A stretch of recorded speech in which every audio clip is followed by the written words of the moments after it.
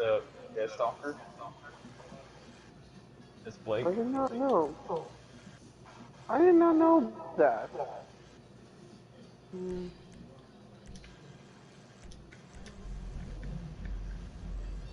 Where is Cody? Hold on, baby. I'll join in after I message Katie about. Not Katie, I mean Tammy. Oh, did you create a lobby, DJ? Yeah.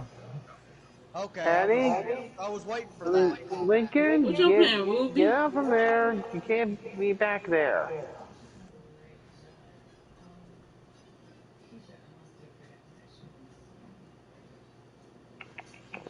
Do not get up there. Please don't. DJ, send me a picture of the girl who says we. I want to see a picture of her.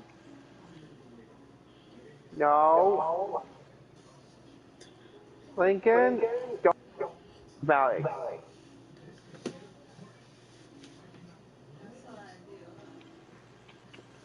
Good boy. That's a bad boy, Jeffy.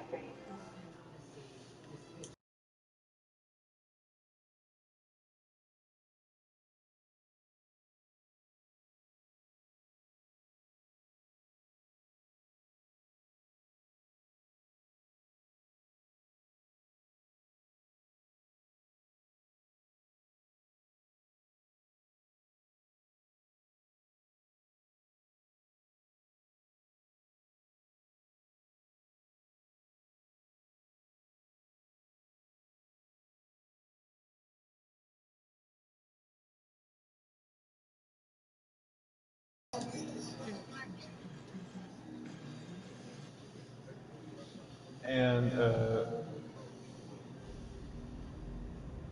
Brett, are you coming or new? I'm Rick's the coming, bait. dude. No, I'm not. We're both bad. I'm not bait. DJ has to have somebody to keep them off his ass while he revives us. Yeah, but I'm gonna be the only one here, dude. Okay, fine, I'll go do it. But Hey, then you're Condi. gonna have to stay and keep them off of him. That's what Hey, I'm gonna do, Condi. man. I'm just saying I'm not gonna be the only victim here. Hey, Condi. Did you know Ruby's birthday is on Halloween? Mm, You know, I wish I Blake's too much of a badass, man. Don't forget. Oh, Ruby and Blake's are badasses. oh. By the Hey, way, Blake's bisexual. By the way. hey, Condi. If you in the world of Ruby, I can tell what your weapons will be. A sniper What? rifle. Your weapons will be a double sword that turns into two pistols. Then when combined together, it makes a sniper rifle. Nope. It's not like it'll be a sight, dude. Nope. It's What? gonna be. It'll be two swords. Okay, let's see. Who should I be now? Hold it. Two swords that'll turn into pistols with fully with every bullet being a grenade. But here's the thing is when you turn into it turns a pistol, the blades will turn around and bend over back that way when you melee, it cuts them That's right. while you're shooting. That's right. I got a good idea for my character. I'm. Hey, I ain't even done. This is the best part. When combined together, it does make a bazooka.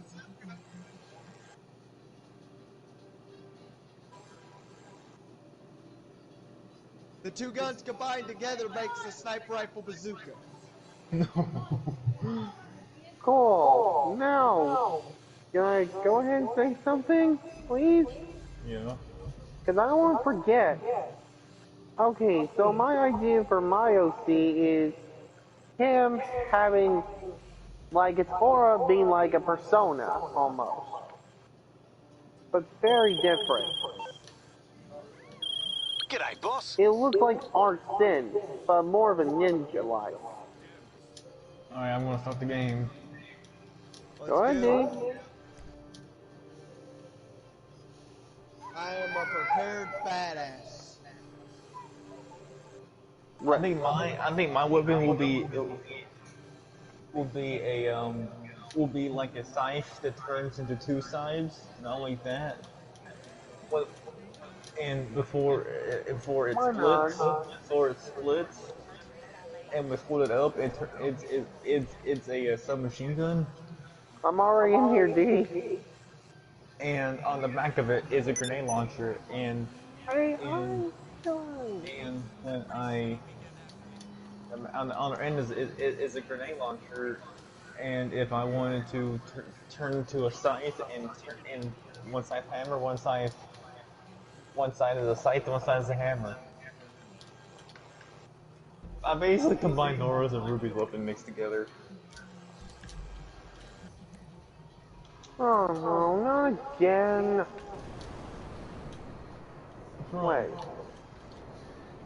Oh no, he said he's broke inside.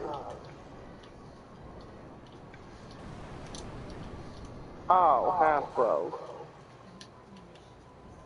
I should not message him. Hold on, guys. Get back in the... Get away from me, too! I just stopped.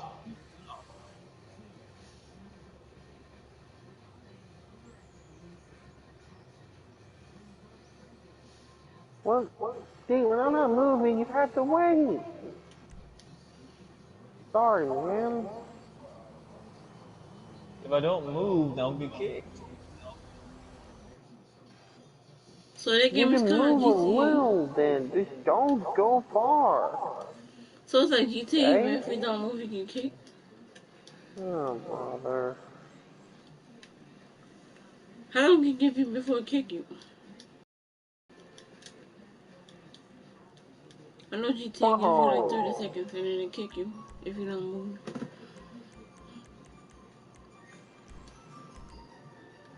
I wish this game had the semblance in this game. I'm pretty sure it does, dude. I wish the game was And free. I wish that some grim will actually shock you. That way, if you're playing a solo, you get hit by lightning, you get more of an attack boost. But I don't Oh, get it. that's a good point.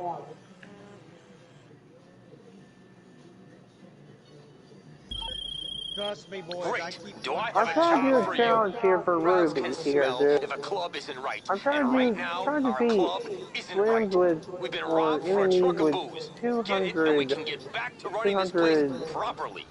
well, shooting range. Don't log some certain... Okay, hold on, guys.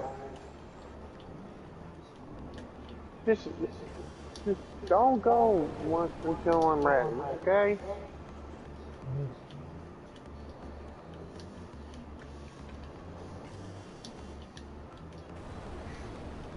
Look for the puzzle piece, DJ. What It's the puzzle chess pieces piece. do? Chess piece. So the But puzzle pieces, they are call them collectibles? artifacts, but I just call them chess pieces. I wish Alright. Nora, I wish Nora, I wish Nora was in Blaze Blue. Well, her altered color is in Blaze Blue. I think it's for Blake? Or was it? I think it's for White. Y'all Ruby has ready? John. Yeah, Ruby has John. Blake, I presume she has Wait, no, White has Oops, Kira. it is. I didn't mean to destroy I it. think Blake has Oops, I destroyed my Nora, supplies. and That was Ruby that has Nora. And there goes my supplies. no, dude, Nora has John's skin. Although I think you would prefer her having the Nora skin, though, right? Yeah. Yeah, I kind of figured. It makes sense That was a PR disaster. because We might in have persuaded people just not because to out of the come to the Call of club. Beacon, Maybe a bit smarter next time, huh? she teamed up with Ruby. Yeah, and Yang has Rin's altered color. I think Blake has Hello, Nora. this is Agatha, the casino and resort manager, again.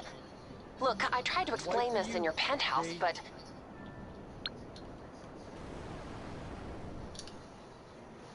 You ready? Yeah. Hold on. No?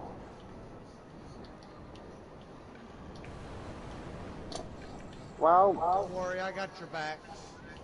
at least I got back on time. I'm just waiting for someone to get down. So I'm moved. The arcades on sale on GTA. The machines too. It'd be easier we had Grims trying to take us down, dude. Ow! Joker. Hey, Hey! Gandhi. Hey, you won't believe what's in 3 days, right? What? It will be. It'll be Wow, my 420. arcade safe is full It'll be already. 420, and that is 420 is actually. It's Hey! actually a. It's Stop! called April You are April interrupting, 20th. Condi. April 20th is it's called We were International trying to Weed. dag 'em down us. BC.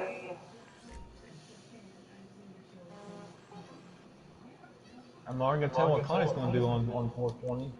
Get stoned as hell. What? See, 420. I couldn't hear you because someone interrupted. I was trying to do my challenge monster and something, okay? I said 420 is International Weed Day. Actual weed day? Yeah, because the slogan for weed is 420. Oh. Alright.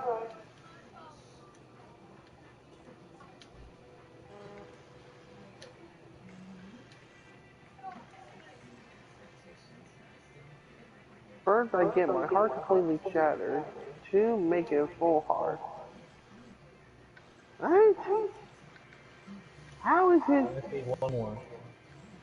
Oh, was I down because I didn't look? Yeah, you were Yeah. down.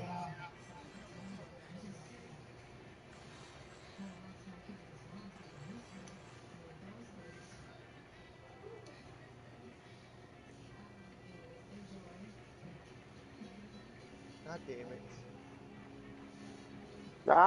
Wait. Here, I'll do it. I'm already Better down, get pretty much. I was coming too late.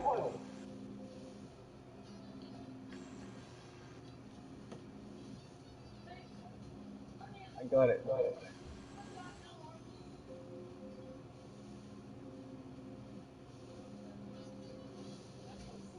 Let's see. Okay, I think I need about 116 more to unlock a certain ability for Ruby.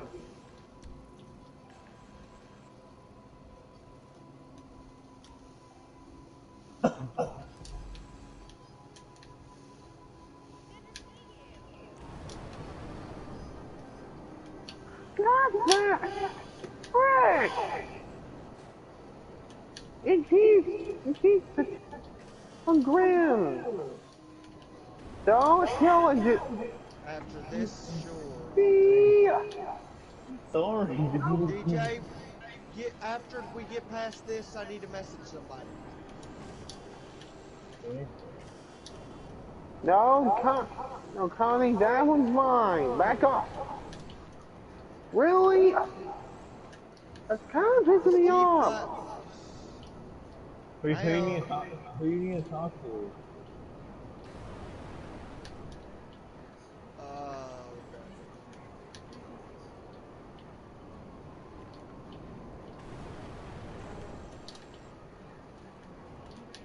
A new I'm member trying. of my friends. 46. They want to play Lost Songs, so I'm gonna get on there with them after I get done with what I'm doing. Connie, what's Lost Souls about? It's SAO.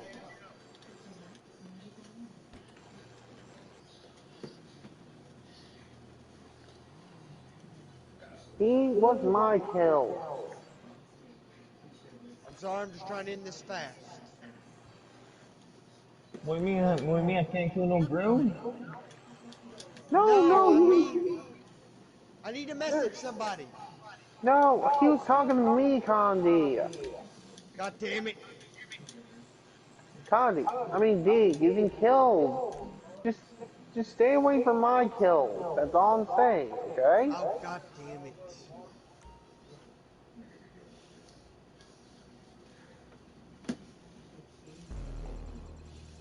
What do you? Right, you want a range kill, here you go. God damn it. They're That's the begging me, hard they're part. mine.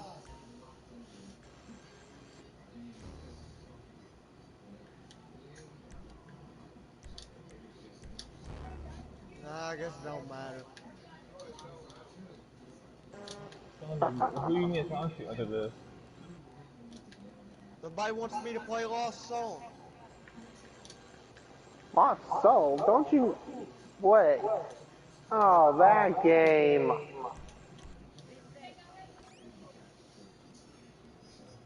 DJ, you gonna download it? I don't think I don't. No, I don't think DJ would want Lost Soul. Lost Besides, Song! Or online, dude.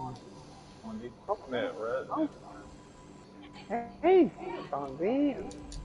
God, I don't like being yelled at. I'm sorry. Not you, dude. I mean, Condi. Boing! D, you're cool. Not you. Sorry, made you confused. Hi, Don.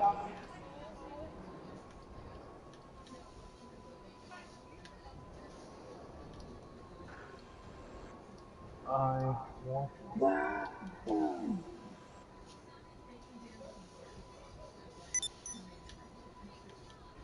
Yeah. Oh shit! Oh, Ursa, I need to kill that thing. Well, I'll help you out with this one. Let DJ kill this Ursa, Condi. Yeah, you're learning from me, dude. Congrats. Do it. Bam! Yeah, DJ. Wait, did you kill it? Yeah, I killed it. Alright. I was just trying Yeah. to weaken it. Yeah, those Ursas I need. Yeah, those Ursas I need for my wake up challenge. And kill How something else. many? Yeah. Sorry, Condi. I Okay, got so it you've had a first. look at the place. I It's think it's either primed and 10 or ready. 20. Just get these supplies and I we'll start think it's just production. 5, dude. I think. It said 20 for me.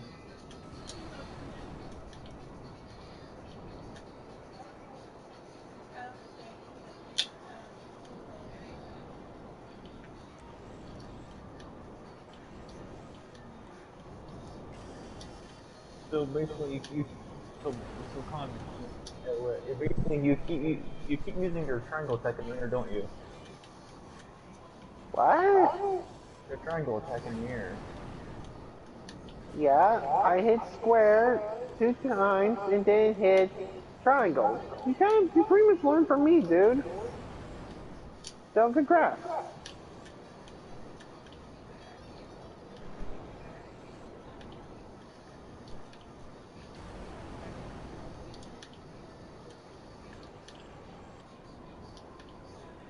Back off. They're mine. Back off. No shit, Sherlock. That's the problem.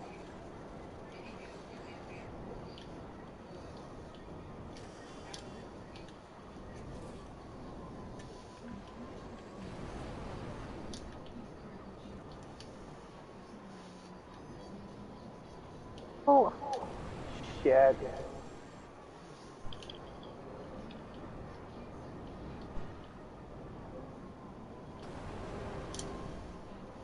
Three of them? Are you kidding me?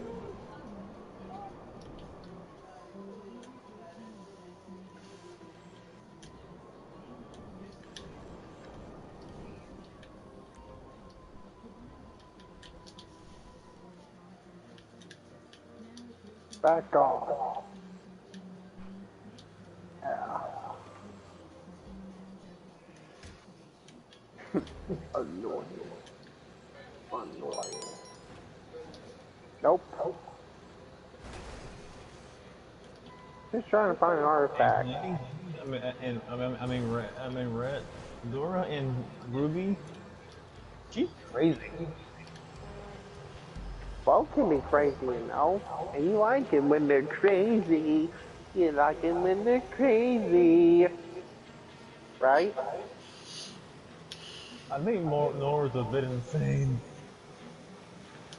I'm not too insane, dude. Because off with her head, that's pretty much the same person to say. I think she only says that to Grimm. Although she did say we'll break their legs about. So that's basically different. Frick! Don't kill that one.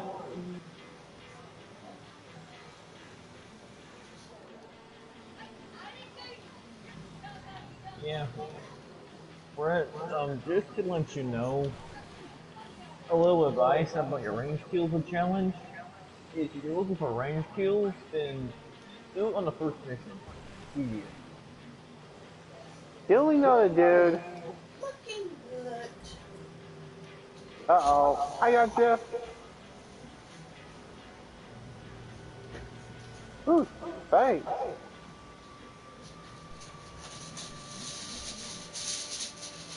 Who took them Oh all my out? What? fucking, oh my. I put them out of existence. These Ursas I need.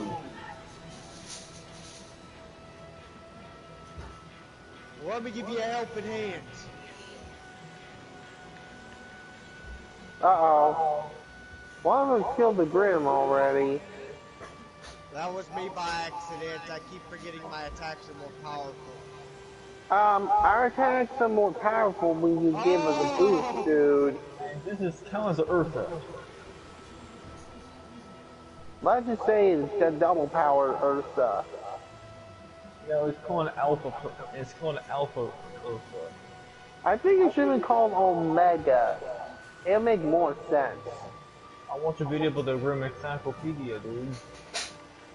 I know, but I think this one should have been called more of an Omega.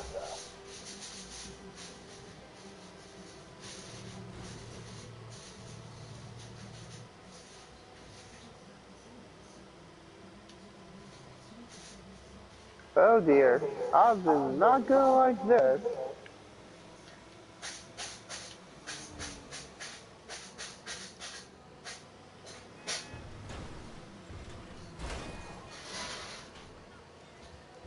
DJ, bring the pain, Dude. boy.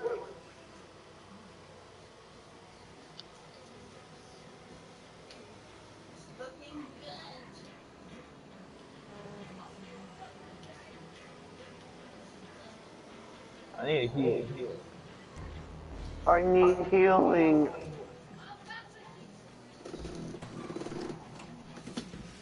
I thank you. You are most honorable of the Link Way. I'll Hey, keep it busy. supplies are in and production is a go. Be excited, be terrified, be humble, and be discreet, You made okay? Aura Long John angry. T-Bag out. You won't Later. like when Nora's angry. Again?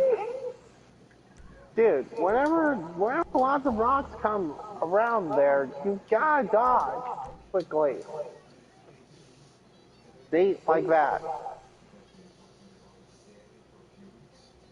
Say, hey Einstein, I'm on your side. Yeah, that's what I told Connie last time when, we was like he was about to attack me. I said, hey Einstein, I'm on your side. You can attack your own teammate. Fuck. I gotta go, guys.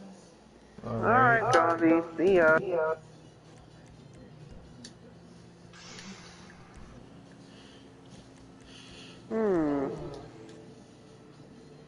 I have an idea, D. Remember that minecart thing? If you want, you can try to get all the dust in, or would you rather go back to chapter 1? So I can do challenges. I kind of want to play this one. Yeah, I kind of want to go do this one. Alright.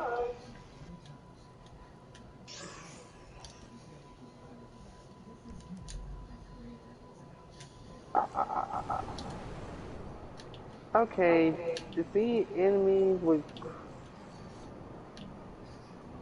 Hold on. There we go. Now greatly increase.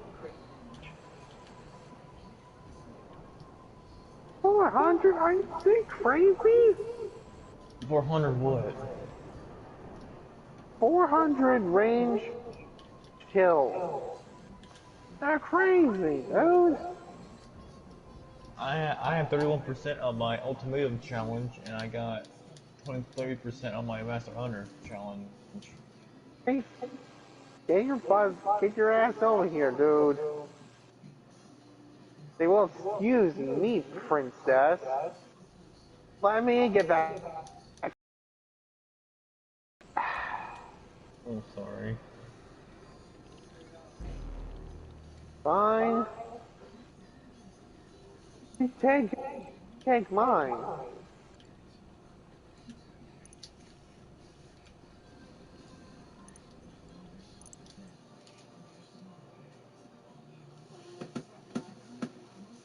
I'll take that chest piece.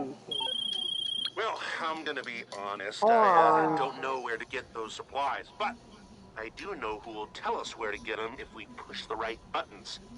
Find my pal's brother and sweat him. 2 seconds after that, I'll have the location we need.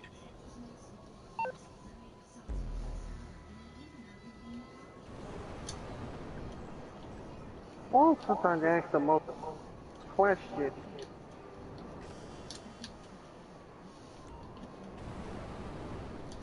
Like, why do I say that? Like, come on.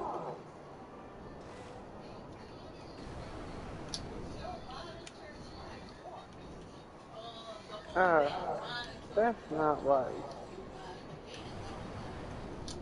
Are you Like, trying to get your like your shooting mastery challenge or something? yeah, oh, never mind. I thought my PS4 menu screen was slowing down. Because I was going to say I'm going to reset it, but I don't want to do that. Grab yours.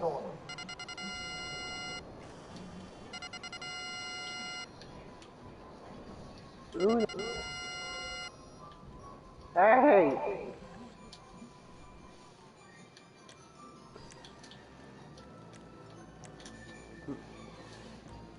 Get away from him. Oops. Just get the chest.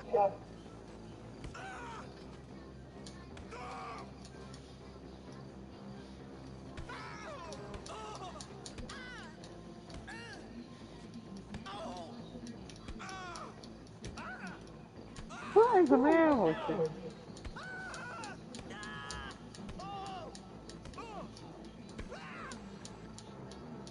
What the? I got killed already.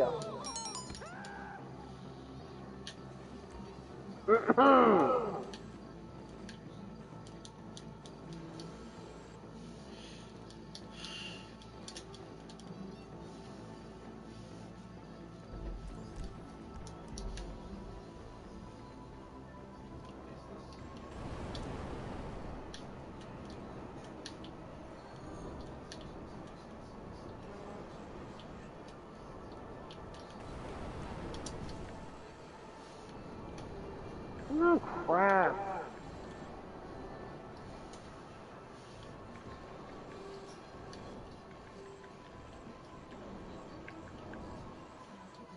I'm liking this one, Red. I'm liking this one over here, making me.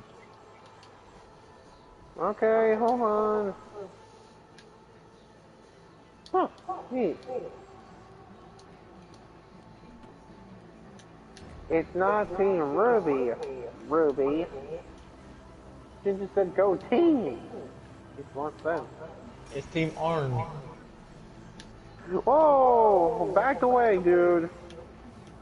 I got this. I got these guys. Oh, come on, man. Mission for me, dude.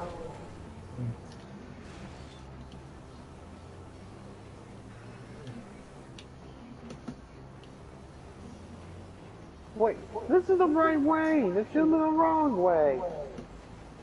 Oh. Thought there might be a chess piece or something.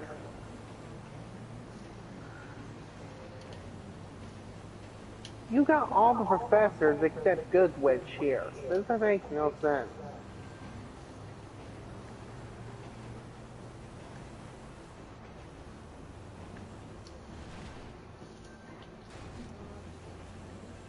I found out these Grim are creatures of destruction. These Grims are nothing but danger, dude. Imagine more characters facing these Grims.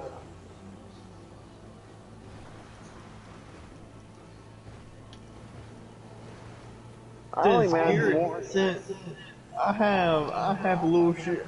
I have a little thing about it, right? Since Geras cannot die, Salem cannot die. Then make a perfect killer. Well, I can see that's possible. I mean, I'm pretty sure Geras would have been alive after Shao Kahn brutally attacked him.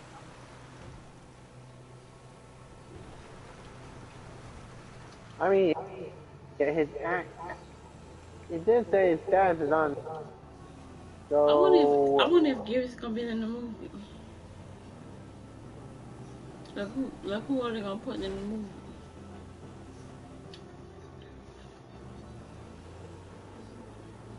I mean, it would be kind of funny if they Okay, put these go. As I say, go over there. These crystals. I think these are ice dust crystals. Yeah, I'm pretty sure I already knew that, dude. What color are they? Blue? But how would those even be ice crystals to make this bomb, to make this cart move? Why Ice crystals are usually like blue. In Ruby, there's ice, water, lightning, fire. In gravity, there's gravity, dude. There's it's actually called plant, then rock. Yeah, I know that, dude. There you go! Wrong way! Turn around! No! I was grabbing Dude, dust. what? Do you want the chess piece? Over there.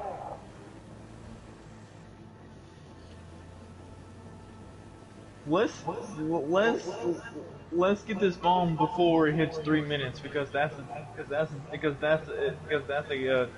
trophy.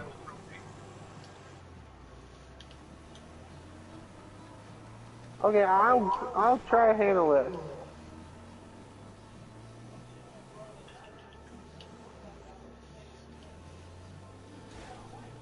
That trophy. Think. Okay, you go one. I'll get this. I got it. I got it, dude. I got it.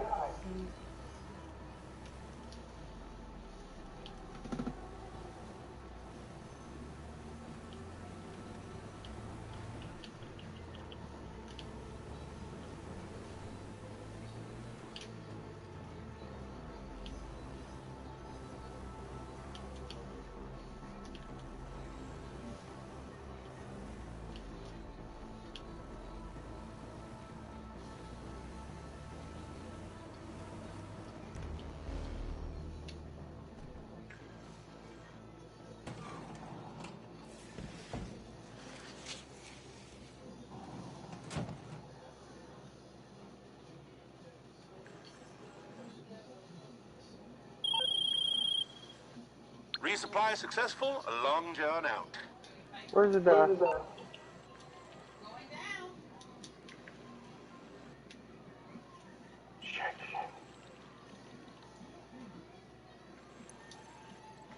Hi guys. You get the dust. I'll keep you busy. Alright. Hopefully the dust is right here. Okay. Alright, so, what's better than Think we done, resupplying, I hear dude. you ask? Resupplying at the same time as desupplying your motorcycle club competitors. Now, one of their riders is carrying the stuff, so you're gonna keep knocking them off their bikes till We you got some find the keeping guy tabs on who's got what trophy. we need. Yes, I did get that.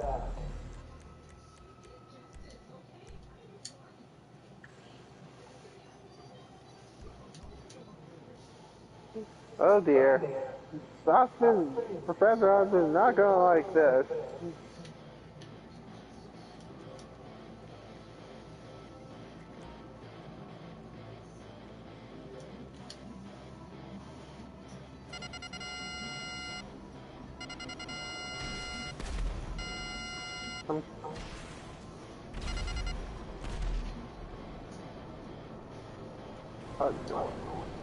What did I outmatch you on that round? Yeah, the only reason you outmatched me, Dave, is because you're doing your thing. I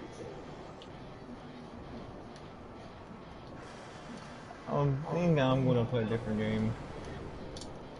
Alright.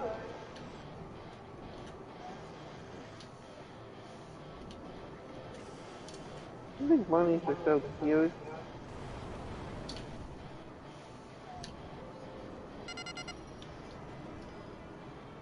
I think I might just go to the next rank.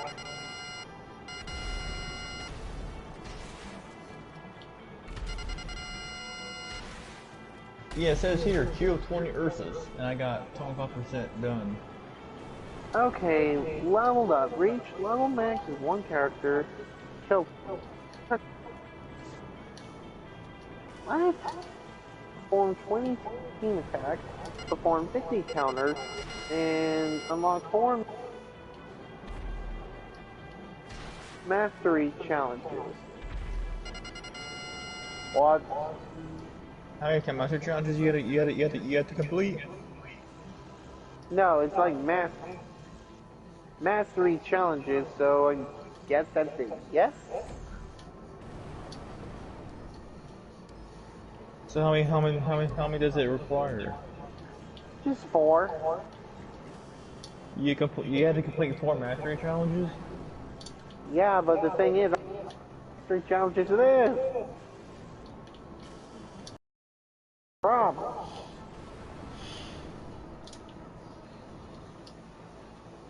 So DJ, what you playing now? The cute slime? I don't know.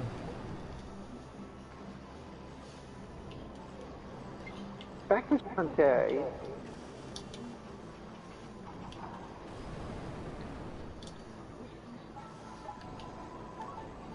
Right now I'm playing GT.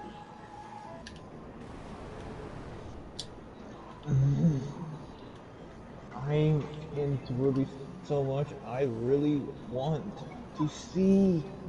I want Chapter 9 now. D, you need to be patient. It takes time to make them, you know? Yeah.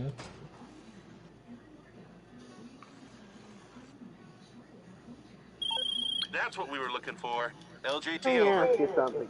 If Yang was bisexual, how come... Hey, what's up, everybody? This is my review of D, can you Transformers: turn that off real quick? Try Collapse. and say something. And as you can see here, Rekgar is a garbage. D, What? I think that I was trying to say something when you started the video. What?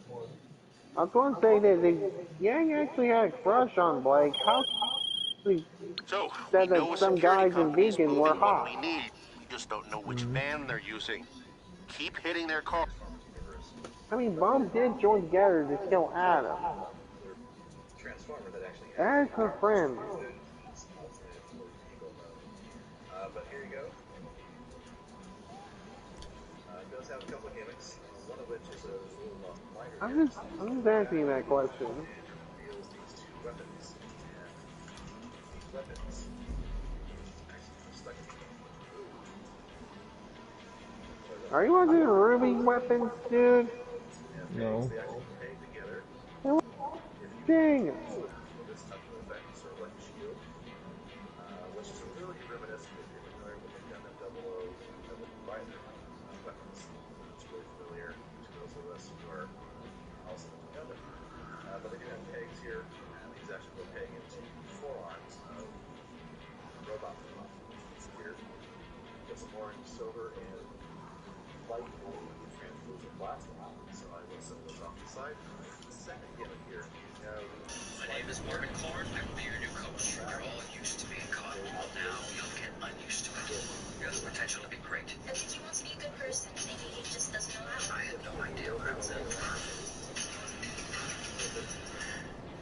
and size and grip. Well, here is Transformers Prime, Hot Shot located, Bumblebee. So,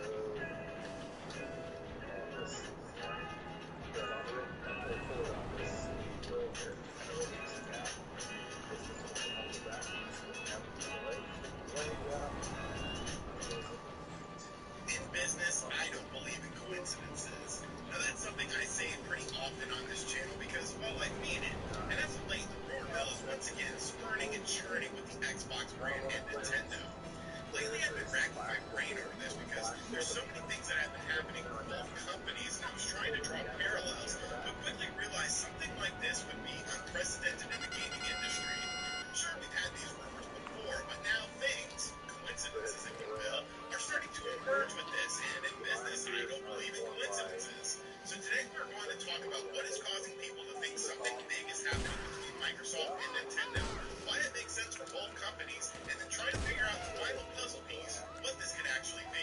What's going on, guys? I'm RGT85. If this is your first time on the channel, welcome. Be sure to hit that subscribe button and be sure to like and share the video. Without any further ado, let's talk about this partnership between Microsoft and Nintendo, what we've seen so far, and potentially what the future holds for it as well. Now, first off, let me say one thing. I'm not hinting at anything in this video. I don't have any insider information or anything like that. This is just me sort of analyzing what we've seen so far and then speculating on what we have seen thus far with this situation. Many people are quick to write off that anything is indeed happening between Xbox and the Nintendo Switch because it goes against the notion that we really had since the 8-bit era, the whole console wars thing. But looking at the current landscape of video games, it's a huge disservice to compare it to that because it's a completely different game right now. Think of this, if somebody had told you that before the Nintendo Switch launched, that the system would have tons of cross-platform games that you could play on your Xbox or your Switch, Banjo-Kazooie, who was owned by Rare and Rare is owned by Wow, Microsoft, would be a hurt me? character in the new Smash Brothers game, Huh. and first-party Xbox titles such as the Ori series and Cuphead That's would end kind of up on the neat. Nintendo Switch as well. People would have looked at you like you were an idiot. But correct me if I'm wrong, which I'm not, but all of these things have already happened thus far, with Xbox and Nintendo pretty much forcing Sony to play along with some games when it comes to cross-platform games, because honestly, they just kind of look like the bad guys in the situation. So it's not like we don't already have a solid foundation with this relationship already, but let's talk about why, once again, things are heating up with this discussion. First off, Phil Spencer. Good old slick Philly Willy. Now, Phil Spencer is an interesting cat, and you might remember the shelf incident before the Xbox Series S was first introduced, in which the system was sitting on Phil Spencer's shelf clear as day, but nobody knew what the hell it was. In retrospect, everyone was amazed with this revelation, and now he's become a shelf watcher when it comes to Phil Spencer when he's talking about things. Now, in a recent interview with Phil Spencer, the shelf behind him held many things on it, and since then, many industry people have come out and said that this was not a coincidence, and everything that was shown was there for a reason. Now, some of these things include a Death Stranding statue, which allegedly now, after Sony was not too happy with the performance of Death Stranding, Kojima is now allegedly working on a new project with Xbox.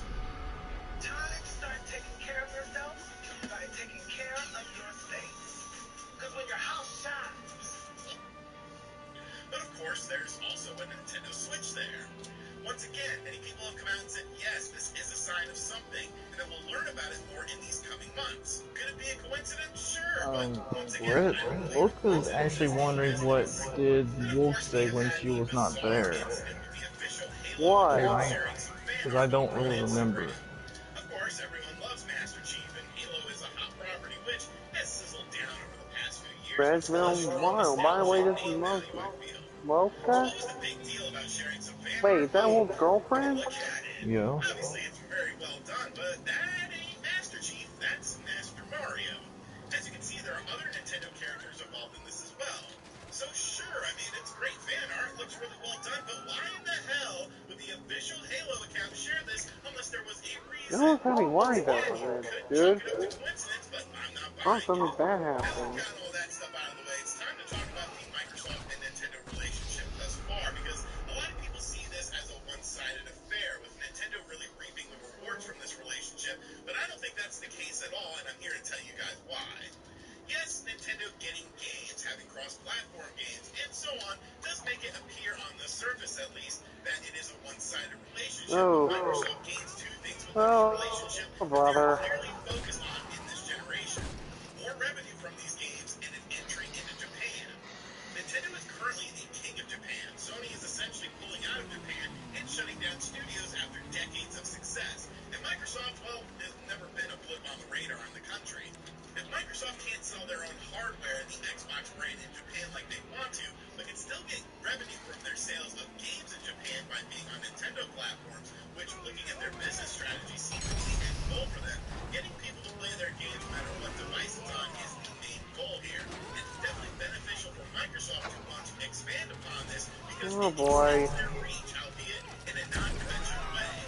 So the notion that this is a lopsided affair is I'm not honestly really pretty that good silly to at me because Microsoft memorizing isn't dumb and that. they obviously see a value in this to keep wanting to extend this relationship, and Nintendo is wise to play along with them. But the final thing that really comes along with this is what is the next step for this relationship? What is Microsoft and Nintendo going to do to extend this relationship? Will we continue to see smaller Xbox exclusive games come over to Nintendo, or will they take this to another level? Now, like I said, this is pure speculation on my part, but I do see some things that I could definitely see potentially happening with this relationship.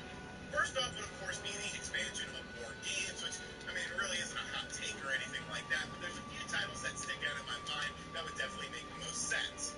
The first of that being, of course, well, Rare Replay. The fact that Rare Replay isn't on the Nintendo Switch yet is honestly kind of shocking to me because of the fact that many of these games represented in Rare Replay are, of course, known for being on Nintendo platforms. It's an older game that's run its course in terms of sale on Xbox platforms, and I honestly think if it were to release on the Nintendo Switch, the games would easily surpass the sales of the Xbox One version of the game. There's nothing too taxing with it either for hardware purposes, although maybe something like Perfect Dark Zero could be a little bit tricky, but let's be realistic, that game sucks ass anyways, and you can definitely leave it off, and I don't think anyone would care. Another game would, of course, be the Halo Master Chief Collection.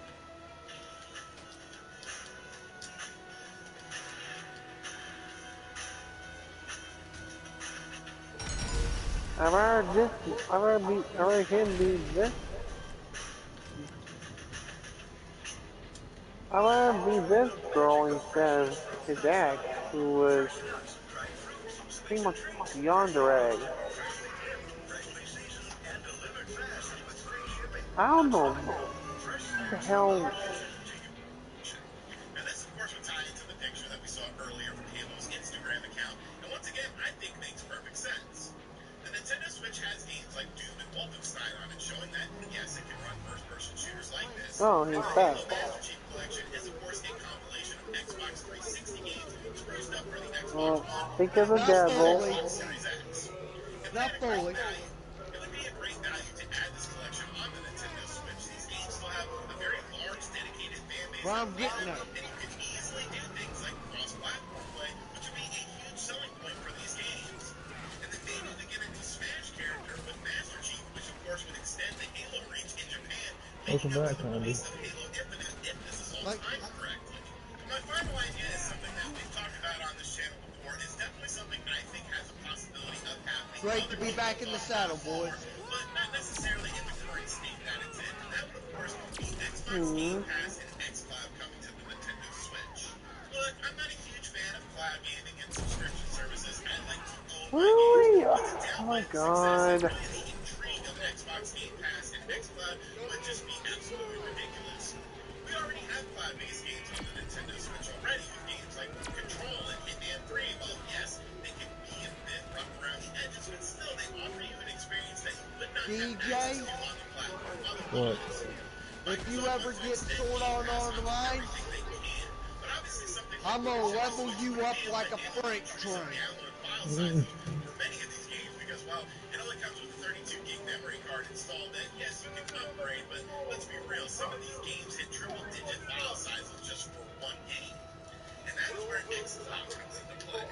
Now, xCloud already allows you There's only access one to thing I select want Game you Pass to games do. and play them on I've things never like a seen mobile that. device via the cloud.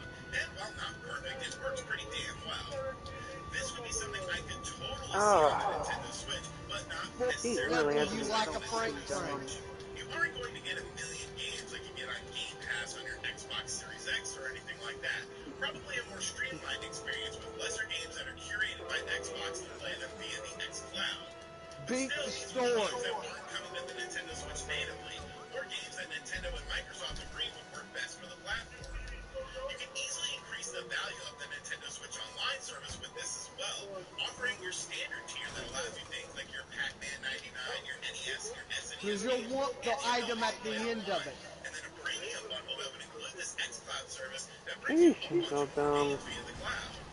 And No bringing offense. everything back full circle, this would allow Microsoft to expand into the Japanese marketplace heavily, especially when you consider things like Assassin's Creed Odyssey and Resident Evil 7 already have cloud versions on the Nintendo Switch that never left there. So cloud gaming is accepted in Japan. It's honestly a win-win for both companies. But like I No, said, you this is don't. really just me speculating on things. I mean, maybe it is a big coincidence. Maybe it is a big coincidence that Phil Spencer was prominently displaying a Nintendo Switch on the backdrop for his interview. Maybe it was a big coincidence that Halo, of course, shared off a Mario-themed Halo fan art picture that really made no sense to share it off other than the fact that it would spark intrigue. Maybe it is a coincidence, but no. I don't believe in coincidences in the business world, and all of these things lining up just really show me that something is going to happen. I could be completely wrong on this, but I definitely don't feel like I'm wrong with this. Where there's smoke, there's fire. And right now, like, call the fire department, man. It's like burning down the Really house. loud. The roof is on fire. We don't need no water. Let that mother. All right, I'm not trying to get demonetized here, but those are just my thoughts on this situation going on. Let me know in the comment section down below what you think of all this. Is this one big just coincidence? Is nothing going to happen with this? Is the relationship over? Or do you see Nintendo and Microsoft potentially taking it to that next level and doing something that we've never seen before in video games? And as always, guys, thank you for checking out this video. If you are new to the channel, be sure to subscribe and turn on notifications. Share the video if you enjoyed it. Check out other videos on the channel as well. And as always, I'll catch you guys on the next one. Later. The new Hyundai Sonata with remote smart parking assist. You won't find that on a Ford, Camry, or Altima. Get 0% APR for 60 months, plus 0 payments for 90 days on the Sonata, or get up to $3,000 in savings.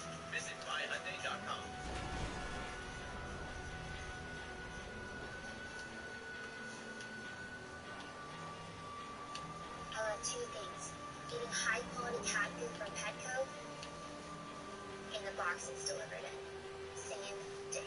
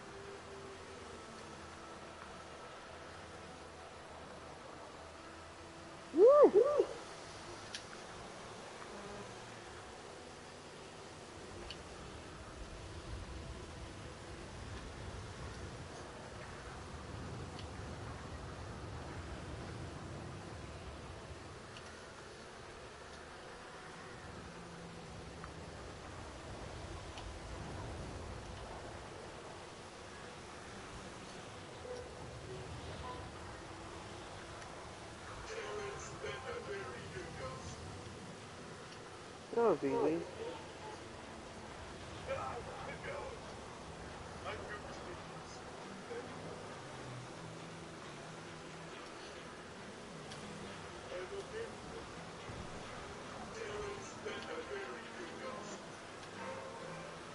Yeah, shut the hell up. Say no. No. No, like this, dude. No.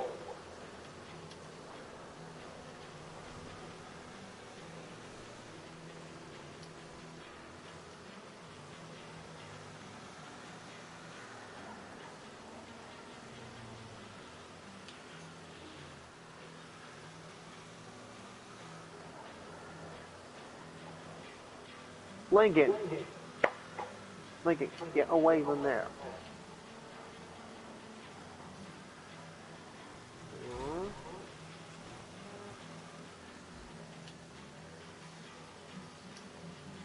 I'm a spooky ghost. Yep. Look at that. Definitely not scary. I'm gonna make you a spooky sandwich. Ooh. Gonna say I'm fine with that. Eh, I'm fine with that. And in fact, we're fine with that. Yes, you're not as scary as like that ghost shy guy. Say, oh yeah? Say, hey Mario, the princess is over here. Say that, Z. No, the princess is over here. He does this. That asshole. Alpha. I'll get stumped by Mario. We got it. We're all good. LJT, logging out.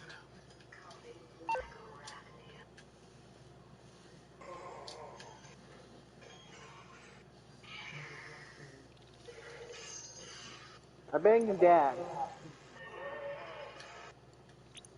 So, have you gotten your car running, dude?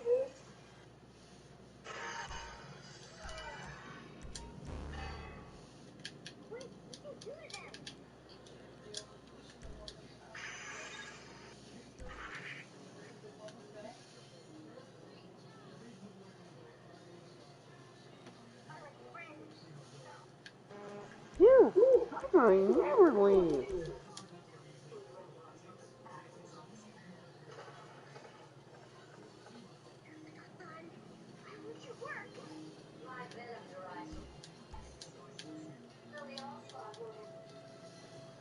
Lava Land?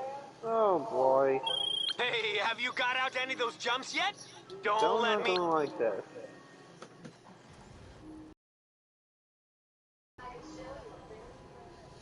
Ah.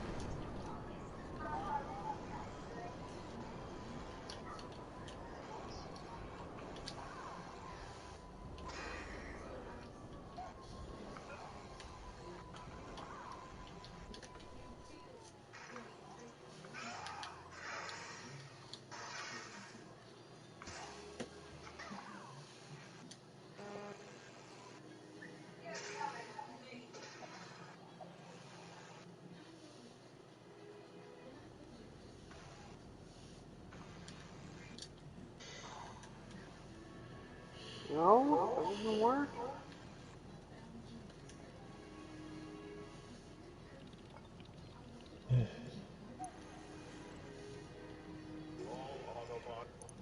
Alright, man.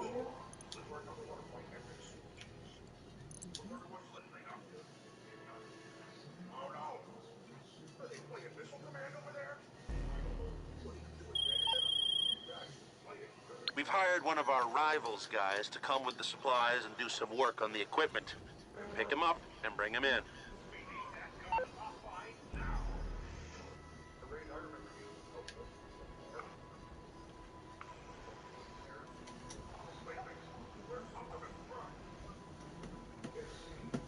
I don't even know.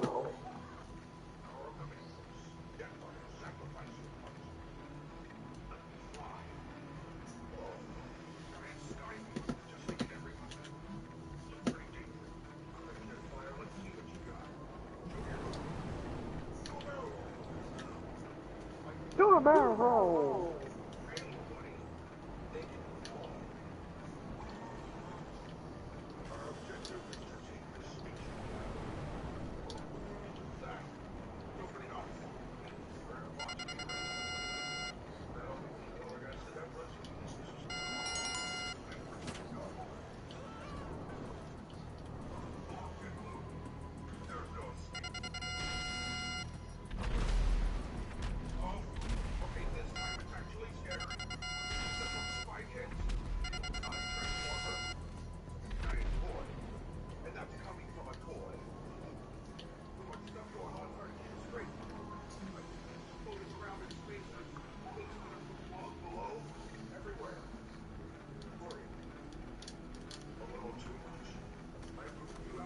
No. No.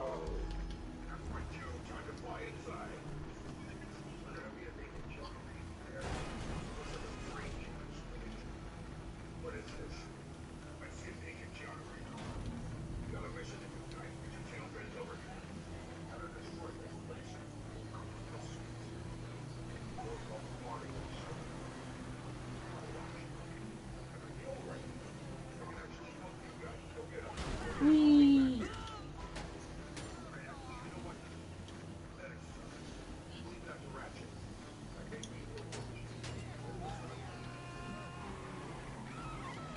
Whee!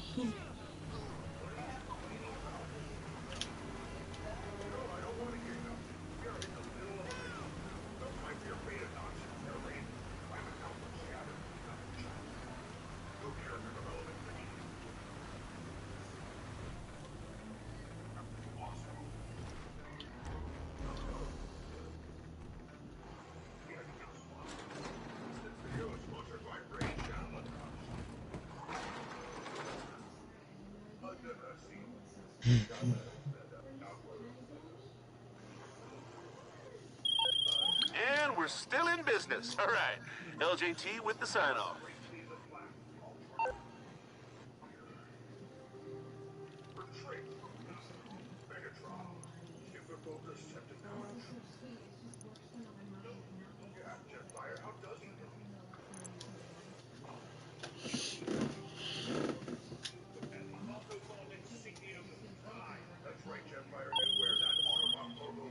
Okay, well, the supplies we found are in the hands of some pretty nasty people. Deal with those people and get us what we need.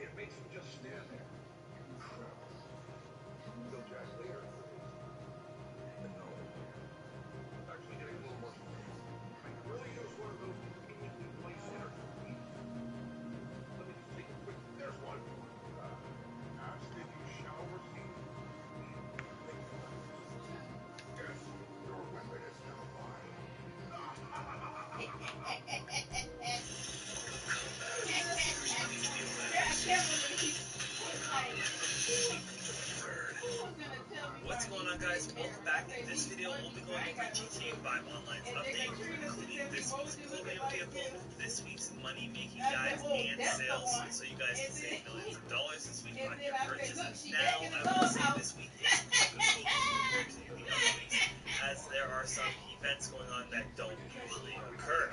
So first things first, I'd like to take a look at the Albany VSTR, which is this week's podium vehicle, which comes in at a whopping $1,285,000. That's how much this car would cost you, but you have the opportunity to win this vehicle for free. So definitely take a chance at spinning the wheel. I couldn't spin the wheel because I have a cooldown of 16 hours left. So unfortunately, I have to wait that 16-hour cooldown. But if you haven't already spun the wheel and have no cooldown, go ahead and spin that wheel and try to win yourself this vehicle. So with that being taken care of, let's take a look at this week's sales, and we'll take a look at the Legendary Motorsports sales. So the first sales you'll notice most likely when you go on to Legendary Motorsports is the ProGen PR4. It's on sale for $2,109,000. So that's a pretty good deal for an open wheel race vehicle, as well as the Ocelot RA8 is on sale for $1,869,000. Now, these are both 40% off, and honestly are a decent deal considering that they are newer vehicles and very unique to the game. So if you guys were looking for a good deal, these vehicles are 40% off. Another sale, if you have Prime Gaming, is the Pegasus Zeroso. Honestly, on my screen, it's not on sale, and I do have Prime Gaming. I don't know what's going on with this update. There was a few glitches with this update, so if it's not on sale for you and you have Prime Gaming, let me know in the comment section below. It might not be on sale, but everyone online is saying it's on sale, so I have to let you guys know that this might be on sale if you have Prime Gaming, and I don't want you to miss out on it because my thing's not working. I've had a lot of issues with this week's update, and a lot of people are complaining that the updates are coming out late, which has happened 2 weeks in a row. So just have to put that out there. The Pegasus Zeruso, if you do have Prime Gaming, will be for $577,000 is looking what the sale is going to be at 70% off.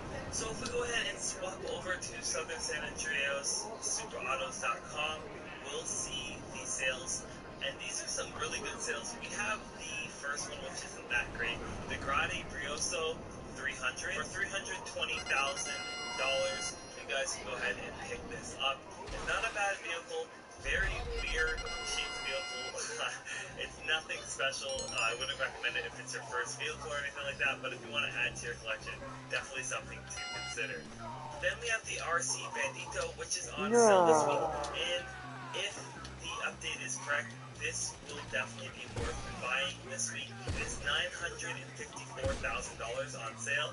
This is actually quite a decent discount. Nothing crazy though. I've seen it go on sale for more, so if you're not in a rush to buy this vehicle or don't have enough cash to pick it up, I would wait till a better sale comes on for sure. But it is on sale this week, so if you do want to pick this up, it's definitely worth it because you can use it in this week's 2 times money making methods. And last but certainly not least for regular vehicles, we have the Karuma. This armored variant of this vehicle is worth its weight in gold. I cannot stress to you enough how good this vehicle has been to me over the last 2 good. And still to this day, even with updates in rockets and everything coming at it, it's still useful for missions. And if you're new to the game and have $262,000 to pick this up, I highly recommend it. I think most GTA Online OGs love this vehicle because it's quick and it's effective and stops you from dying. And it's just overall a good vehicle. I highly recommend you guys go ahead and pick this up if you don't already have it. Add it to your collection. It's great for missions and overall a great buy. And lastly, for our vehicles list, if you go to Warstock Cash and Care, we'll see the Evade and Persuade tank is on sale for $1.3 million or $1,365,000. This is an okay vehicle. It has its pros and cons. It is fun when you first buy it, but it does come with a hefty price tag. But if you're going to pick it up anyways, you might as well pick it up while it's on sale. And moving on to this week's building sales, we have the Arcade Business, which is on sale for 40% off this week. If you're looking for a good location, I recommend the more northern locations. So the Rockford Hills location's okay. Vinewood, I really, really like. It's probably my favorite location. Everyone's got their own deal, but 40% off those. And And then the games are on sale as well. I own all of them, so I can't show you how much they cost, but they are on sale. So if you guys would like to get that on sale, go ahead and pick up some games for your arcade. Some of the games are really fun. One of them that I definitely recommend you pick up is Street Crimes or Gang Wars Edition. This game is really, really fun. I really enjoy it. It's probably one of the most fun things to do in Grand Theft Auto 5. Okay. I know it seems funny because it's just an old arcade game, but it's really fun if you get a group of random players or a group of friends together to play this arcade game. Moving on, we have the Master Control Terminal on sale this week as well for 30% off. This is probably one of the best sales of the week just because of how valuable the Master Control Terminal is. It being on sale is a huge looks like deal Financial to Freddy. GTA 5's ecosystem. If you guys have multiple businesses, the Master Control Terminal is a must buy, especially when it's on sale. So now that we've covered the podium vehicle and the sales, let's take a look at this week's money-making methods. So the first money-making method we're going to go ahead and take a look at is stunt races. And the stunt race that is 2 times money is the RC stunt races. Only the RC variant of the stunt races are 2 times money and 2 times RP.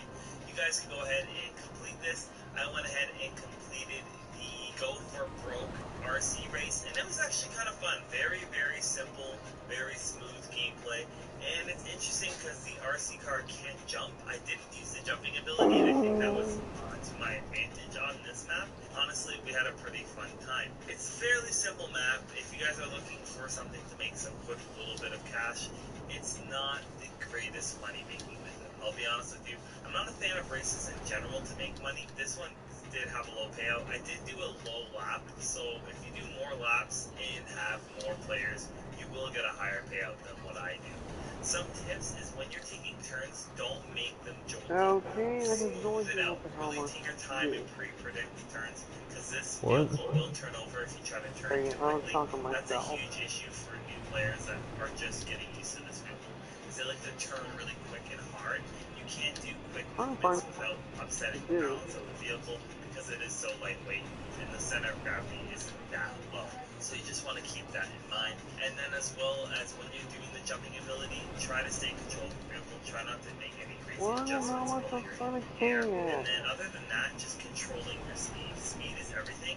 You don't have to go around corners super, super fast if there's like a tight section. You can slow down and make the turn slowly because you will have such a high acceleration. I did end up placing first and only brought in around 3,000. And this is with a total time of 2 minutes spent in the game. So overall, not that great of a money-making method, but with that being said, I didn't spend that much time, and the third player did get a DNF. I do have to give a shout-out to It's Chris. He joined me and helped me complete these games. He's been a long-time subscriber of mine, so shout-out to him for helping me put this video together today. Our next money-making method is Sumo and Sumo Remix. These are both 3 times money, guys. You guys can make 3 times the money doing We got it. money We're all method. good. And honestly, logging out. there wasn't many people to play with because it's early in the morning when I'm recording this video.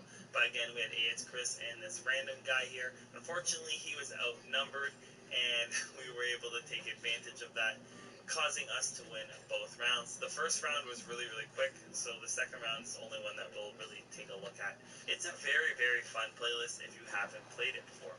So pretty much you have a platform that you're on, and you have 2 or 3 or 4 teams, and last team standing wins. Your whole goal is to push the other players off the map, and or make them go to hit you and dodge them and make them drive off the map. So you can see here, I knocked my opponent off the map. We're the last team standing, and we win that round. So we won the match. I ended up making 15,000. This did not take long. I think we were in there for like 4 You or 5 ever seen those videos of the Black Friday sales where housewives eye gouge each other over discount coasters? Well, this is a bit like that, except you're hitting a Vago set, and you're signaling a plane instead of them, and getting their supply drop. Don't you just love a bargain? For this week, and that is 2 times money on Motorcycle Club cell missions. Now, I might be wrong here, but I'm pretty sure this is the 3rd week in a row that they added Motorcycle Club cell missions. They are selling for 2 times money. I checked, I confirmed it in the arcade terminal, and you guys guys will get that double money payout. So definitely going to be a breadwinner again for the third week in a row. Again, I might be wrong, but it seems like this 2 times money making method has been going on for a long time. So definitely you should have this down pat in your routine by now, so you guys can make the most amount of money. I am going to give you guys a simple tip. Do not steal supplies. Upgrade your business and buy supplies so you can spend time doing other things. I don't want to get too far into that, but watch my other bigger videos. I go into detail on why you would not want to steal supplies and why you would want to take the time to upgrade your businesses and buy supplies. It's more profitable for you to spend your time in other money-making methods. And last but not least, we have this week's time trials. Unfortunately, this week's time trials did not update for me. Every Sunday I had to box several times out of Part of my it. back I already hurt, switched dude. characters. I've done everything Towards I my could. I neck. could not get this week's time trials to update. I'm still on the LSA 2 time trial and the A Little Soul Park RC Bandico time trial. So until those update, I can't complete the time trial. So hopefully that gets done later today, so I can actually complete those for you guys and show you how to complete them. But the good news is they're supposed to be 2 times money, so it'll definitely be worth watching a separate video for that. Hopefully this video helps you save some money, make some money, and enjoy the game a little bit more. Thank you guys for staying up to date with me in this GTA 5 Online weekly update. If you liked the video, don't forget to leave a like, comment, and subscribe. And as always, thanks for watching. It's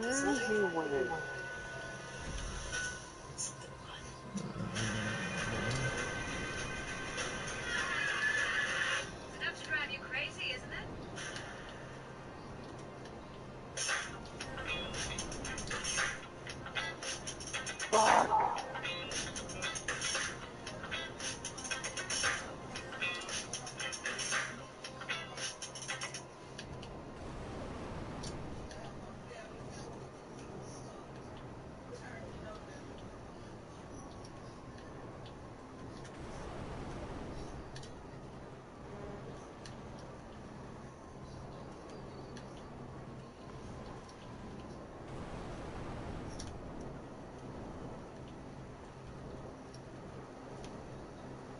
Okay, time for the internet. Oh, this thing ain't good.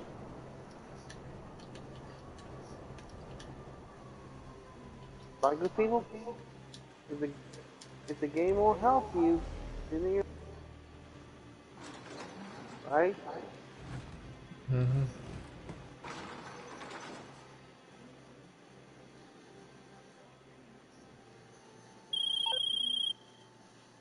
And we're still in business. All right.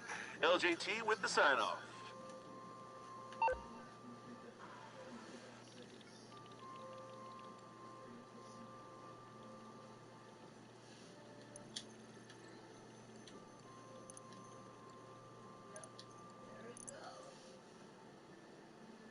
But do you think the Switch has better graphics on here than the PS4 does?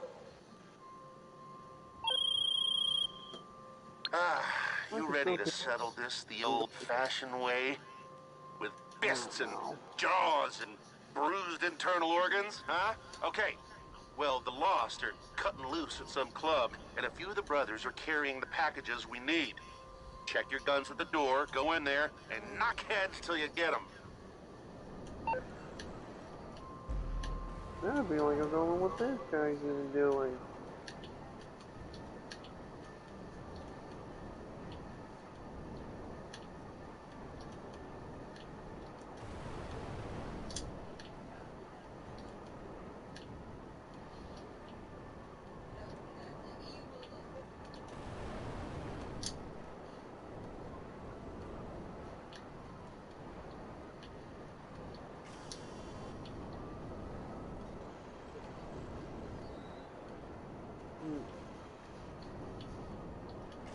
What? What the hell?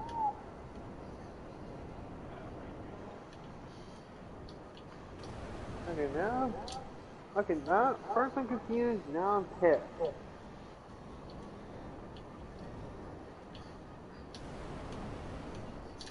I did not see that.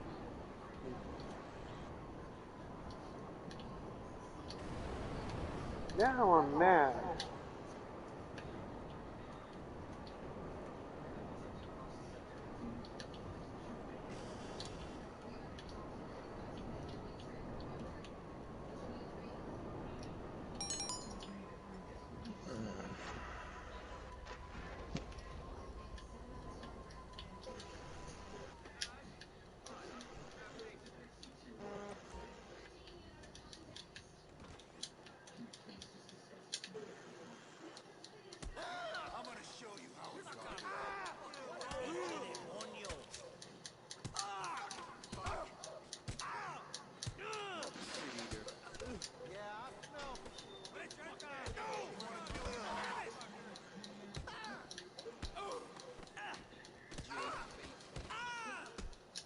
Finally, a key.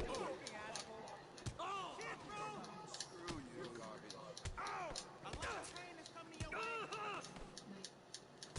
What an asshole! You want a piece of me, clown?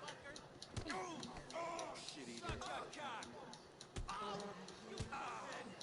Piece of shit. You're a fucking ass.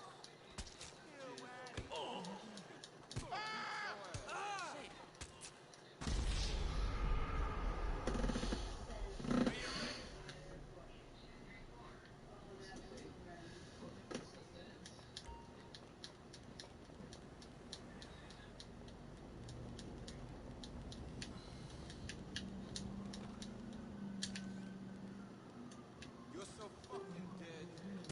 What an asshole, motherfucker! Hey, you're a fucking loose nut.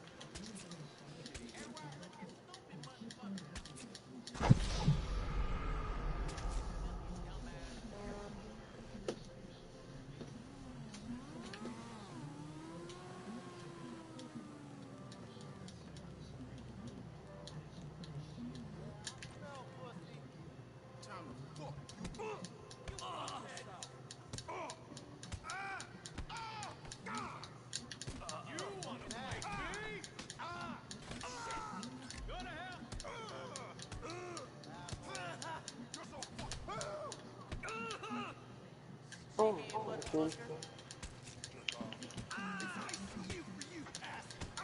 Jerk. You stupid motherfucker! Goddamn piece of shit. What an asshole! Come on, dummy! Jesus. You fucking idiot. Okay.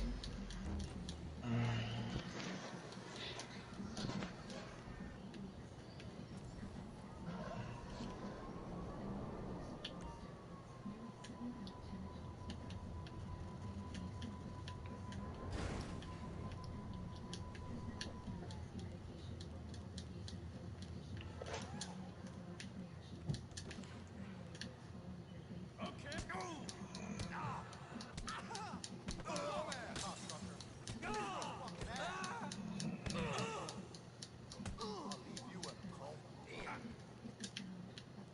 You fucking idiot. Fuck you and your mama! You ready to die? You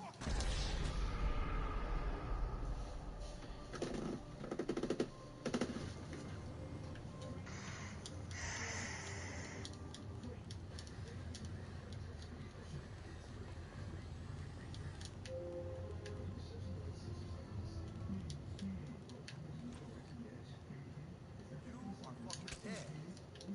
You stupid motherfucker!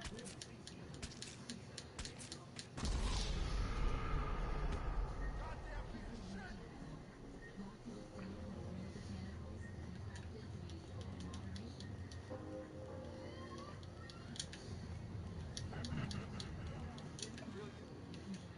I'm gonna snap. Alright, back. Welcome back. Thanks.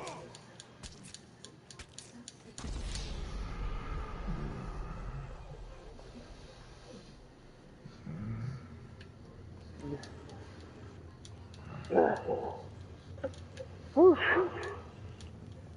New Cybot. Cinderfall.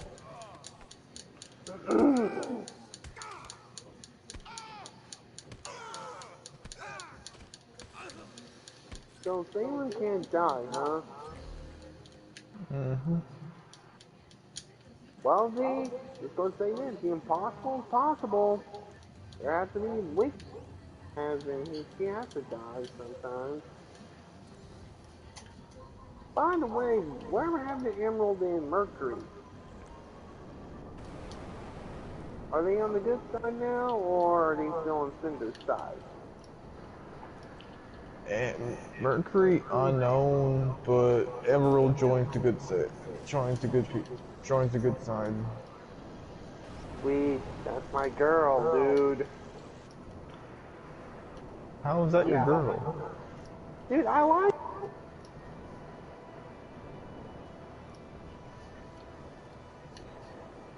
Hey, dude. Hmm.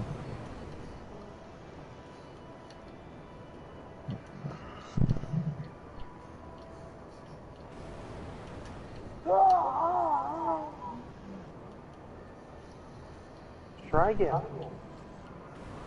Fuck!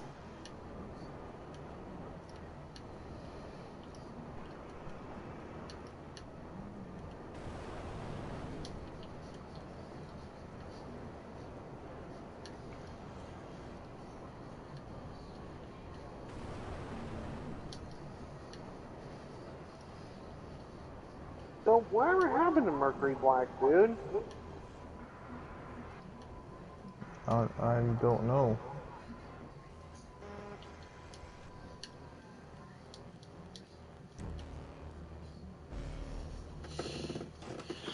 So you don't...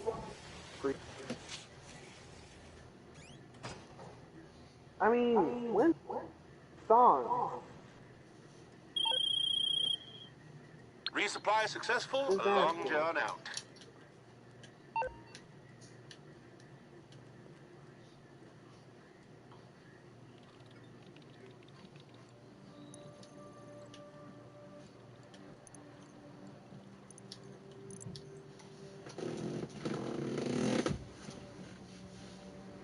I got the map. So, if we want to keep cutting this Colombian flake down to Vinewood talcum powder, we're gonna need more chemicals. So go get the Humane Lab shipment and bring it back to the lab. Her again.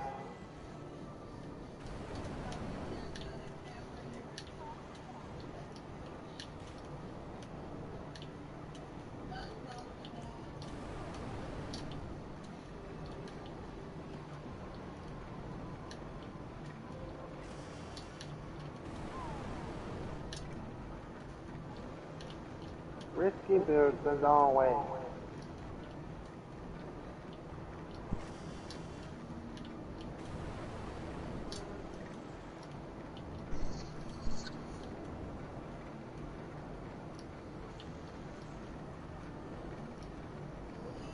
Aha! Yeah, Shanti actually had an enemy. That's Risky Boots. She's a pirate woman. And you won't believe what her skin color is, dude. Gray. Well, honestly, it kind of looks a little bit like purple. If she wears purple clothes.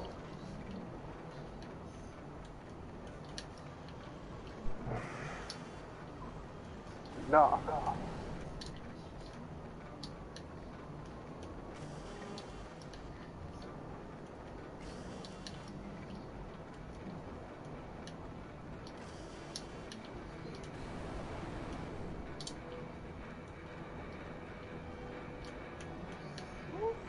How the hell are you supposed to do an entire city?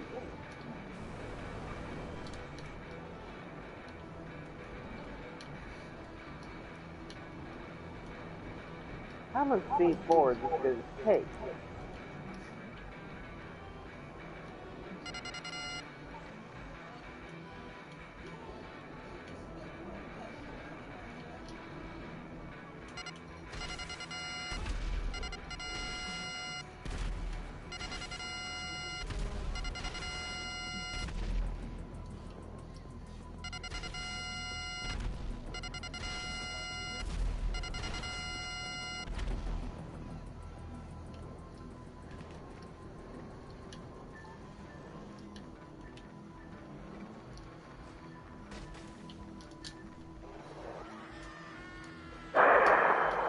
To you too.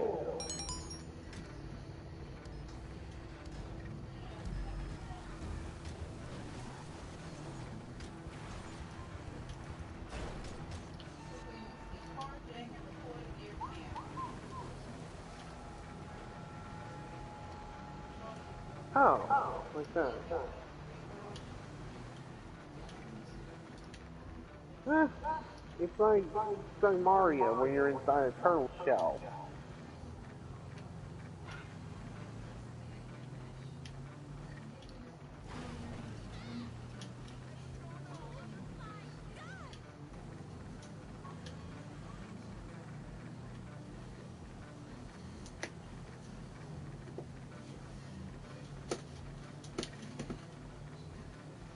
No!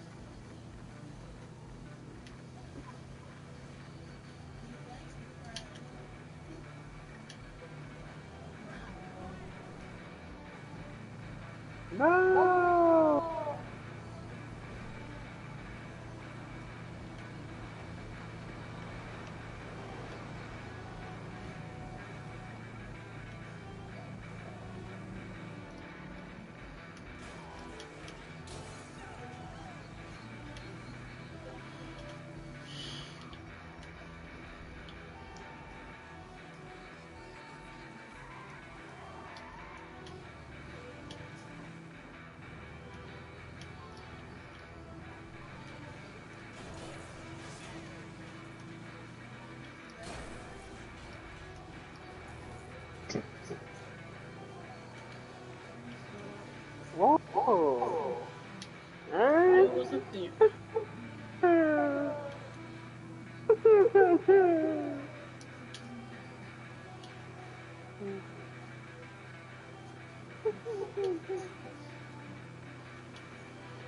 Fuck!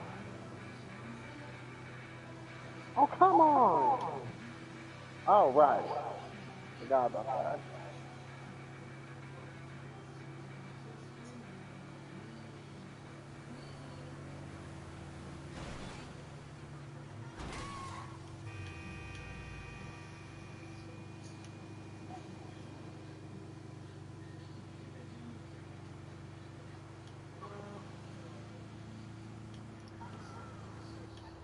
What? I can't protect myself now?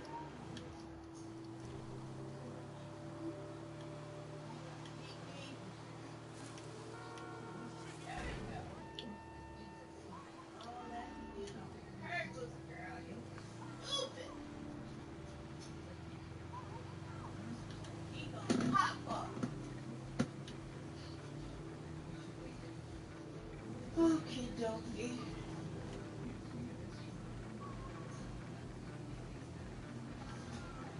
What? I am touching the turn! Now the game's just being an asshole.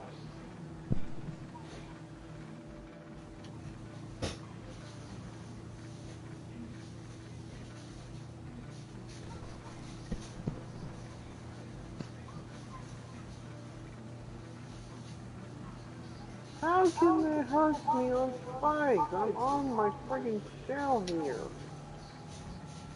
Makes no damn sense.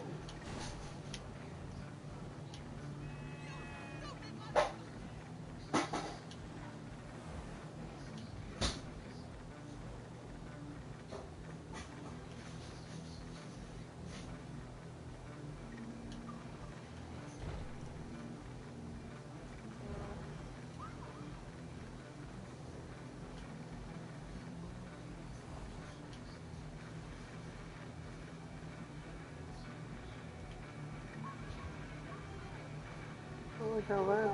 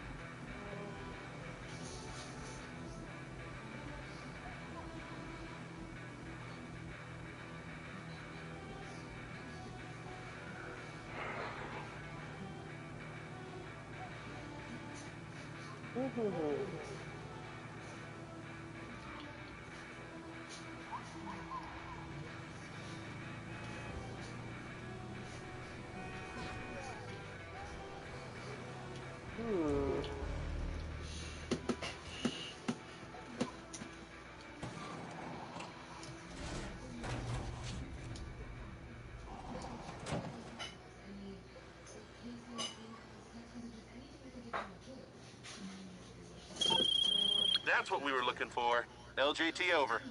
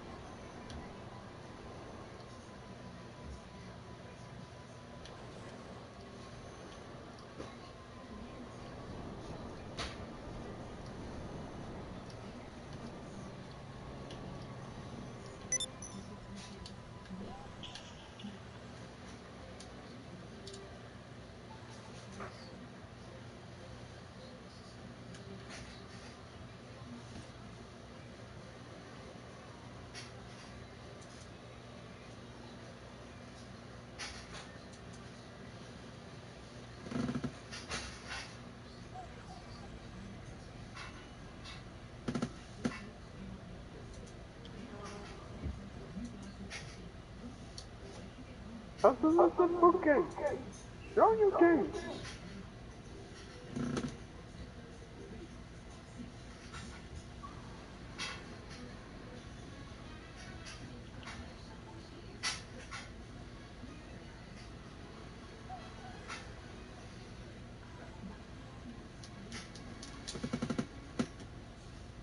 He's abusing supervised. Every single time you get hit, it says that.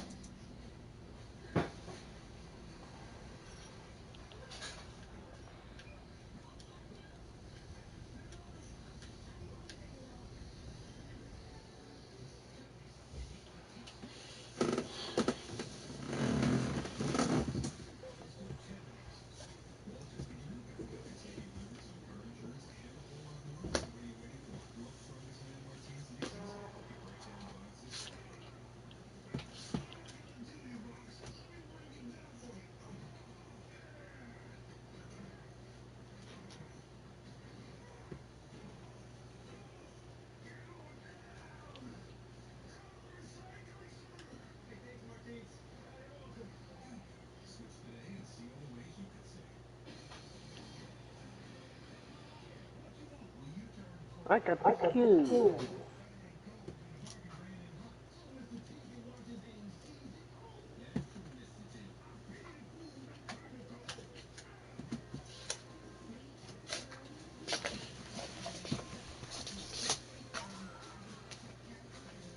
No key. Sorry, but I got the key. Can't do anything about it. Oh, you mad show stuff like that? I'm always mad shit.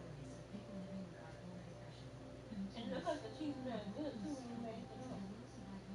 I put it in the microwave. First I put butter on and the cheese mixed in the microwave. Then once I put it in the microwave, I take it out and mash it. Was it nice? No, you could use your own potato. Get your Mine potatoes. don't come out like yours when I do it though. That's because you used to do it how I do it. I try, but it don't come out like that. Hey girl, practice make perfect. I had to keep trying it a hundred times. I was right. The cheese don't be over me and mix it up. See, when you do that, Oh, me just mix it up, don't mix it up, baby. That's I mash it and mix it up like me that. just put it on mash first. Yeah, and you mash it, the cheese melt. My cheese wasn't all the way mashed until I mashed it. I just put it on. I ain't gonna rush until I turn.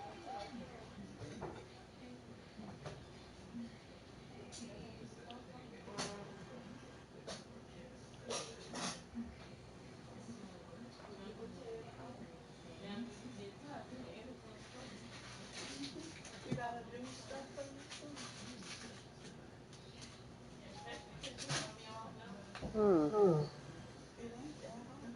His girlfriend ever contacted me. Lay the potatoes out there with a pan. I'm talking about Wolf's girlfriend. I know. I thought you might think, oh, I'm sorry. I had to go to Rick too. I ain't want no Pretty sure Wolf piece. told her about Eddie. That has a little piece of that milk on the inside. You know, when Mom started smelling something bad, you just discovered it.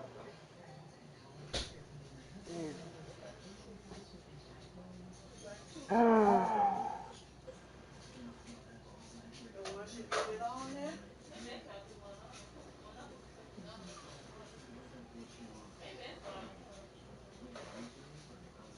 When I put I cheese hope it's on. not Mr. Steele. And see, you would like how what Mr. Steele's wife is.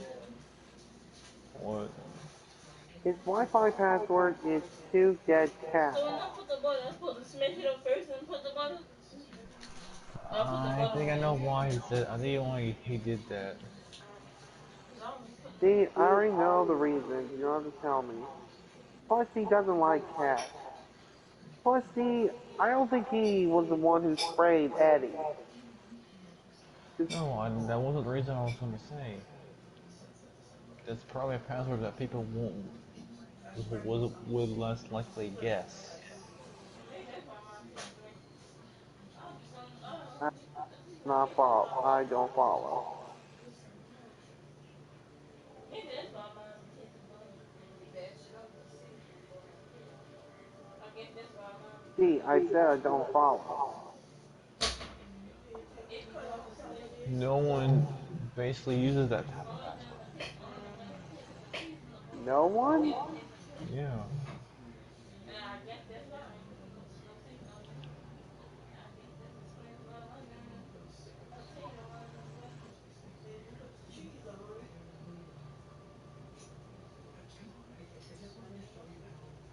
All of us maggots are so gross. I mean, in the microwave. The microwave oven. I was gonna put the mac in it. In the oven, it's gonna be burning. It'll be all day getting ready. I turned that off.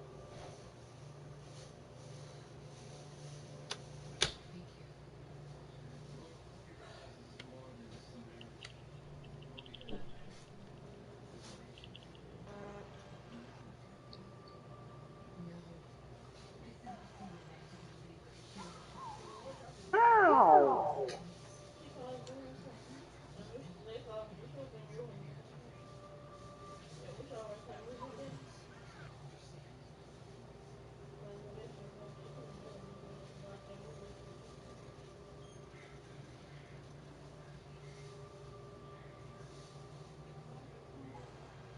I don't know. It do that sometimes. It don't go and peel it.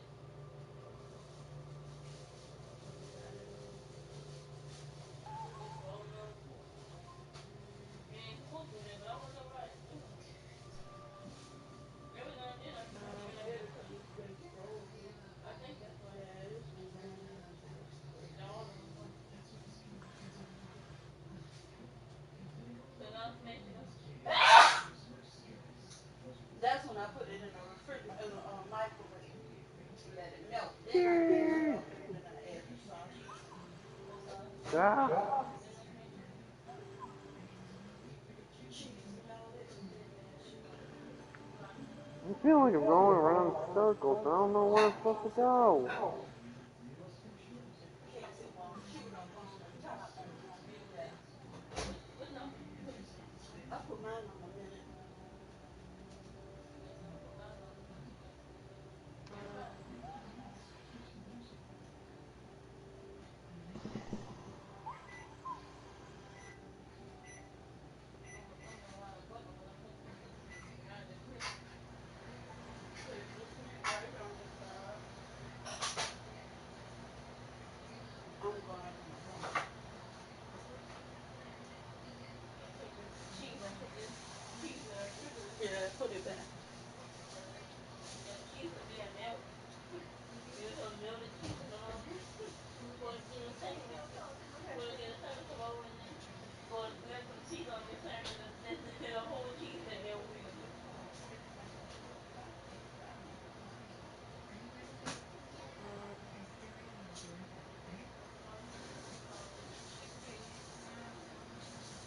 Okay, found it. Oh my god. Ugh. Oh, you gotta be kidding me. Hey, fun fact, this is far from the... You're supposed to say something, D. Like, no, I don't want to hear your stupid facts. No, here's the facts. Jerk. Mm. Say that again. Say that again. One more time. You've already been dead, dude. So, to him.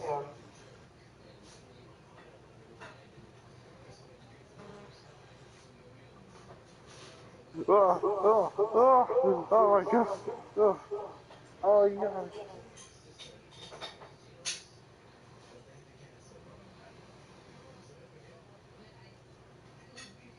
Who dared to disturb my slumber?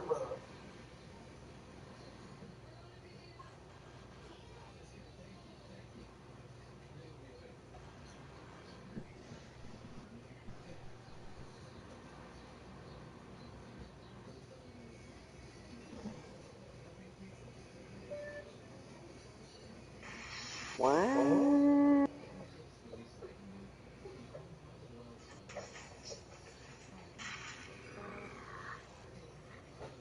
Wow. Oh.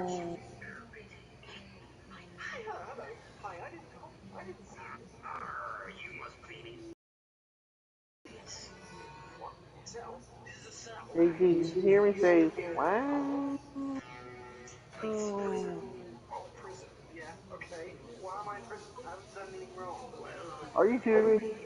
What have you done? I was just showing spies around a house. And then this. You wouldn't happen to be... Don't you dare!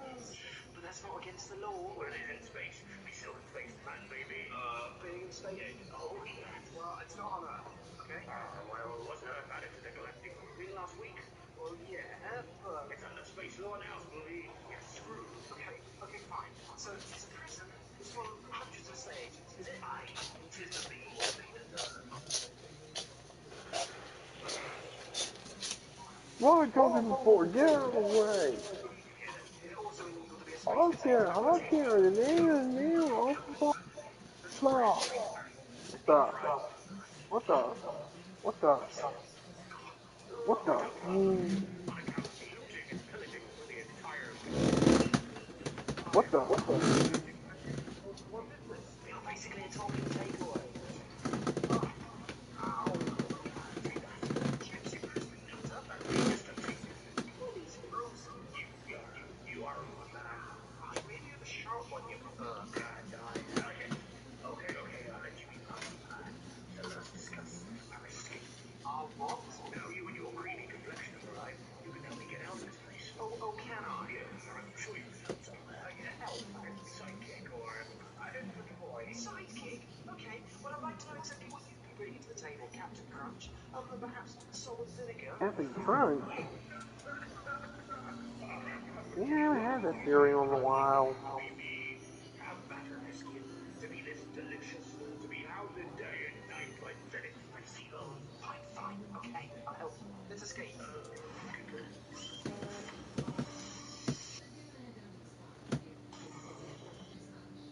Hello there, John. I'm prison officer Dennis. Glad to see your face. And I'm here to make sure your stay here is a comfortable one, Freddy. What do you think of this prison? Knew it. Trust her pals and hold your breath. Flip me up. No rubbing together. No, go back up. Don't go down. No sharp objects. Go up. If you touch my nozzle, I will scream.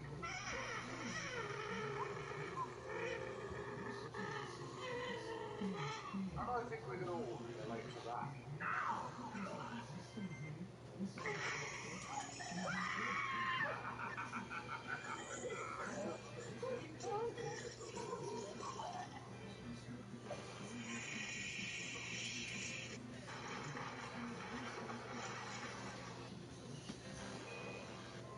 A show in which I am recompleting games I've already done, and I'm turning Oh, them just into ignore brand what I new said. Okay. experiences. Oh. On to video number 2. The Donkey Kong Country franchise is one of my Oh, absolute just favorite games ignore growing what I up. said. Longtime fans of the Oh. show know how special Donkey Kong Country 2 is to me. But today, we're talking about the first one, the one that started it all. First time around, I gave this game a hard finish it rating because of the legend that is the Cranky Kong Run. What the For hell those are of you you who don't watching, know, the dude? Cranky Kong Run requires you to beat the game in under an hour with a 101% rating, getting Dude, every what the single hell are bonus you and watching? never dying. Thinking about that run right now is Where making did me you? sick to my stomach. Aside from that crazy run, I have Okay. a lot of fond memories when it comes to Donkey Kong Country. Oh my So will I god. stick to my guns and give it a finish yet again because of the Cranky Kong Run? Or has something changed to make me want to say, I don't know, I want to complete it? Or maybe it's changed for the worse and I'm going to say play it. Either way, let's find out.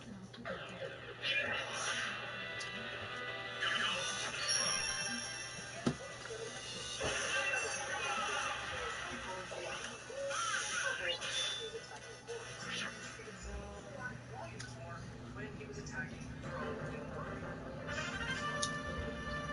whether the Sky Arcade was related to Tyrion's settlements. Alright kids, let's take a quick trip with old man Gerard for a second. I want you to pretend like the Xbox One, the PS4, the Switch never came out.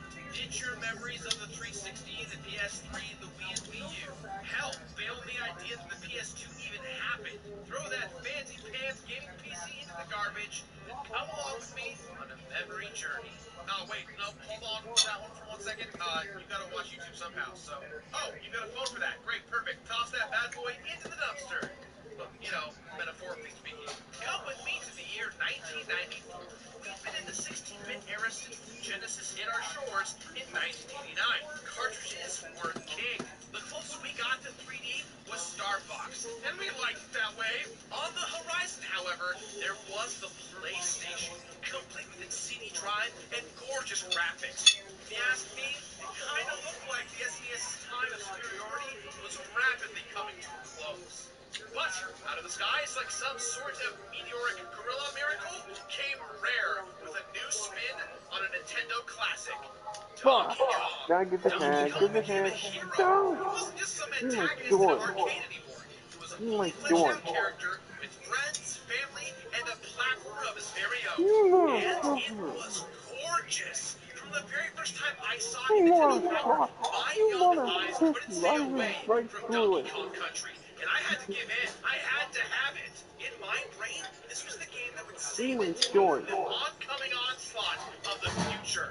Well, that and the N64, but that's another story. Now, me personally, at the time, I never actually played any of the Oh original my Donkey Kong fucking games that he god. showed up in before I got my hands on Donkey Kong Country. So the entire game was a new experience for me. And you know what?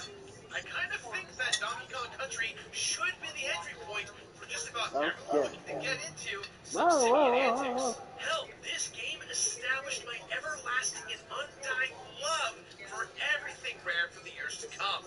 It was the jumping off point to everything from Banjo-Kazooie to Diddy Kong Racing to GoldenEye to Viva Pinata to, well, just about everything I love in video games except for Perfect Dark Zero. Can we get a mulligan on that one? I don't want to do that one. Can we? Not for me. Gerard opts out of that one. So, I love Donkey Kong Country. Or at least the last time I checked that I do. It's been almost 4 years since I Well, reviewed here Donkey Kong comes another. Country, and I've played a hell of a lot of platformers Filming since another then. And cutscene there too. have been a lot of really good ones that came out since then. I can't claim that my tastes haven't changed, but we'll see if things hold up.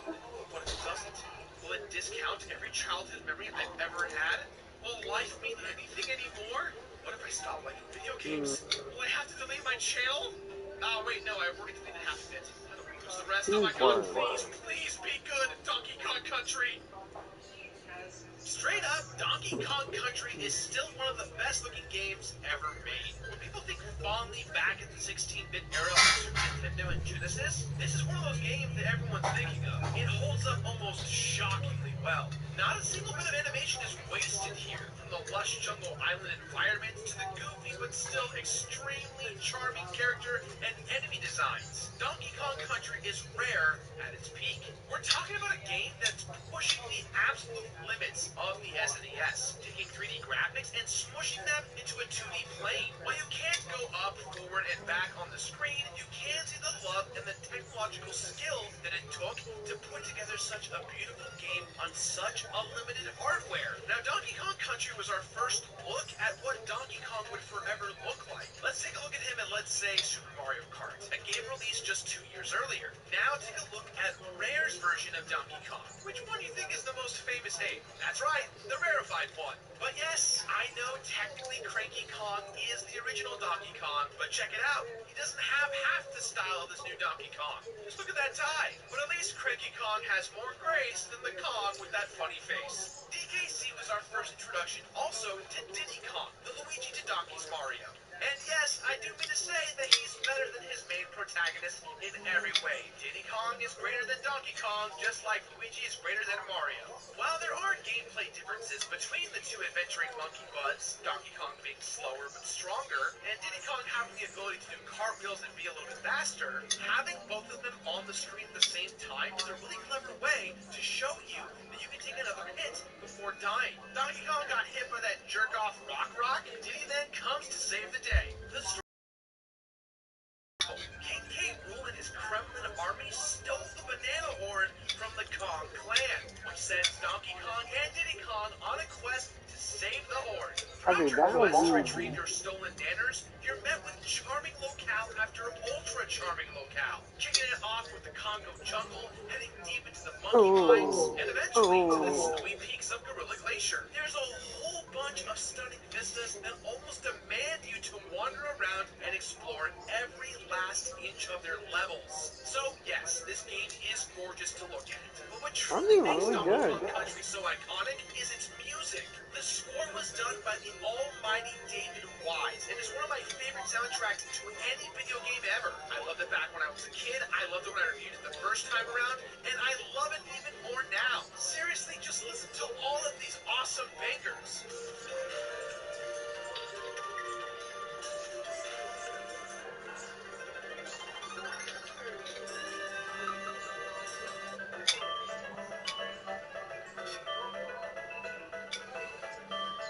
David Wise is a straight-up musical genius, and Donkey Kong Country would not be a classic that it is without his team's input. I can load any level in the game and just sit there listening to it all damn day. And you know, that's not a bad idea. I do it. After I do this video, maybe you do it. You do it, and let me know how it goes. How about that? At its core, DKC is a pretty simple platformer. You run from one side of the screen to the other, trying not to die to the evil dudes roaming in your general direction. Pretty simple stuff. However, Mario, this ain't. You can't just bop things in the head and hope they go down. I mean, you can for the most part, sometimes. But you'll reach enemies and you need to do more too. You gotta chuck stuff at them, roll and cartwheel at them in the face, pull a gun out and shoot them. Oh, sorry, these are my notes from Donkey Kong 64, where you can get guns. So, sorry, wrong DKC game, sorry. But even as a kid, I wanted to know more and more about this world. As soon as I blew up that first wall with Rambi the Rhino and found that very first bonus level, I knew that I had to complete this beast of a game. This is what cemented me as my future as a completionist. I went on and on. I explored everything, Rambi and I together, side by side, checking every single rock, every single cave, every single thing on the floor, pushing tires, jumping on tires, killing tires, off balance, on balance, doesn't matter. I'm better than you, Donkey Kong. Rambi is joined by a cast of animal friends that will help you slam, hop, and fly through the levels and bonus stages in the game. There's Rambi the Rhino, who can smash through enemies and secret walls alike. Espresso the ostrich, who runs really fast and can float, who also happens to have a Fuck this brand new shit, now I'm footlogger. gonna need my There's own Encore, the sword. swordfish, who swims fast and slices up underwater enemies. Winky the frog, Really, who dude? moves I'm gonna around need my real own good. sword. And Squawks the parrot, who only appears in one level and sucks the big one. Seriously, what's the point of Squawks in this game? He's only around for a few minutes and Literally vaguely didn't lights need up a dark level to, that you dude. can already see pretty well, most of anyway. He's Nerd, worthless. He doesn't nerd, even get his own animal nerd. token. If you collect 3 golden When tokens of he any of being the fished 4 with other with animal one of friends, the you get Simpsons teleported games, to a he secret actually area ate his and you own can walk sword. around for extra lives. But Squawks doesn't even get that. Look, I hated Squawks back in the No day. I joke, hate him man. now in this game. Shit. He's so much better in Donkey Kong Country 2. So until then, Squawks, you can get out of my life, please. Thank you. Now, the animals aren't the only things that you get in the multitude of secrets in Donkey Kong Country. There is so much to find in this game to get that coveted 101%. So within every level, there's a bunch of hidden things. There's the Kong letters, which you have to spell out Kong, K-O-N-G, for an extra life. A variety of hidden bonus levels, different animal friends to save, different animal tokens to collect, and so much more. Most of the hidden things are relatively easy to find, but it's still a blast to hunt them down nonetheless. Hell, I know just about every location by heart, and I still had a great time making sure I nailed each and every one. Can't But the believe thing that does kind of bug me is her that you don't bands really love to are not beat the even bonus trying to hurt stages. me. Simply going They're inside just them too gives you focused. That's pretty. Rick, hired crewmates are not even trying to attack. And you guys, funny, huh?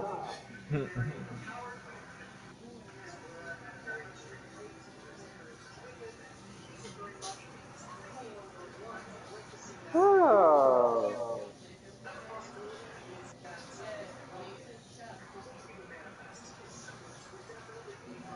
Oh.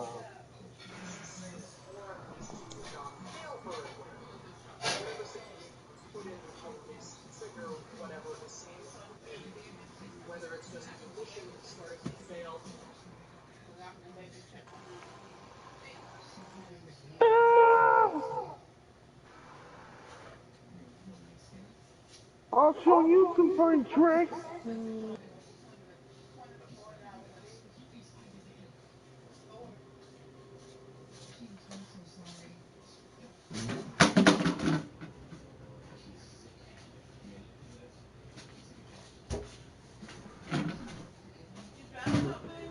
No, they won't touch them. I'm not so with them.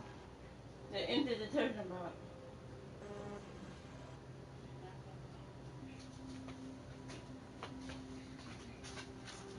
I'm not so with it. Empty detergent box. Oh, this would be the tourist location.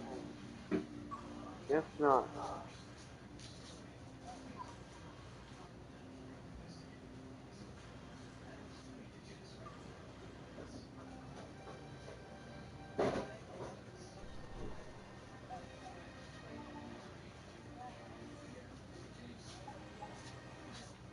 I think I'm just gonna stop this shunting here for now.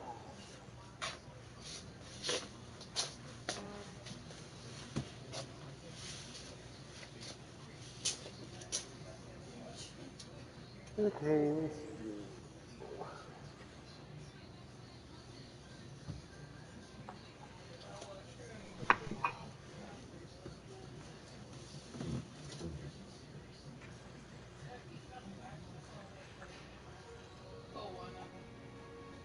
Wait, what?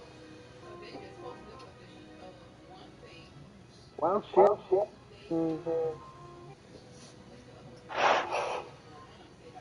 I accidentally Pokemon Sword in Smash Brothers case.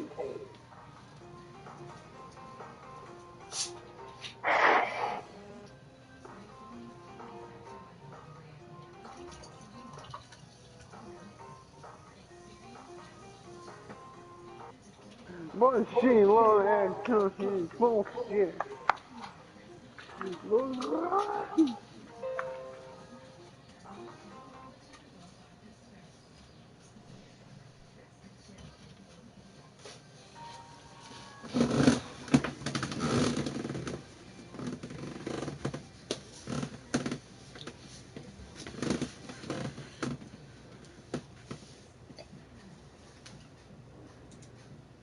get towards your 101%. Also, spelling Kong doesn't go to your 101% either. So really, to complete this game, all you have to do is beat every stage, find every bonus level, win or fail, that doesn't even matter, and get to the end of the game. So I think, for me, replaying DKC has been such a privilege because I got to see exactly how brilliantly laid out all these levels are. Everywhere you look, there's something to dig your monkey teeth into, something to pick up in your banana-loving hands. And as soon as you start wondering, where's the next bonus level? One pops up right in front of you. More than 20 years after I first played it, and 4 after I first reviewed it, Donkey Kong Country remains as an example of impeccable level design. I will say, though, there is a massive difficulty spike somewhere in the middle of the game. Well, with me being a Mortal Kombat veteran, this wasn't a problem this time around. Newcomers beware, this might be pretty difficult to get into, but just remember the ancient proverb. Type boys take their time. Assuming you find every last bonus stage in a level, an exclamation point appears next to the level title. It's not much of a reward, but it is an excuse to yell out some of the very excellent names that players come up with to the title of their adventures. Coral Capers, the Ring-Tan King, really naughty rampage, Trick Track. Alright, sorry, I don't know what those impressions were, or if I offended you in your culture, but I'm sorry. Now, with me looking back at the older episode, I feel like I didn't talk about one bonus level that's actually super frustrating. One of the weirdest mechanics in Donkey Kong Country is that at some point in some levels, there's a bonus stage hidden within a bonus stage. More specifically, the level that drove me crazy when I was a kid, and kind of again going through this, Drum Alley. My nemesis, my most hated enemy. This little bastard would have haunted me for years had I not glitched my brain after finally doing it for the first time. Essentially, you've got to perfectly pull off 3 bonus stages in a row, and if you don't, the level locks for good, preventing you from ever trying it again. It was a pain in the ass the first time around I completed DKC, and it kind of remains a pain in the ass today. If you do mess up, you can visit it again, but it's much harder to pull off. It's basically the only imperfection on this completionist run. Like a pimple on my otherwise perfect face, me and DKC are just one step away from being perfect. Right, guys? Right? Hey, where is the internet going? I'm not big-headed, I swear, it was a joke. It was a joke! Alright, so let's talk about something that I didn't even think about before that really got my brain turning this time around. As you guys may or may not have known, in the last time I reviewed this game, I went a little crazy. I went crazy because of the allure of this so-called cranky mode. And today, I want to talk about why I chose not to do that again, for a few specific reasons. But there is a big one that I think is worth discussing. But first, let's do our due diligence of completionist stuff. Getting 101% in this game doesn't really net you anything other than at the end of the game, Cranky Kong teases you about him being better than you. If you don't have 100%, he actually teases you and says, go look for more. So in the end, you do get some different text, but nothing really as rewarding as it should be. So, And up what's until better this than point, resupplying, I hear you ask? However, there was a Resupplying at the same time as desupplying your motorcycle club competitors. Now, one of their riders is carrying the stuff, so you're going to keep knocking them off their bikes till you find the guy who's got what we need. No less than an hour. It's a Herculean task, one that only the most hardened of speedrunners can pull off. Only those truly great at playing video games have ever been able to wipe the floor so mightily with DKC that they did this. Only the most handsome, most skilled, most intelligent, most well-spoken, most baller-ass dude ever can come close to showing that crazy Kong jerk what's up. In case you didn't get that, yes, I'm talking about me. I did manage to pull this off back in the day. That's not the point. The point is, I'm not sure it's actually required as a true completionist run. And it actually is possible to finish DKC at 101% under an hour, but you get nothing for it and the dialogue doesn't change. The game doesn't even acknowledge this. And now that I've already done it, I have that insight, that valuable information I didn't have before. And for that reason, I'm going to say that you don't have to do that in the Crazy Kong run to count as a completionist. You just have to get 101% and beat the game. Let's just hope that I'm right so you guys don't yell at me too much in the comments below. This throwaway line from Cranky Kong haunted me for many years. When I was redoing the game, I really started to ask myself, is there any merit to this? Why was this said? Is it a joke? Is it an idea? What is it? Luckily, in my time here on YouTube, I have made some great friendships with some of my most favorite developers. More importantly, I've made some great contacts at Old Rare staff. So, I actually asked them about this. According to the director of the game, Greg Miles, this. The line is the last remnant of a joke mode where Rare had planned to include a Cranky Kong mode. The old Simeon was going to be slow and behave like crap. It never materialized except for a throwaway line in the credits. So I heard it from the sources themselves. That's kind of new news, isn't it? At least to completionists out there. Don't say I never did anything for you. Yeah, we could prove that his practical ways aren't even That's what we were looking for. LJT over. I've already done that. Let's let the old guy have his moment in the sun. It's not worth our sanity to challenge him. In my playthrough of Donkey Kong Country, there were 4 hours and 4 minutes of total playtime, 67 bonus stages discovered, 118 deaths, 143 lives gained, 101% earned on the game save, and 0 brand deals with Foot Locker. Come on, Foot Locker, I've done enough for you this time. Just send me a pair of ostrich boots, or shoes or something, whatever. Donkey Kong Country launched Rare and Nintendo into a wonderful symbiotic relationship that I think everyone can agree with was magical. The games to follow in the footsteps of DKC1 were tremendous. Good news, we located some supplies. Bad news, you're in the hands of a rather serious stick-up operation. Get a hold of them and bring them in, and be careful, they're fragile. Run is no longer a thing. Completionists can enjoy this game through and through. Although, getting different dialogue for 101% endings may not be considered a good completion bonus to some, but it still helps me complete this game, even today.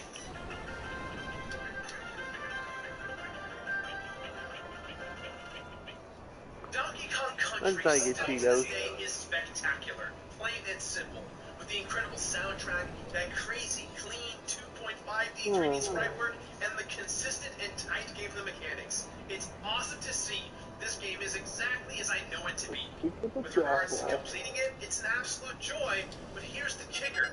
Now that we have this new and confirmed information from the director of the game himself, the crazy Cranky Kong run does not exist, and therefore is not a real factor when it comes to this game, which was huge last time around as a pain point for me. So, without that factor, this game shoots right back up into the classics for me. Good. So with that in mind, guys, I give this game my new completionist rating of completed. That's all time we have for today, guys, so please, as always, let me know about today's episode somewhere on the internet. A big thank you to our patrons for their awesome support. If you want to join their names in immortality, head over to patreon.com/ThatOneVideoGamer and contribute today. If you like today's video, hit that like button, leave a comment, hit that subscribe button, and hey, if you want to check out the live stream I did of me completing DKC1, you can click or tap that right here on the screen. Guys, I will see you next week for another brand new episode, or sometime soon, for a brand new episode of The Completionist, New Game Plus. 2 down, 118 left to go. Let's rock it. There's something wrong with this place. It's not just them. I can feel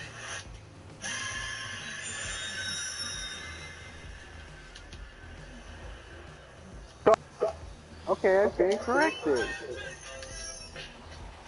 Hey, look here. This ain't just stuffed crust. This is Papa John's crust stuffed.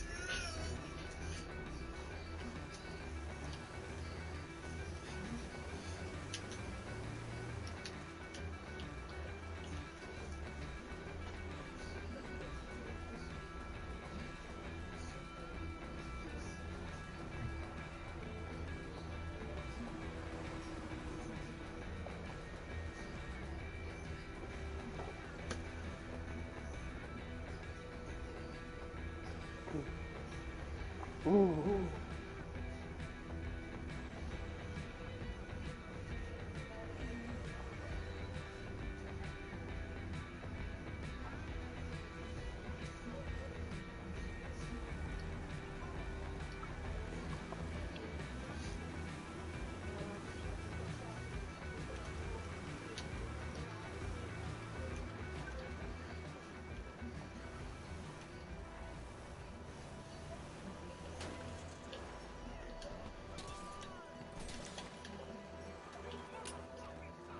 No!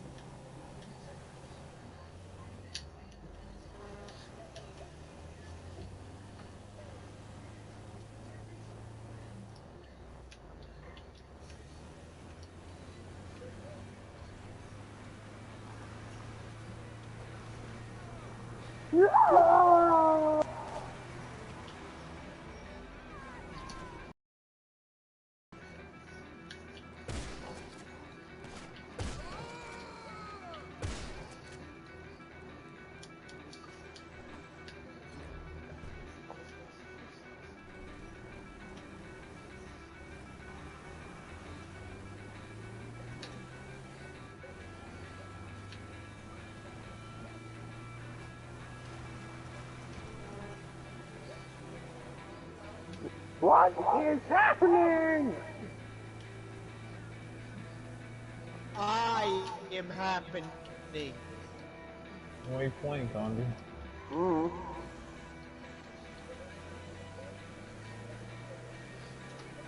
Devil May Cry 4.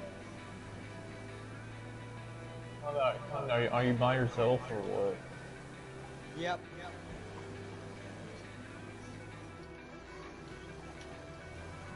Where are they at? They're in Lost Song. No, I'm talking about like Margaret now. Oh. Margaret and them's here.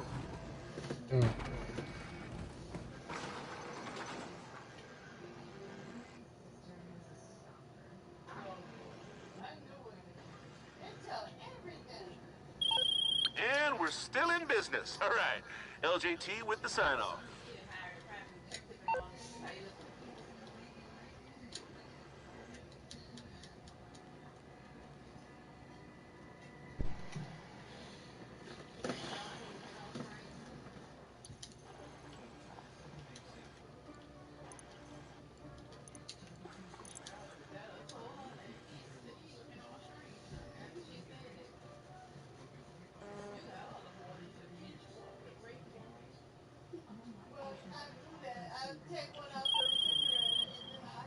Yeah, so these supplies came in with a bigger shipment.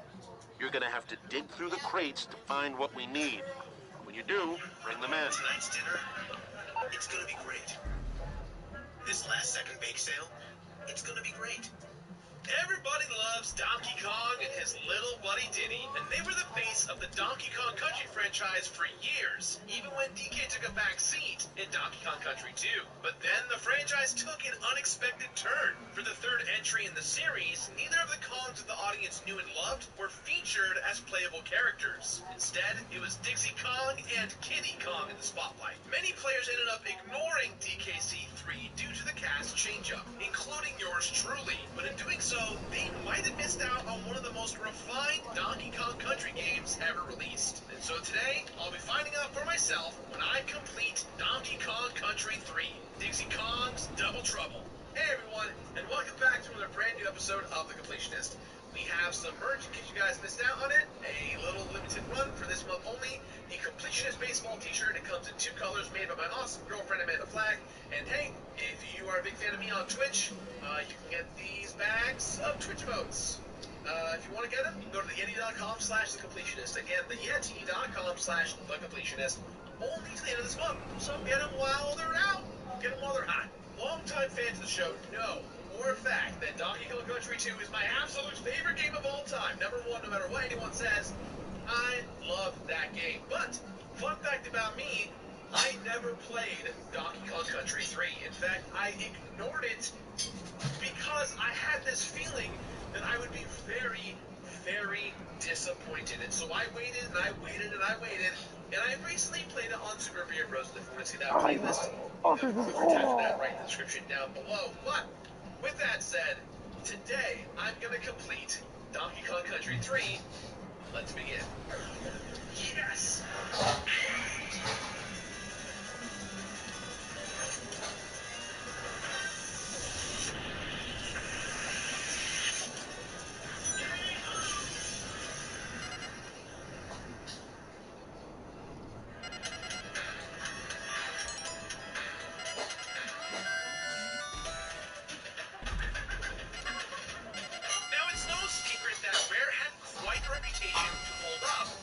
decided to put out a third game in the Donkey Kong Country series. The world was looking for something spectacular from the team, given their rise to the forefront of great developers in the 16-bit era. DKC1 blew everyone away when it first came out. No one had ever seen anything that looked like it. Rare had managed to get 3D sort of sprites onto the screen of SNES owners, and our minds exploded at the sheer beauty of it. For real, it redefined what a platformer could look like, and I'll be Diddy Kong's uncle if it still doesn't look great today. But it wasn't perfect. At least we didn't know it wasn't perfect until DKC2 came out. Now that's a perfect Donkey Kong Country game. It took the previous game's amazing graphics, made them better, and wrapped it all up with incredible level and character design. And then the N64 came out in September of 1996. Rare was on the verge of basically creating the console first-person shooter in GoldenEye, and then putting out one of the best 3D platformers ever in Banjo-Kazooie. But they had one more trick up their collective sleeves for the final days of the Super Nintendo, Donkey Kong Country 3. I'll be real, I did not play DKC3 when it first came out. Whether it's because I didn't trust that little baby Kong and his weird feet with a single toe, or if it's because little Gerard camped out all night at a Toys R Us to get an N64 and was going to be damn sure that he was playing Mario 64 until his fingers bled. And to be honest, I hesitated to review this game because I have so much love for the first two games in the series. What would I do if I did not like this one? I'd throw my whole DKC-loving brand into chaos. Either way, I have very little idea about what I'm getting myself into this time around. I'm sure I'll have to collect something banana-related, probably some coins, maybe your bird or something. You know what? Let's just look this thing up. The only way to find out is to actually complete it. The first thing I'll have to do in order to make that happen, obviously, is beat all the levels, conquer all the bonuses, and get the respective bonus coins. Okay, I can do that. Find all the banana birds. Not sure what that means, but it's on the list. Beat every enemy guarding a DK coin? Well, that's new to this game, but how hard can that be? It all seems pretty easy. Ah, crap, there's a hard mode. Of course there's a hard mode. Rare wanted to raise the stakes on this one, didn't they? Fine, Rare, you win this round. I'll jump through your stupid little hoops. But if there ain't a bonus for me at the end of the game, we are through. I will never play another Rare game ever again. I swear on my mint copy of Shantae on the Game Boy Color. Wait, no, what the hell am I saying? I freaking love Rare games. I have so many to replay on the show. What am I, nuts?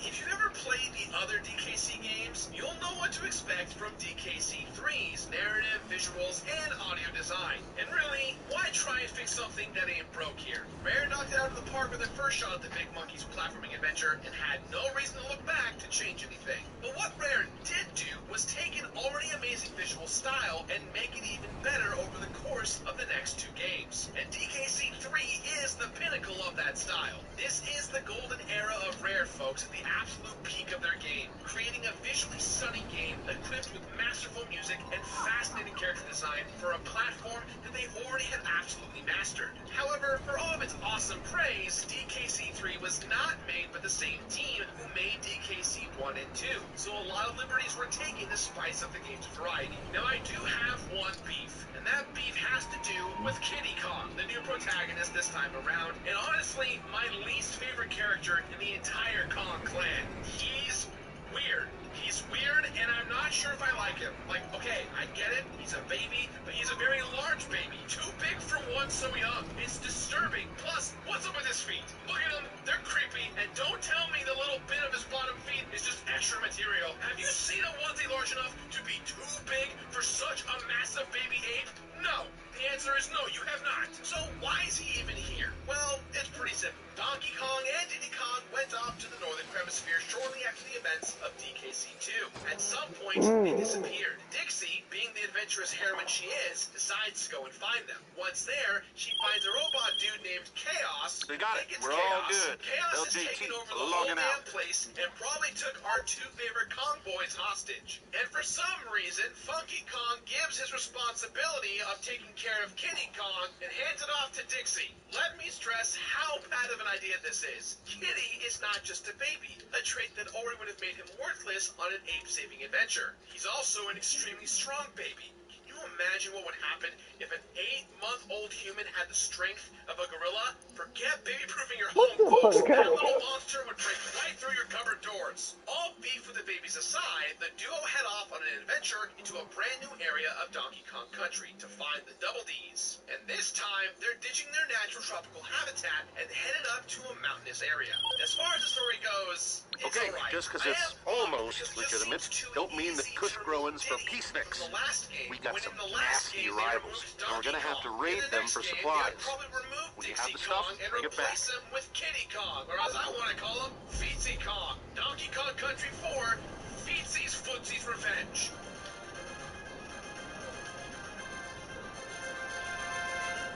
That means that everything we've known about DKC's normal world is lake, gone our minds, and in place are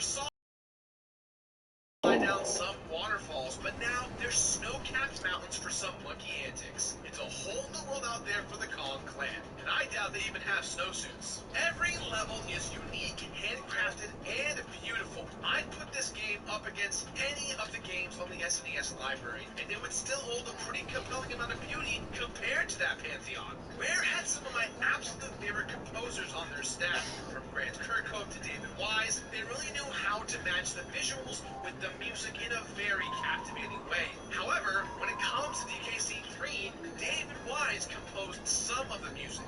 Most of the music from this game came from Evelyn Novakovic, and she does a pretty stellar job here. Some songs do sound a little too basic, like the first stage, but overall, when this game goes in, it really goes in. Rare was just so on point in the mid-90s that they could have set DKC3 literally anywhere, and it would have looked amazing. But their version of what's basically Canada is just as beautiful as their version of the jungle. While I went in not really liking the look of the game as a whole, I was eventually sold on it as I made my way through the wilderness and saw all the new characters. I got more and more excited about seeing everything the game had to offer. While most of the enemies are variants of the Kremlin crew that you fought back in the jungles, there are a few that stand out as particularly inventive. For every crimp, which are glorified claptraps, there are the Nakas, which hide in barrels and run around like a bunch of lunatics. For every crumple, just like a crusher, there's the copters, who spin around like a lunatic helicopter when the Kongs get too close. Oh, and then there's the booty birds, which don't do much but drop collectibles. I hate when Connie leaves like that. He didn't tell us he was going. As many times as I can throughout this video. Booty bird, booty bird, booty bird. Booty bird. I can't ignore all the children's allies either. The brothers Bear that you end up doing favors for most of the game make me laugh every time I see them. I know Banjo came out after the fact, but I just kept screaming, "I'm Banjo!" every time I saw one.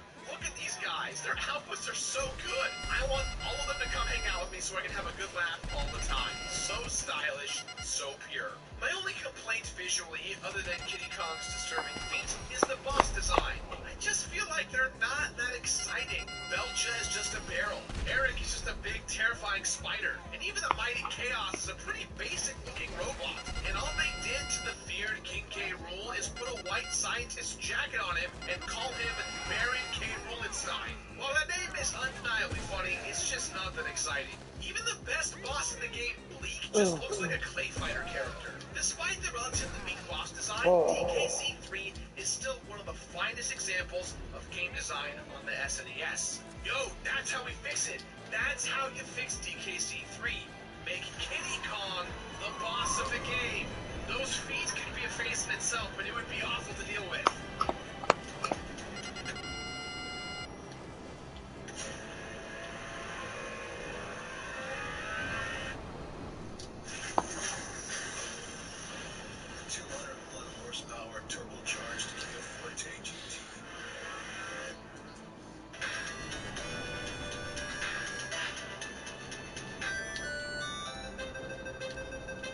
DKC3 plays nearly identical to the series' previous games, including its easygoing completion process. However, one of the game's hero's defining mechanical characteristics are a little hard to pin down at first. While it may take a while to get there, players will eventually discover what makes Kitty Kong so unique and fun. It's still a 2D platformer with two characters, each with different powers. Dixie Kong is the same as she was in DKC2, still being able to float across long distances by spinning her pigtails. Kitty Kong is similar to Donkey Kong in that he can chuck his smaller partner into the air or at enemies, but he does have the added bonus of being able to roll around. Now, roll can be used to smack down enemies or skip across water, letting you skip swimming sections because the swimming sections are kind of not too good.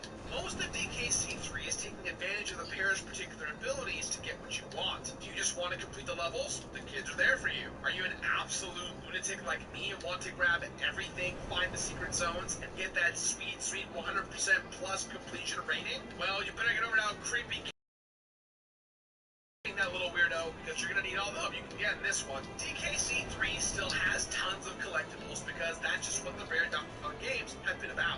Hidden throughout the levels of DKC3 are the bonus coins, the bear coins, banana birds, of course the letters K-O-N-G to spell Kong, and the obvious DK coins. But the real joy of DKC3, just like any other Donkey Kong Country game, is the creativity that Rare had when it came to level design.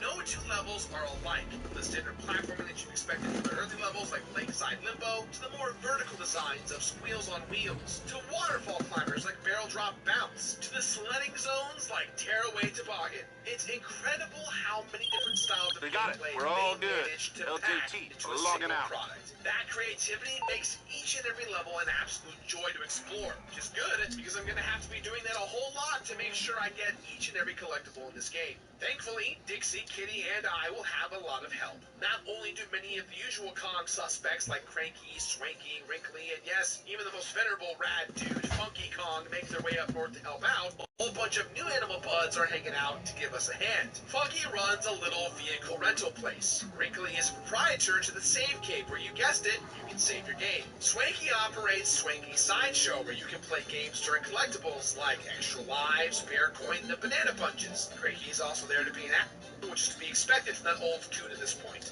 Next up, the Animal Friends. Now, if you've played the other DKCs, you'll recognize a few of them. On Guard the Swordfish is still around. You can still swim real good and stab people with his face. Squitter the Spider's back from DKC2 in all of his shoe-wearing glory. Even Squawks is back. But there's also a new crew of friends to help you out on this journey. There's Quawks, who's just like Squawks, but he can't spit eggs like his big cousin. There's Nibbla, an enemy that changes sides to help out the Kongs on a single level, but needs regular feedings to earn his ally status. There's Ellie the Elephant, How about who this? basically The replaces supplies Rarity, we but need just unlike got Rhino confiscated Bud, by the cops. she can also Attract back some up police barrels attention, and water to and the shoot patrol should bring them Then right to there's you. Perry the Parallel Bird. Perry is a weirdo. He follows the two monkeys around doing everything that they do, but just on another part of the screen. Finally, and perhaps most importantly, there's the Banana Bird Queen. She's a big bird that looks like a banana that's been captured by K. Rool and his evil goons. In order to finish the game, you'll have to bring her children, the Banana Birds, so she can have the strength to break out and go after the big evil Kremling once and for all. And really, what's more animal-friendly than that? As with any sort of completionist run, everything starts with just getting through the levels. They're not too tough. Then comes the tracking down of each and every collectible and hidden area. As far as collectibles, DKC3 takes a similar approach to DKC2. Just about everything that you need for the endgame content is locked behind collectibles, and those collectibles aren't just in levels. This time around, there's a bunch of stuff hidden in the overworld, and to get to new zones on the overworld, you'll need to unlock a bunch of vehicles like the turbo skis or the hovercraft. To get those vehicles, you'll need to get items to trade to Funky Kong for rental services by beating up each area boss. But to get those bosses, you need the vehicle. So it's a real chicken and the egg situation. Being able to run around the world like that is a genius move from Rare. While most overworlds just serve as a way to get from level to level, DKC3's overworld actually matters. You can find hidden items, levels, or whatever else you need once you unlock the ability to roam around it. It certainly doesn't hurt that the map is absolutely beautiful just to stare at, practically begging you to explore every nook and cranny it has to offer. I do have to bring up one little thing though about the DK coins though. Rather than being hidden in worlds behind interesting platform puzzles like in the previous games, in DKC3, they're being protected by enemies called coins. Yes, with a K of course. Frankly, I found that a little disappointing because all you had to do was trick those dumb little dudes by chucking a barrel off the wall behind them and knocking them out. It felt like a bit of a step back for the way the series typically did DK coins. While while I'm talking about weirdness of collectibles, let's talk about the huge number of different items in this game. There are things like the 5 cogs that are traded to Boomer in order to make K. Rool's Nautilus emerge from the lake. There's a whole bunch of gifts to be traded to the Brothers Bear, like the bowling ball, the mirror, which is traded for a number 6 wrench for some weird reason, but also used for decoding a message. There's the patch that's used for Funky Kong to repair the hovercraft. There's the skis, the present, the shell, the bear coins, and there's so much to get in this game. What I'm trying to say is that there's a ton of items and they're all useful for something. And quite frankly, I got pretty lost among all this stuff. Of course, there are the standard hidden areas that appear in every single Donkey Kong Country game. To get the full completion status, I'll have to find each and every bonus barrel and nail their objective. Thankfully, the minigames they contain are pretty darn cool and easy. Even the most difficult ones were so fun and challenging that I was happy to take them on whenever I got the chance. Speaking of tough levels, the bonus world in DKC3 is absolutely amazing. Like some sort of Star Road from Mario World, they all present some really unique and interesting challenges for you to take on. They immediately became some of my favorite levels in this platform. Yeah, you heard me. This game is worth playing through just for that tough stuff. Overall, DKC3 surprised the hell out of me with how good it is. Yeah, I think it's not that revolutionary. The bosses are pretty standard. We know what to expect from enemy designs by now, and the levels are reimaginings of old concepts. But not every game has to be a revolution. They can just be evolutions. And that's what DKC3 is like. It's a step forward for a franchise that already broke all the rules of 2D platformers and made an incredible swan song for the SNES. Goodbye, SNES. We hardly knew you. Well, we did, but you were still pretty cool. Dude, you're cutting out, man. I can't hear you.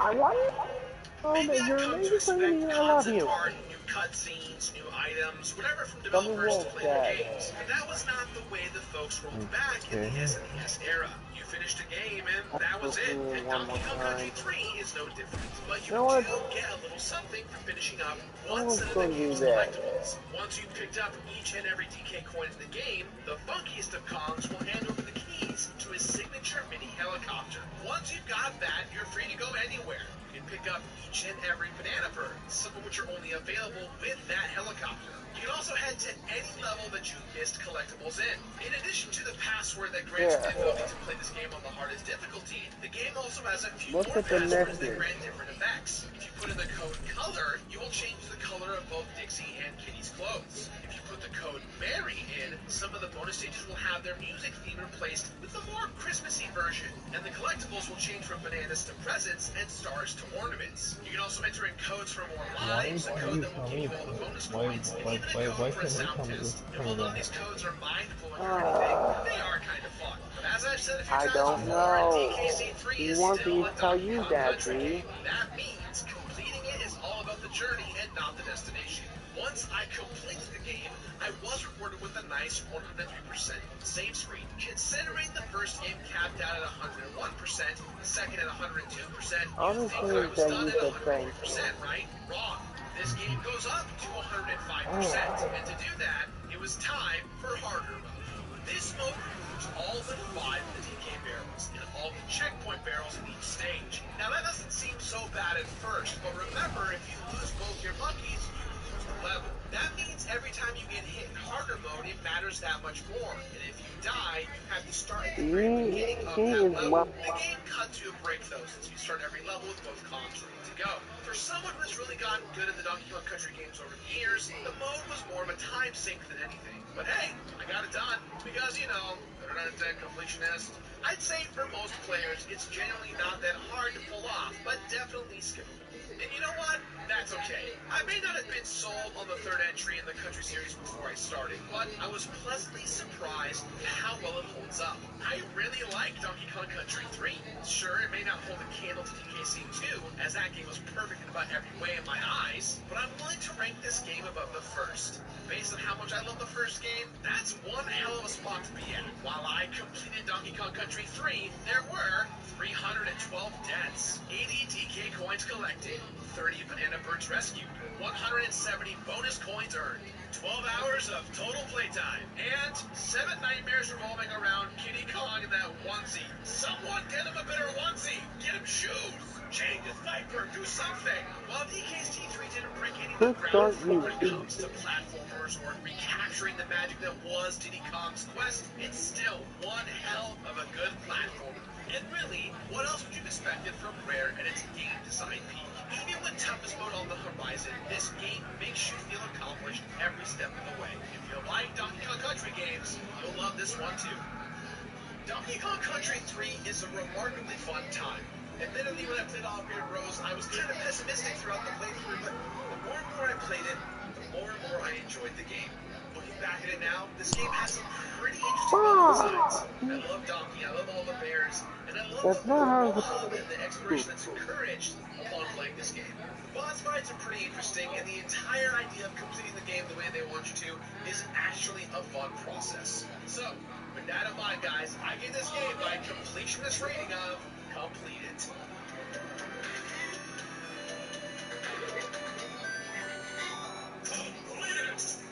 That's all the time we have for today, guys. So please, as always, let me know what you thought of today's episode somewhere on the internet. If you liked today's video, smash that like button. Let me know down in those comments. And hey, if you missed last week's video, you can give that a click or tap right here on the screen. And if you want to subscribe, that would be sick. And you can do that by clicking and tapping the fist on screen as well. Hit the bell. Stay up to date. New videos Tuesdays and Fridays. I won't spam your feed. Guys, I've been the Completionist, and I'll see you next week for another brand new episode. Bye-bye. Hello, occasional owner. Hello, comfortable place. Introducing new Honest and Maintain, the only feminine cleanser with our unique boric acid complex for a gentle, pH balanced, Oh, it fragrance-free says clean. that Deidre is an angel. I will always be one. I think that's Wolf talking. Hey, Gerard, when are you going to recomplete Donkey Kong 64? I can't wait till you recomplete Donkey Kong 64 in Twitch. DK64 is an ultra-rated collectathon. You should recomplete it and see if he's still hilarious and unique character. Definitely worth a recomplete. Recomplete Donkey Kong 64.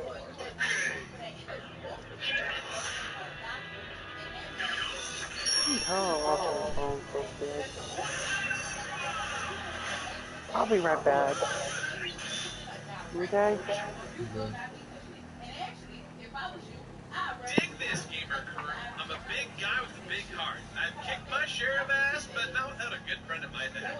I love to rock out, bang on drums, got a lot of hair, and I'm disappointment to my elders. I have a cool brother with a business sense, and I'm pretty sure I own a red tie. And I collect things. Hey everyone, and welcome back to the Completionist New Game Plus, where I am recompleting the first 120 games I ever featured here on the channel. For all aspects of myself that I just mentioned, I identify myself with the big man, Donkey Kong, more than any other video game character out there. He's been the gorilla embodiment of me since childhood. We got it. We're all good. LJT, logging out. I turned into the most excited kid in the neighborhood. I mastered Donkey Kong 64. No joke, I was the DK64 guru all the other kids came to during recess. Every boss, I'd advise them how to defeat him. Every banana, I told them how to get him. Friends wouldn't let me leave their houses until I beat the one-on-one challenge for them, even though their parents were getting a divorce, dude. Let me go home. I'm ready to go home. Anyways, there was a local toy store that was doing a Donkey Kong 64 competition, and I showed up, and I won in spades. You know what I got? This guy right here. You ready to settle this the old-fashioned way? With fists and jaws and bruised internal organs, huh? Okay. Well, the Lost are cutting loose at some club, and a few of the brothers are carrying the packages we need. Check your guns at the door, go in there, and knock heads till you get them. Okay.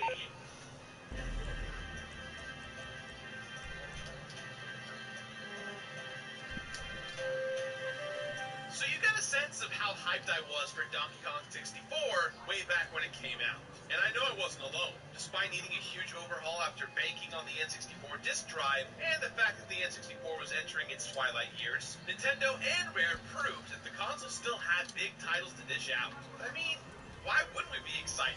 The Donkey Kong Country trilogy was the main staple of the SNES, and we were lucky enough to get a new game 3 years in a row. 3 years and a console later, just as the thumbsticks on our N64 controllers were losing resiliency, we finally got the news that DK was coming back. Not only was his return overdue, he was coming back for the first time in 3D. We all knew it was going to happen eventually, and it finally happened. Mario got his 3D treatment, and people were like, man, this is the best Mario game ever. Link got his 3D treatment, and people were like, man, this is the best Zelda game ever. By 1999, you were entitled to this new 3D Donkey Kong game. Furthermore, the news that the game was so big and beautiful that it needed an expansion pack to run properly, and that it was bundled with the game at no extra cost, merely added to the excitement, and it was cool to already have it by the time Majora's Mask rolled around. But that's beside the point. The point is that it was exciting to see our ape friend in his own 3D game, and that excitement I felt as a kid is what made me want to complete it in the early years of the completionist. So what sort of villainy is King K. Rool up to this time around? King K. Rool starts by accidentally crashing his giant floating mechanical island into the home of the Kongs, DK Isle. This damages his blastomatic destruction ray and delays his plan to level the Kong's home. King K. Rool's Kremling army fervently begin repairs, but in the meantime, they kidnap more of DK's friends. Tiny, Lanky, Chunky, and our good old pal Diddy. To add insult to injury, they've also stolen DK's horde of golden bananas and scattered them across the isle. Donkey Kong must free his friends one by one in order to team up, retrieve the stolen bananas, and send King K. Rool and his army a packing. Now, DK64 draws numerous influences from its predecessors, and not only its predecessors, but other rare titles like Banjo-Kazooie, for instance. But being on a whole new console, DK64 plays much differently than the original games. It is a 3D platformer through and through, borrowing much of its controls from the pretty much perfect Mario 64. You know, A is jump, ZA is higher, backflip jump, run ZA is long jump, that sort of thing. However, this game went a step further by giving each Kong unique abilities and weapons, all of which need to be utilized in order to solve puzzles, defeat enemies, and progress. And I'll point out that this game relies heavily on backtracking as much as inaccessible until you free the proper Kong, or obtained or upgraded the necessary ability of a weapon. Between the build of the game's release and the pride I felt as a DK64 guru back in the day, Donkey Kong 64 is and probably always be one of my favorite 3D platformers. However, when I first completed it for the show, I found myself less patient for all of its repetitive qualities. That led me to give the game a ranking of an P-ed, as we were still in the days of half ratings. And now I've done away with those, I'm guaranteed to change my stance here. So, it's safe to say that this game's either going to get a finish it or a complete it. A finish it or a complete it is on the horizon.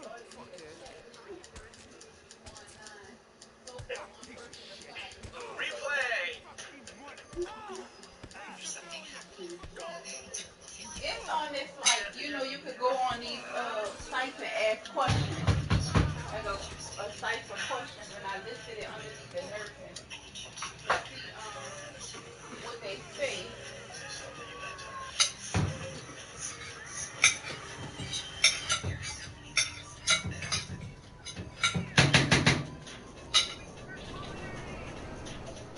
Let's just knock this out real quick, okay? Time will pass, opinions will change. The DK games will always be full of charm.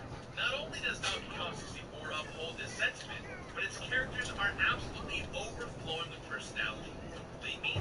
Turn the game on. Just simply turn it on. Okay. Tell me that voice doesn't exude really, really, really cool dude vibes. I immediately know the vibe I'm gonna get from this game when all I heard is one word and seen the logo. Alright, so still not sold. Just wait a few seconds and you'll witness one of the greatest things in video game history, the DK rap. Now this DK rap is very divisive amongst everyone in the world. They either hate it, or they love it, or they're in for the cheese of it. And I am legitimately on the love it side. My man Greg Kirkhope absolutely nailed this work of art. It encapsulates the whole tone of the game and perfectly conveys each Kong's personality. As a kid, whenever I powered the game on, I always faced the dilemma of whether or not I was going to skip it, and I often held off. It got me excited to play as each character, and I was kind of bummed the first time that I played the game and realized I couldn't mess around with all the characters immediately. I now consider singing along to the DK rap completion criteria, so you bet I did that in my original playthrough, and I'm doing it once again for this playthrough too. I was actually surprised when I heard that this song got a lot of crap back in the day, and over the years for being a subpar rap song. I'd like to respect everyone's opinion, but it's my opinion, and that opinion is a bold opinion. I mean, was there a movement pushing for this song to win a Grammy that I wasn't aware of? Were people arguing that it was the same level as Trey or Fitty? I just knew it as a silly song to introduce the characters hesitating to be anything more is kind of missing the point here. It's merely there to show us the Kong personalities, like Lanky being a dude, and Chunky being a big oaf. All in a fun, here we are, Run DMC sort of way. DK, Donkey Kong, DK. It's tricky. Okay, so I haven't even touched on how the Kong's personalities exude through the gameplay yet. Before this game, the DK tag barrels were just a way to retrieve your lost partner. But this time, we get a glimpse inside that barrel, collecting 5 golden bananas in every level with every Kong, plus all the other collectibles. Plus the fact that we got what we need. LJT signing off. Gain access to their respective bananas means that the player is constantly jumping to the tag barrel to swap characters. But the tag barrel isn't just a boring static screen. No, the game turned this dark void into an opportunity to let these characters shine. Each one you highlight has a unique animation that says, choosing me is the right choice, my dude. It's always satisfying when I highlight DK, and he gives me this, yeah, cool. By highlighting Chunky, you see an exception to the eagerness that all the others share. Then there's the plethora of unique abilities that are tailor-made for each character. Tiny Kong is cool and stylish, and her hair Why are you not juicing? I thought you were a winner! While also paying homage to her older sister Dixie from the previous games. Diddy's chip charge is right on track for him, as he is literally running headfirst into things to solve problems. This is done with no regard to his personal well-being, proven by the exasperating grunt that follows. And Lanky's ability to inflate like a balloon and float to higher ground shows off the carefree attitude of the most cartoonish guy in the bunch. Now, guns were an unexpected addition to a Donkey Kong game, but what made them work was that they were less as weapons and more as a means of activating switches. Funky Kong returns as a shop owner in this game and provides each character with a weapon that reflects their attributes. Chunky's pineapple launcher is powerful yet slow. Tiny's feathered crossbow is weak yet fast. You get the point. It also cracks me up how jazzed each Kong is to bust out their firearm, with me feeling slightly more uncomfortable about it in my current playthrough. If at this point you're digging the personalities of each character, their musical instruments will make you dig even more. Like Funky, Candy Kong appears in each level and gives the characters an instrument that they can rock out with to defeat certain enemies around them, open doors, or just do a bunch of other random things. You can do anything with the power of Sweet Sweet Jams. Not only are the instruments necessary to progress, but they once again give life to each character. DK bangs in his bongos and gets so carried away that he ends up standing on them by the end of his animation. Diddy's brash, and nothing but a loud electric guitar will do. Chunky's triangle reflects his ironic gentleness, as he is the most physically intimidating of the crew. Now, I found myself using the instruments way more on this recent playthrough than the previous ones. Unless there's a platform that requires a specific Kong instrument in order to activate something, I kind of forgot about them. This time around, I made it a point to use them more effectively. Rocking out was a great way to take out a cluster of bees overhead, and I've used them way more on the Splat enemies. There's one of these in every level for every Kong, and defeating them will cause them to drop a blueprint. These are then traded to Snide, who gives you a golden banana for each one, making their collection necessary for completion.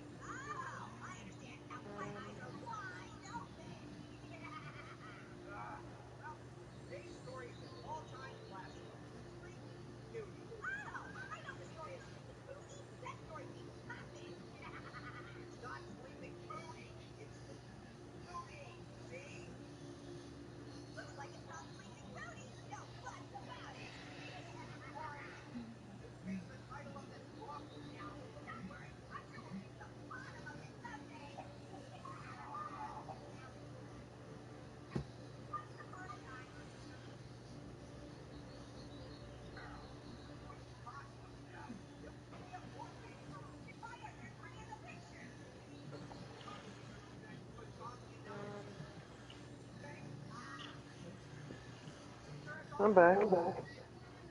Welcome back.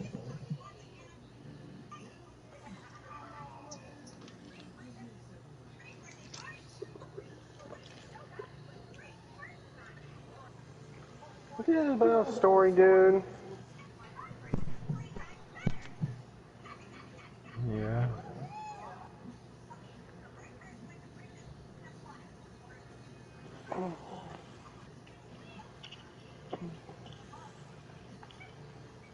Hey, ever heard of knocking?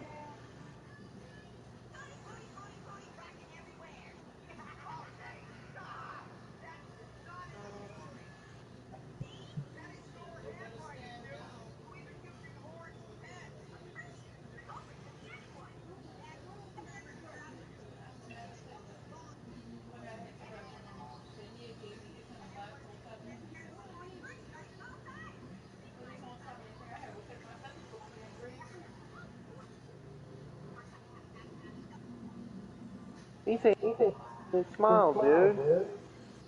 What? He, Wolf said he loves making you smile. Thanks.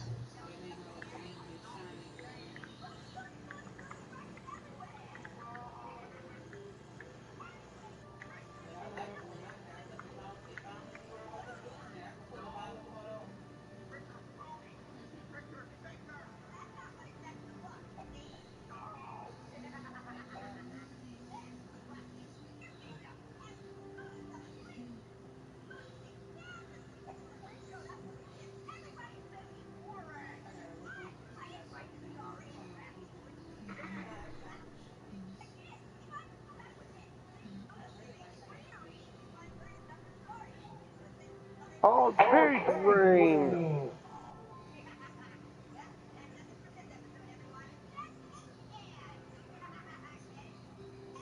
Hey, D. How What? to by Annoying Orange. They're really funny.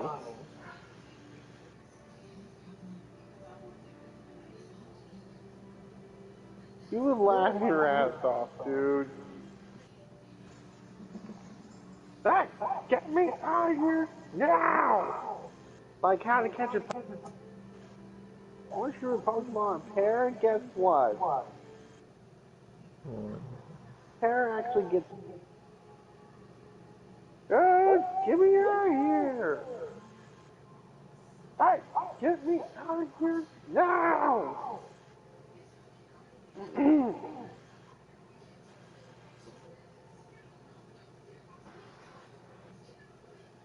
Why?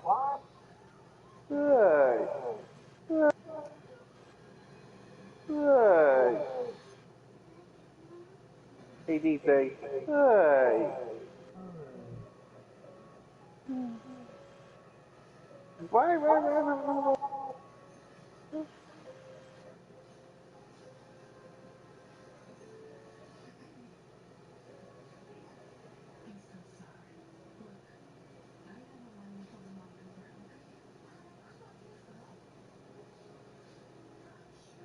Here, I'm gonna send you this link. Huh? I was about to play Lego Marvel, but why not?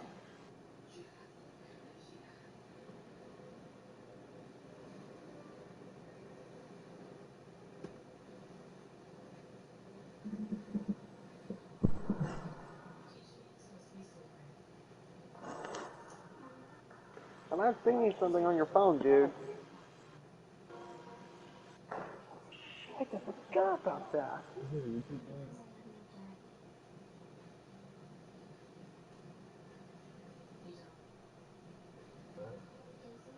What?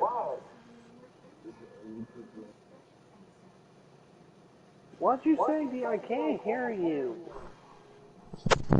Is it a YouTube link? Yes.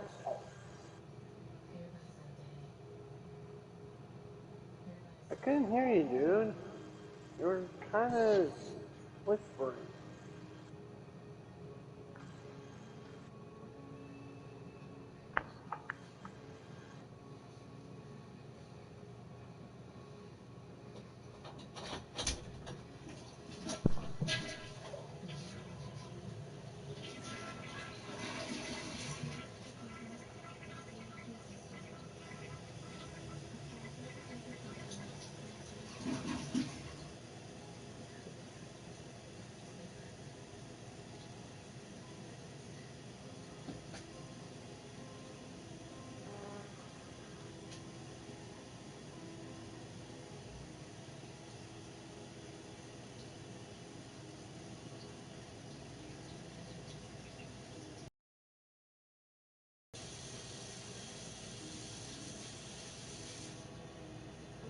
want Andre.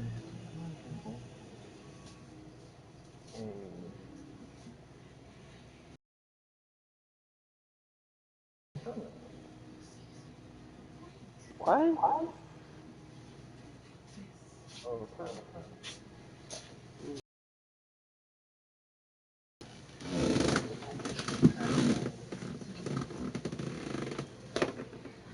So wait, we can't change our characters?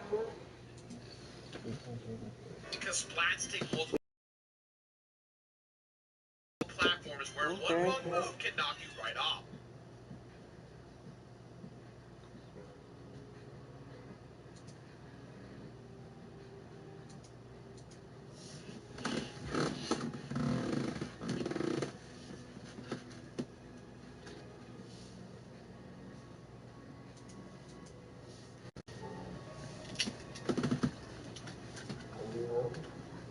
Hold on.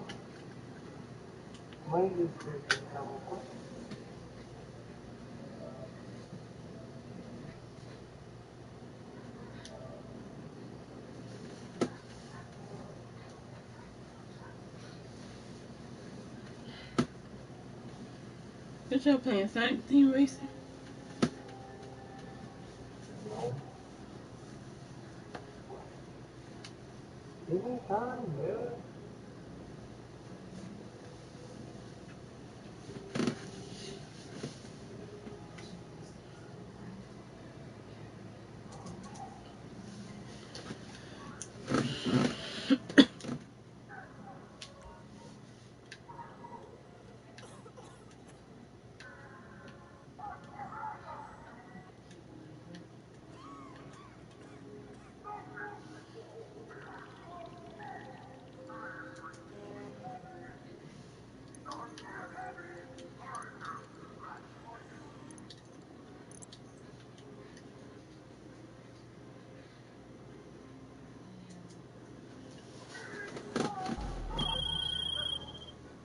So, we know a security company's moving what we need. We just don't know which van they're using.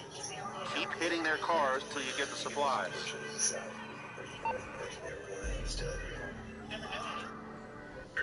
Forcing you to wait around Alright, until I'm the enemy ready. respawns. I found it much more effective to get right in their face, play some sweet jazz, and watch the blueprint fall directly in front of me. It was a time saver and allowed me to enjoy the fun personas much more often.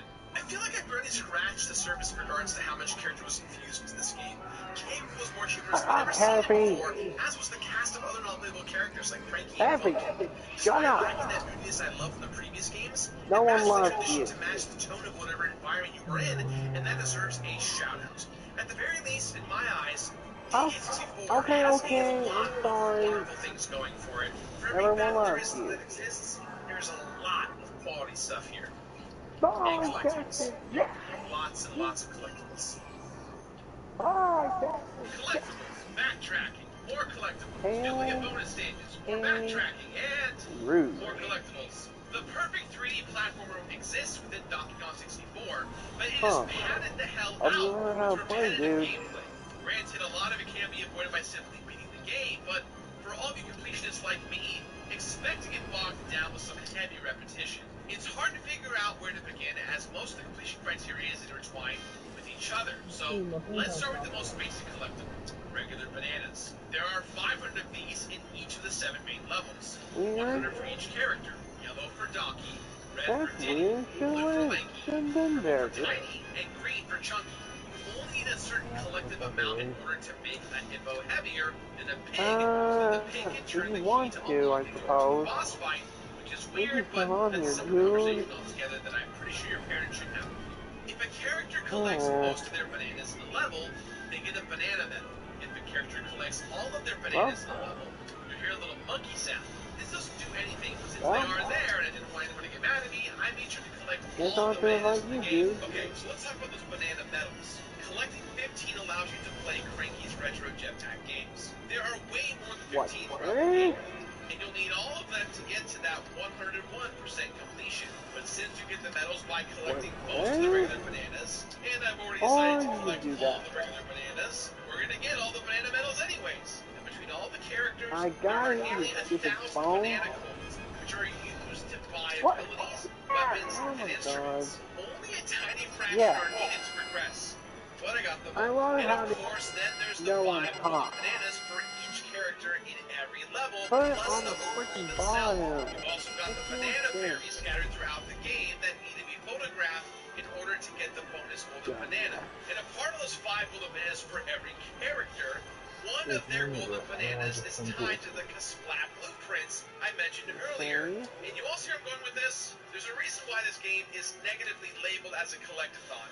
And I can't argue against it. It's a lot, my dudes, and collecting it all gets old. And it's not like you can get everything there is to get in a level and then leave it in your wake. No, so much is inaccessible until you unlock the proper Kong or obtain a necessary ability, causing you to constantly backtrack to previous levels.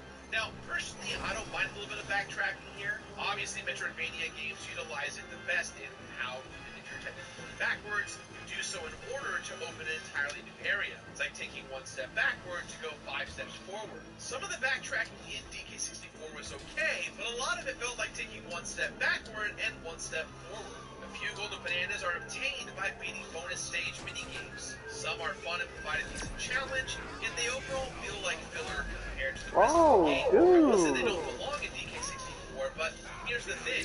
Halfway through the game, they just repeat. These challenges provide mild amusement at best, but I guess the developers felt the need to fill space, so they doubled down on them. So if Beaver Bother gave you trouble, guess what? It's coming back in the game later with 2 higher difficulties. Fun.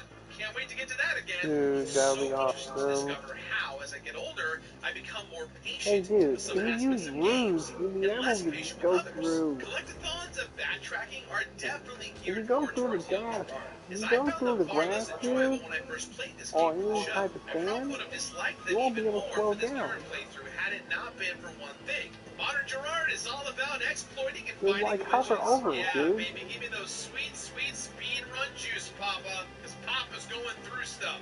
Okay, so you know those banana fairies you have to get photographs of? Well, normally you have to pass up any you find early in the game until you unlock Tiny Kong, get her shrink ability, access the Banana Fairy Island, and receive the camera. This, of course, forces you to backtrack to find those early game fairies and snap photos of them. But not anymore. There's a glitch that allows DK to swim into the fairy isle and get the camera at the very beginning of the game. This time, I see a fairy, I snap the fairy. Done deal. Okay, Additionally, whoever there's hits the that is Crystal going Cave to level regret that that. isn't meant to be accessed until late It won't. in the I game. mean, Rouge, Since you should have nearly Rouge all of your will weapons have and a abilities sinking fully feeling for upgraded this by the one. time you access this level, visiting Or Cranky, anyone else Candy, that or has Funky in technique. the Crystal Caves will And allow you to or receive any fly. of the weapons and upgrades you may have missed up to this point. That's However, Hager, he's a there dumb is a rocket. glitch known as the moon jump or moon kick to some that allows DK to soar straight up into the air and bypass the gigantic boulder blocking the entrance to Crystal Caves. Once inside, there's a second glitch that allows you to bypass the B-locker standing in front of the level's portal door. It's kind of confusing to explain, but it involves positioning and pressing B a certain way that eventually the game just pushes you through the door. Links to how to do that in the box down below. Doing so allowed me to go to Crystal Caves way early and unlock substantially almost every major ability for every character once I've unlocked them. It reduced the backtracking significantly, and it made the game more fun in my eyes. So I've already started the game with DK, and I already have a fairy camera, and all the weapons and upgrades I needed. Now, whenever I unlock a fellow Kong, they can immediately get all the weapons and upgrades. I love Donkey Kong 64, but this is how I play from now on. I'm much happier with the more linear path I had this time around than I had on my last playthrough, completing the game in the old-fashioned way. Because even when the glitch explodes, there's still a ton of backtracking, and there's still tons of collectibles padding out this game. It's too much stuff. Too much stuff. Oh well. Too much stuff. I'm pretty sure we won, dude. Socks. Pets trash. Ow! Napkins. Freaking... What? No, it's not. Our Rouge was in 4th place, not 7th. Dumbasses. You're right. I guess all of the good things got covered by all the other things I've been collecting. I'll get the Dustbuster. He says you don't deserve it.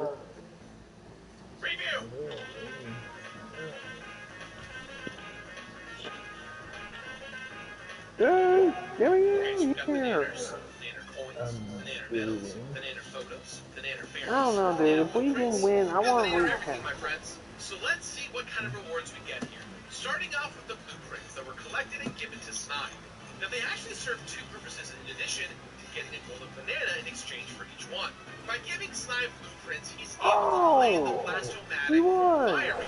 Towards the end of the game, it's That kind was of this too endgame close. escape sequence. The more blueprints you give him, the My God, longer first you place have to knuckles, dismantle but the we won. Blastomatic. Giving him every single blueprint in the game provides more time than I needed, but it's nice that the game gives you that for your efforts. There's a bigger reward for giving Doesn't Snide seem like a every single knucklehead. blueprint. Remember those bonus mini stages I mentioned But again, earlier? it's gonna be Once as you beat rude. them, there's no way to play them again. That is, until you turn over all 40 blueprints. Once that's done, you can visit Snide in any of his locations, and he allows you to replay any of those mini games that you want. Thank you for the reward, DK64. I will never be doing that again.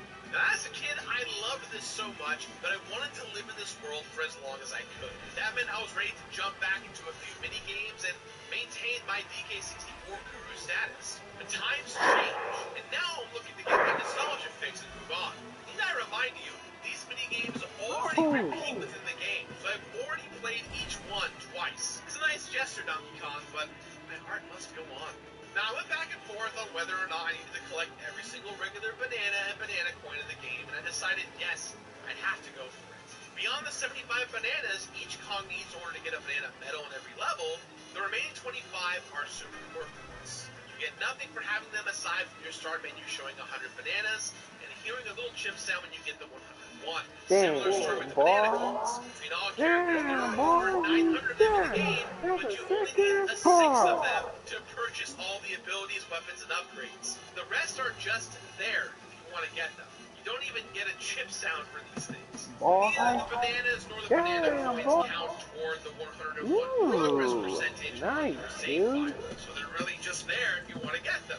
Again, this is where I split ways with my childhood self. There was a time where I was happy to explore every single ninja in this game, switching back and forth between characters to get stuff for no other reason besides the fact that it was there. But I had grown out of enjoying collection for collection's sake of my original I know this is episode. from Sonic I'm a little Colors. more jaded today. Then there's everything else that is required for that 101% on your save file. All the golden bananas collected, that extra golden banana for photographing all the banana fairies, all those banana medals earned, and we're still in business. by surviving battle LJT with the sign-off. the boss keys and the 2 special coins earned by beating the 2 retro games within DK64 are technically completion criteria, but they're also required to merely beat the game. You couldn't get the last boss key to fight King K. Rool unless you got those 2 coins. Honestly, I think the game could have benefited from some slight reconstruction, especially with those 2 retro games. I mean, look, they were tough, and my heart went out to all the other kids out there who just wanted to beat Donkey Kong. We've hired one of our rivals guys to come with the supplies and do some work on the equipment. Pick him up and bring him in. I always I want to offer an a idea, completionist. I always was a completionist. So you know my vibe, you know my drift, you know what's up. But those retro games were not what most of us were looking for, and I feel like they would have made a fantastic completion bonus for something like getting a whole bunch of banana coins or something like that. Maybe that would have made some of those less essential collectibles worth it. But anyways, you get to 101% and you beat the game. What do you get besides that beautiful number on your screen? You get a cute little scene of Cranky Kong holding quote-unquote auditions for Donkey Kong 64. It's fine. It's silly. I like it. I would say it's not worth it, though. Up until this point, the game found clever ways of repurposing the same animations and sound clips to form new, entertaining moments. This bonus scene felt a little too slapped together. As much as I wanted more of the Kongs just being themselves, some of the humor didn't quite land. I'm pretty sure they'll I make a feel the dream sequel it's saying here is because soon, this game D. gives me so much. Since I'm bringing you the completion perspective, it does warrant criticism. In my journey completing Donkey I never Kong seen 64, that wish there before. were 22 hours played. Fewer than normally would be thanks to those awesome Damn. exploits. 0 deaths. I never even came Damn, close to boy, dying. I never will. that's a 201 chicken golden ball. bananas collected. 200 from all the levels and overworld, and 1 for photographing all the fairies. 20 fairies photographed. Shot with a camera, not with a gun. 10 battle crowns earned by surviving Here I King K. Rool's come. battle arenas. There pretty easy and provide a nice combat center diversion. 40 blueprints recovered from splats. Oh shit, I Players hate music and that! improve their loot. 40 banana medals earned. Mostly from collecting regular bananas, but some you get from beating challenges in Hideout Hell. 3,200 bananas collected. That's 100 for each Kong in all 8 levels. 1 Nintendo coin for beating the OG Donkey Kong arcade.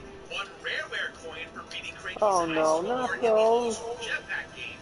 949 That's banana close. coins collected, even though I only did 150. Oh 13 shit. Fabergé eggs, 500 Pokemon cards, 4 calling birds, 3 French hens, 2 turtle doves, 8,000 stamps. We're collecting everything at this point. You can't stop me. Hey! I'm a hoarder and I have a problem.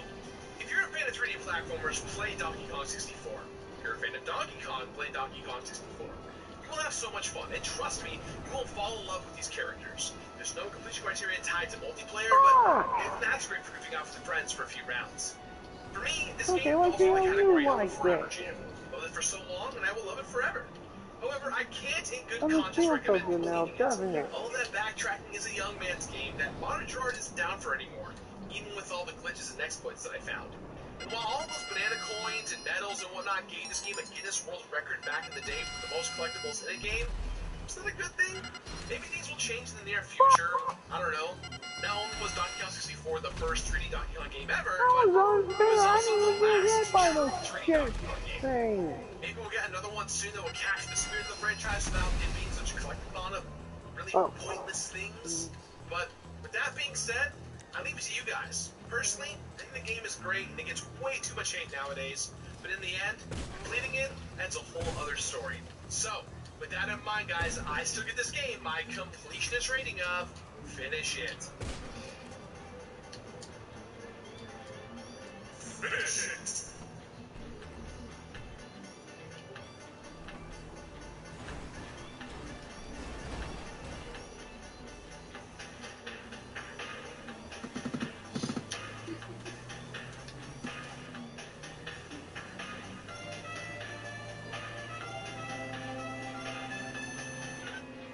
When it comes to school, we use grades to measure a child's success. But learning is much more than grades. And that's why Kumon is such a valuable addition to every child's life. Yes, Kumon teaches the book smarts, Yep, we math, won. reading, and writing that help kids do well on tests. But Kumon is about much more than that. It's about teaching kids to think critically, to retain and apply what they learn, not just memorize it, and to challenge themselves to study higher grade level material. Give your kids the advantages of Kumon.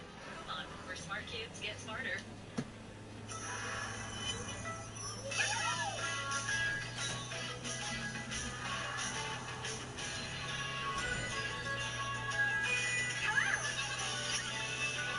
Okay, what?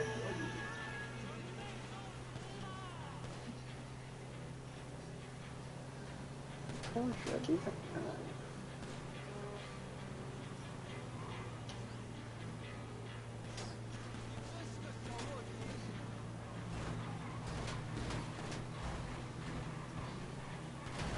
Wee. I'm worrying patient.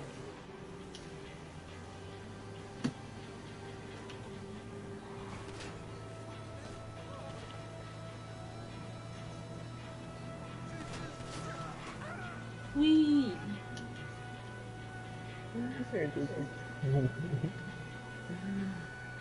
You know, whenever I do that mission with the motorcycle and somebody hit the van and I went over and they go off the motorcycle, I always say, wee. The guy went into the back of the van and he went flying off the motorcycle and he went wee. He flew high into the air too. Yep, he went wee.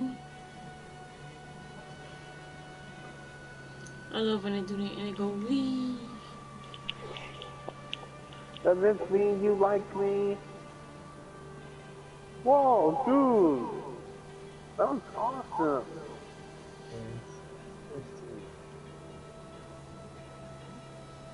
Thanks? Still the same thing, dude.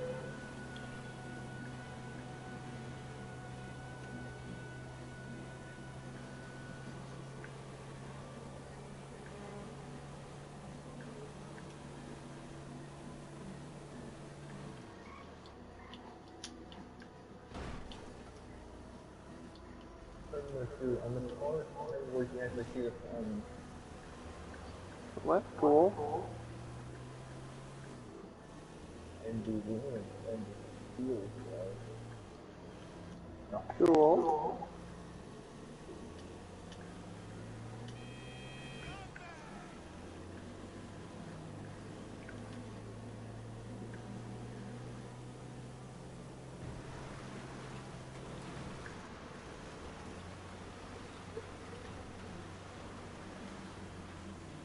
Excellent, excellent.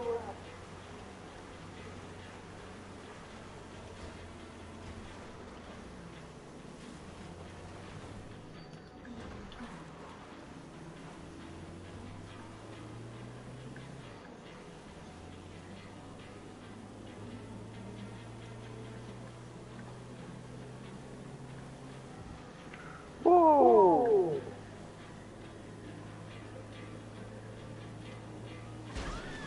Wee.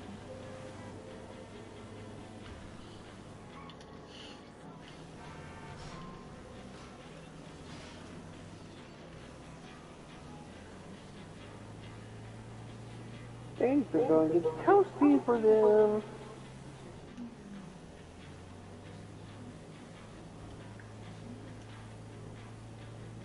Oh shit.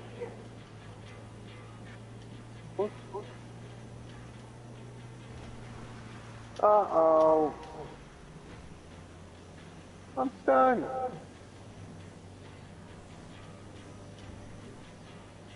But also, the part online in this game is you don't shrink.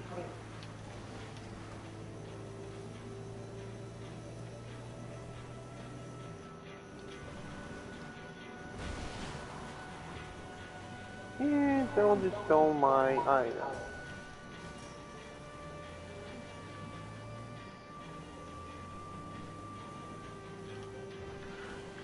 Fuck!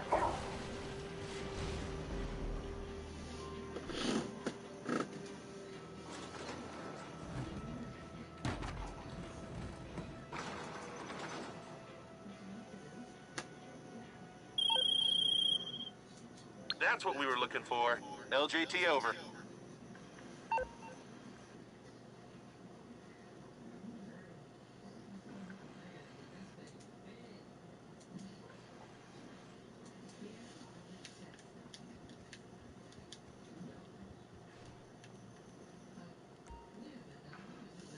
Ooh, that was close.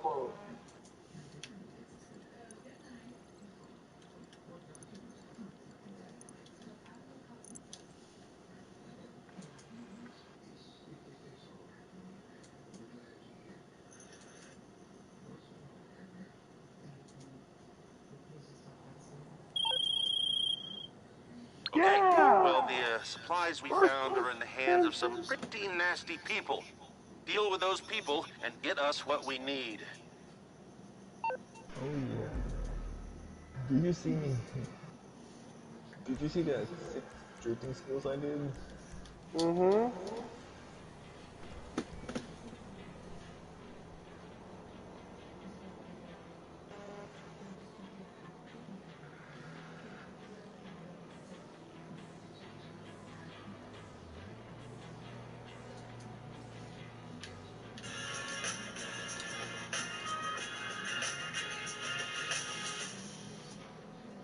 Skin Pharmaceuticals. Drive, passion, the power to become.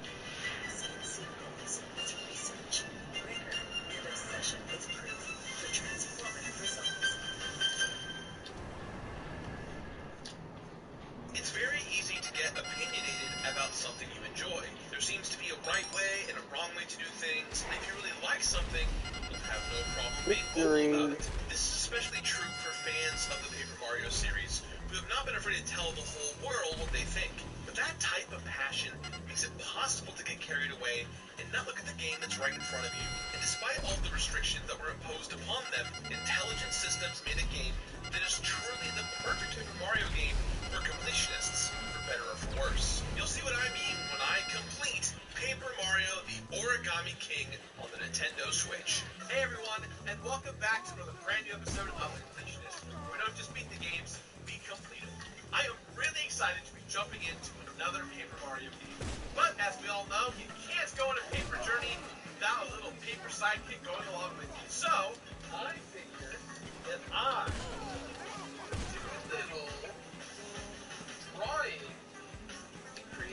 buddy to go along with me. His name is Alfie, the Paper Man.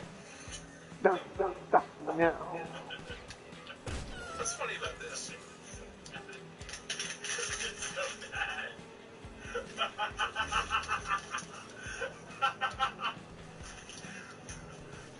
Sorry. Spent so long completing this goddamn game and it was awful to complete. Start the video. Stop laughing at me! Here comes a new challenger! Hold on. Danger!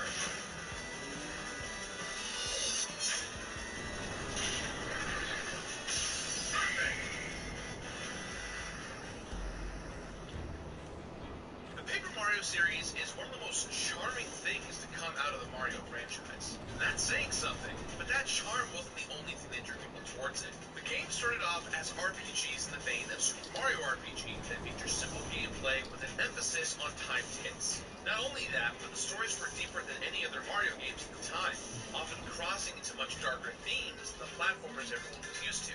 Not to mention the amazing party members. They were either new designs on already existing species in the Mushroom Kingdom, or completely new characters we've never seen before. Just look at Admiral Bobbery from the former, and Vivian from the latter. Not only were they cool, they were useful. Each character provided unique abilities to take down certain enemies and travel around different areas. It's all of this that has made a lot of people say The Thousand Year Door is one of their favorite games of all time. Unfortunately, it is that love that has led to a lot of bad blood between the Paper Mario fans and the later games of the series. Now, each of these games took big risks in changing major parts of the formula with varying results. There were weird changes to that fun gameplay, and even though the storytelling remained solid overall, the cool and unique party members had disappeared. It was almost like the devs you ever were seen not those allowed to create videos new of the Black characters. Friday sales Fans were where upset, housewives outraged, eye gouge each other over discount posters? Well, this is a bit like that, except you're hitting a Vago set. You're signaling the plane instead of them, and getting their supply drops. Don't you just love a bargain? Whoa. This anger Blue continued with the flames, announcement dude. of the Origami King, because once again, Origami King is not an RPG, but a hybrid adventure game. You jump and hammer your way through different areas looking for toads, filling in not bottomless pits with confetti, and engaging in ring-based puzzle battles. Now, this is shockingly different from what everyone was used to from the Paper Mario franchise. Personally, I remain optimistic. Change can be good, and sometimes you have to take big risks to leave a lasting impression. But you don't know how a game is going to affect you until you've played it. It's not fair to bag on a game without experiencing it. But the straw that broke the camel's back was they interviewed the producers of Get head? Kensuke Why Tanami would stated you that they were name, moving dude? away from an RPG focus, simplifying the stories, and that the developers weren't allowed to modify and create new characters in the Mario universe. That confirmed everything the fans were saying this whole damn time. Nintendo was forcing these games to get rid of everything they originally loved about them. This led to a bunch of fans flat out refusing to purchase Origami King. All of this over this guy. Wow. What is the story of this surprisingly controversial game? Origami King starts off with the Origami Festival at Toad Town in front of Peach's castle. However, almost everyone in the Mushroom Kingdom has been captured and folded by Ollie, the titular Origami King. He then steals the castle with 5 streamers and moves it on top of the volcano. It is now up to Mario and Olivia, Ollie's sweet and naive sister, to destroy the streamers, rescue Peach, the Toads, and all of the folded moons. Alright, so while this may seem like a really cutesy start to the game, it's actually uncomfortably creepy. Seeing Peach's castle be empty and then being greeted by an emotionless Origami Peach was a great way to get me invested. I wanted to save everyone and stop Ollie right away. Not that this game is creepy the whole way through though. Far from it. Every Paper Mario game has been hilarious and only gotten funnier with each sequel. And Origami King nails this aspect. There's big musical numbers with sentient trees, getting a giant hole punched out on the dance floor, and Luigi bumbling his way through finding the key to Peach's castle by giving us every key he finds. Luigi, even when he's right, he's wrong. Alright guys. Can you hear me now? No. Canvas talking presentations? I record myself once. Take it. Anywhere. Present your best self with Canva. I am King Akeem Joffer. Heir to the throne of the Here, space man. Coming to America. Presenting King Akeem's son from America. Alright guys, look. I get why people are upset. When you learn that your favorite game could possibly never happen again, it sucks. But But intelligence systems gave us a game with the restrictions they were given, and they took some big risks here. One of the most I love when I controversial hit points this when brought I up get in the this up. interview was the fact When the that the supplies developers laying on tied top of me and I just collect them Time automatically. first place. affected the Mario I universe. just And that hit kind me, of I leaned stinks. up. I really love I was like, Gorilla, the supplies me, Bao, and and all when the the other party supplies dropped down, characters. I picked One of the them things up. I love about Paper Mario Core I about like the when the game supplies is that laying it's not on really me. a game about characters. It's a game about people. I first noticed this with the Toads. Toads are the main collectible Straight for the in the game. pain. Mario's I job only to want to find win. all of them throughout Mushroom Kingdom by searching every nook and cranny of every area and whacking them with your hammer. And this is Is it weird stupidly that fun. just Each one of these feels like their little, very own puzzle, and they you are all know, delightful. They hide in caw-caw? holes or taped to walls, and even fold into different origami patterns. But most important to me is that each one says something that gives them personality. Whether they are excited to be free or lamenting the fact that they're not a butterfly anymore. These aren't just items you pick up. They're people with wants. Not to mention that some of them even help move the story along. Every time you rescue a Toad, they either fill in the areas around them or run back to Toad Town. A bunch of them Score, even open dude. up shops to help you along the way or assist you with various skills. And while they're not usually named, they all still have a spark of personality that separates them from every other Toad that came before them. And they're all really freaking funny. However, the Mushroom Kingdom is not just filled with Toads. No, there's the other side of that Mario coin, Bowser's minions. Usually, they are normally the focus of Mario's furious attacks, but this time they are allies. You start with them trying to escape Peach's Let's castle, get this and even join with them again at the end when it comes to lead the assault on that very same castle. But my favorite moments with the minions happen in the coffee shops. You can find these by sealing in certain holes with enough confetti, and they are a hoot. The first one starts off with a Koopa welcoming you in and telling you this is a secret place for minions to take a break for a long day of pacing back and forth. You then listen to a Goomba and a Shy Guy debate over who is the more formidable enemy to you, Mario. This is hilarious and actually makes me care about the bad guys now. Now whenever I kick a turtle shell, I'm going to be wondering what the poor guy is thinking. Why are we still here? Just to suffer. For the real moment that made me realize this game was about people and not characters, I'm going to have to get a little spoilery here. I won't go too much into detail, but if you want to skip past what I'm about to say, here's a timestamp right here on the screen. Wait, The don't leading do characters are anything just gone, yet. but there are still side characters who travel with you. The very first one is a Bob-omb named Bob-omb, although Olivia calls it Bobby. Bob-omb has a case of amnesia and decides to follow you around while you try and destroy the streamers. You know And the I'm not reason gonna why I lie, took they were shadows really in, annoying to right? me at first. Bobby was lazy, scared, and never really Dude, helpful. In the end, you're you just realize it Omega, wasn't nearly I'm as well Shadow, executed the as Tippy CPU in is Super Root. Paper Mario. Plus, they didn't even have a proper name. How am I supposed to care about them? Well, Yeah, through personal dummy. sacrifice, Bobby gives their own life in order to save Wait, Olivia I'm and not says a the dummy, following you're the line. This is what dummy. every Bob-omb hopes for. A chance to change something for the better, to make an impact. This is later What? reflected when we're working with Bowser's minions to attack Peach's castle. A legion of Bob-ombs go to get on the airship, and Olivia mistakes the leader for Bobby. They say they're not, but this mistake happens all the time. They do their jobs, and then another Bob-omb comes to take their place. I'm pretty All sure they this can is hope some for sort is of to make an hero. impact. Now this really got me. My first impression was that Bobby was a character meant to make me feel emotions, but to Ooh, me, it wasn't darkness. fully developed. It turns out they represent what every Bob-omb strives to do, what every minion wants to do, and that's deep. So while there were some new characters introduced in this game, none of them really super stuck out to me, including Olivia and Ollie, but each and every interaction I had with a Toad, a minion, or even a Bob-omb really made an impression on me. It feels like the developers really went the extra mile to go and make each and every creature who fills this land feel like someone. Now, these aren't just some random baddies for me to stomp on or NPCs to sell me items in the shop. They're people who want to make an impact on this world. And for me, they absolutely did. Origami King producer Kensuke Tanaka said that it's Nintendo's philosophy to not ignore casual gamers. And he hoped that by emphasizing the puzzle components Good of the news, game, we it would located appeal some to both supplies. casual and core Bad gamers. news, But they're it in the is hands this of a philosophy that rather caused serious some great stick-up battles to operation. be both too Get a simple hold of Move them out of and my bring them way, in. Faker. In Be regular careful, battles, you will they're find fragile. Mario surrounded I'm by saying four Faker circles and because 12 apparently columns in there's the another circles. shadow. You then rotate the circles or slide the columns in order to line up the enemies in a line for you to jump on, or in a square for you to hit with your hammer, both of which require timed hits in traditional Paper Mario RPG fashion. You are limited in both time and moves to do this. I know this may sound kind of complicated at first, but it's really easy once you're used to it. That's because the enemies are always placed within 1 to 3 moves between each other. The result is planned out, and the enemies are placed to be figured out in that short time. This makes the environment entirely too predictable. Part of the fun of a good puzzle is the randomness and necessity to adapt. Take, for example, a jigsaw puzzle. Yeah, you know what the final result is going to be, but you have no idea what order you're going to receive the pieces in. You may search for the edge pieces, but where they are in the box is a mystery. With the ring system, there are very few pieces, and you only need to do a few moves. Not to mention, there are only 2 attacks you can do, jump and hammer. Now, this worked well in the first few Paper Mario games because they were incredibly simple and quick. See an enemy in the air? Jump on them. Do they have a spike? Hammer them. Battles took maybe 30 seconds to a minute. With the ring system, you spend time lining up all the enemies just perfectly.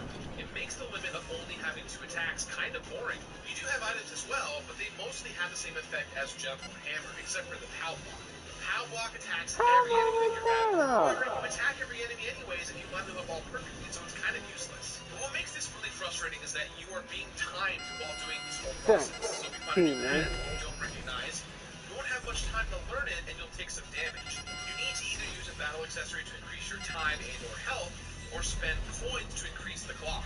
While this isn't too bad since it's really easy to find coins in this game, it's still disheartening. Kind of makes you feel like you're too dumb to figure it out and you need to cheat.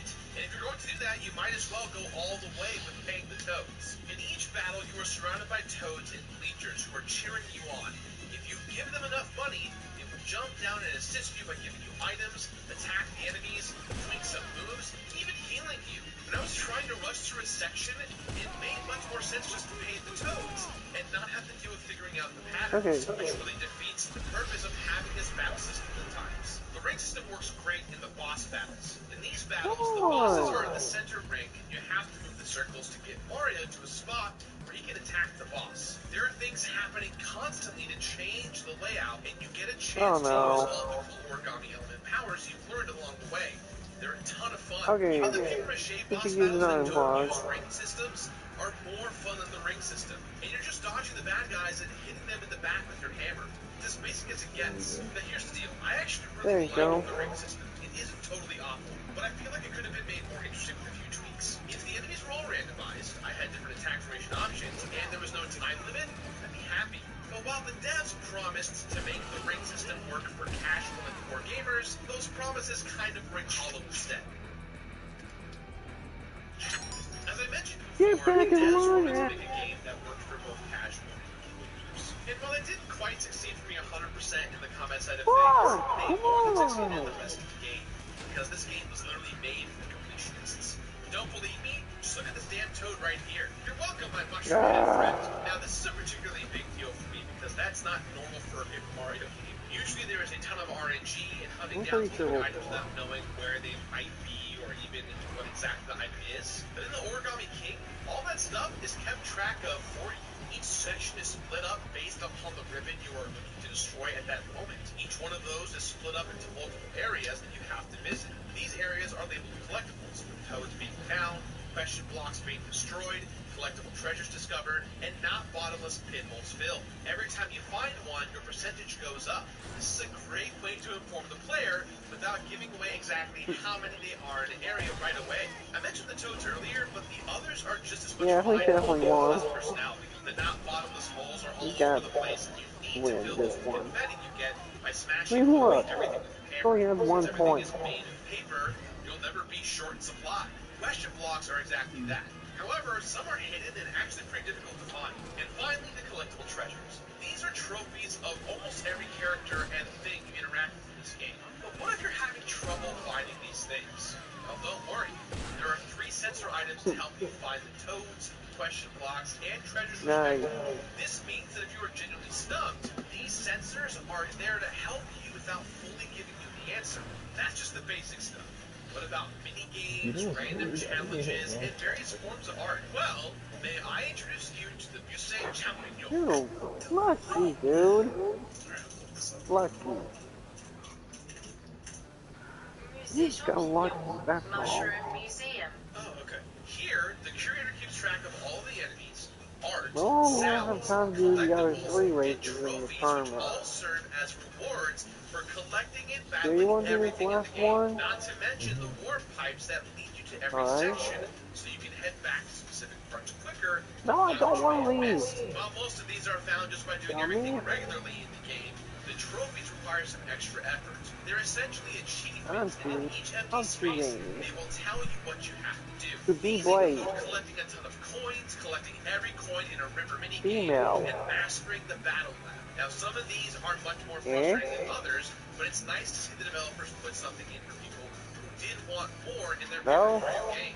Okay.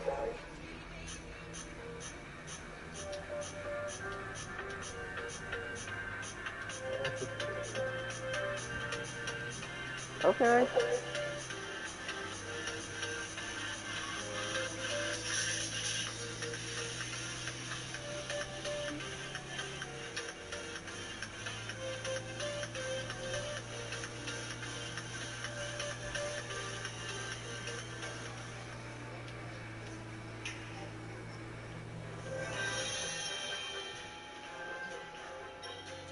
Hey, okay, so as I was playing through Origami King, I was alerted to a tweet that said, "Warning to those who are trying to 100% Origami King." This tweet and other speculation alone made me realize and made me give context as to why this video is so late from when we were going to release it. Apparently, there is a hidden thing or two that affects a secret completion process. Not only do you have to collect everything and finish the museum, you have to beat the game without ever using a battle accessory once or getting a game over. This was particularly upsetting because I've been using the battle accessories as I got them to give myself more health and more time in those ring battles. Also, It's I kind had of hard gotten one doing or a two game overs, boost and on none this from one. I'm just combat, gonna be honest with mini you. games, and moments in cutscenes. So things I thought I'd be able to try multiple Hey, times, move it! can't do. Instead of going to the save point right before, I have to completely Oh close wait, the I'm on game your team. before the game over animation appears on screen. Now this seems minor, but it makes the process taking much longer overall if I have to retry the Eddie River minigame one more damn time. Worst of all, I was 20 hours into the game. Resupply Now, I had successful? to Long completely John start out. over. I even did all my research. I looked up guides all over the internet after I found out, and almost none of them said this was a thing. Is this true? Well, it is now.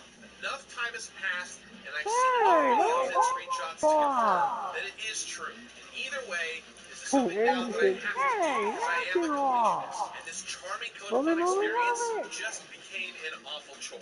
When I said this game was made for completionists at the beginning, I chose my words very carefully, because it starts out as a fun romp where everything is set out for you, and you can see the progress So, you're making. what's better than Feel like you're doing resupplying, great, I hear you and the ask? game is rewarding you. But to have a Resupplying at the completion same time as process Hope you got a good desupplying iron your box for motorcycle that. club Hope you got a good competitors. iron for that. Now, one of their riders is carrying the stuff, so you're going to keep knocking them off their bikes till you find the guy who's got what we need. Here, have another one. And then you find out after the fact that you're not supposed to play the game this way to complete it? This feels like a huge kick in the sack. Okay. Another one. Okay. I'm calm. Fortunately, See, another Origami King does one. reward you for gathering every single collectible in the game, and then beating the final boss.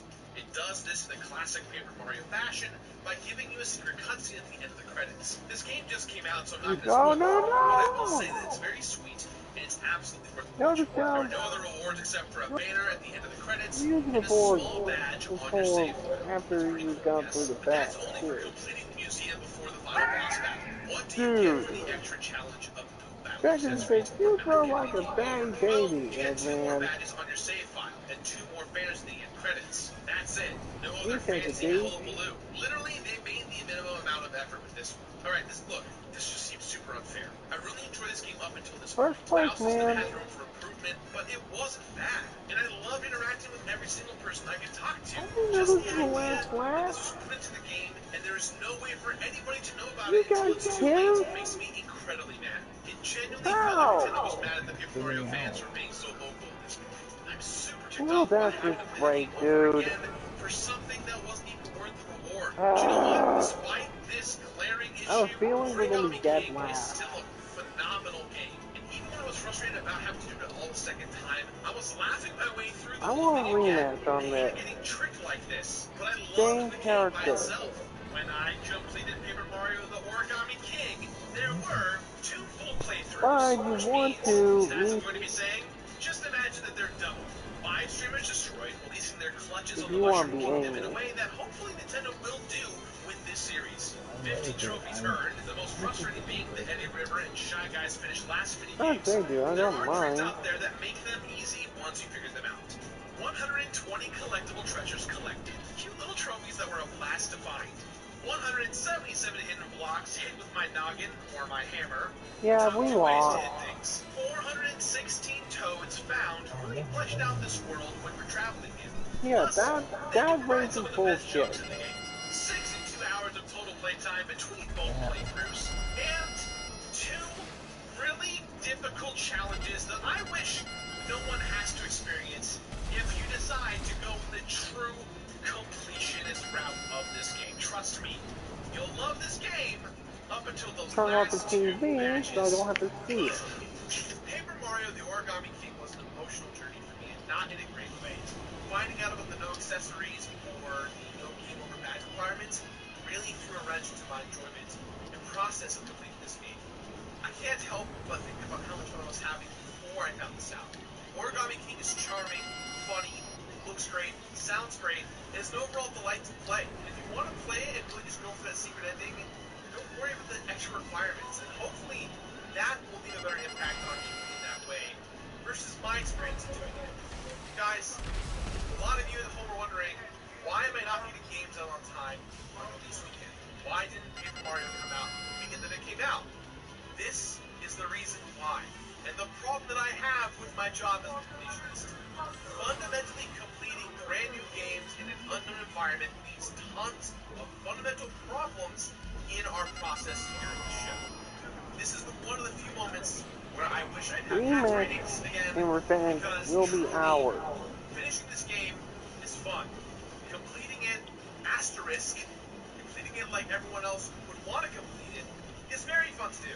But completing it the way that it is secretly asking of you and gives no indication of doing it really, really sucks. So, with that in mind, guys, I give this otherwise perfect game my completionist rating of finish it. Yeah, I don't think I like this crap very much.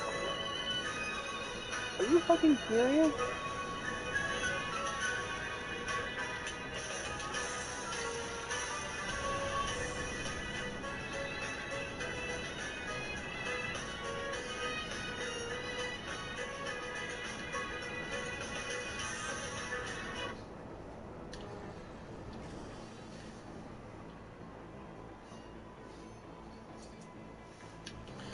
What the fuck? Come on! Move! Fucking.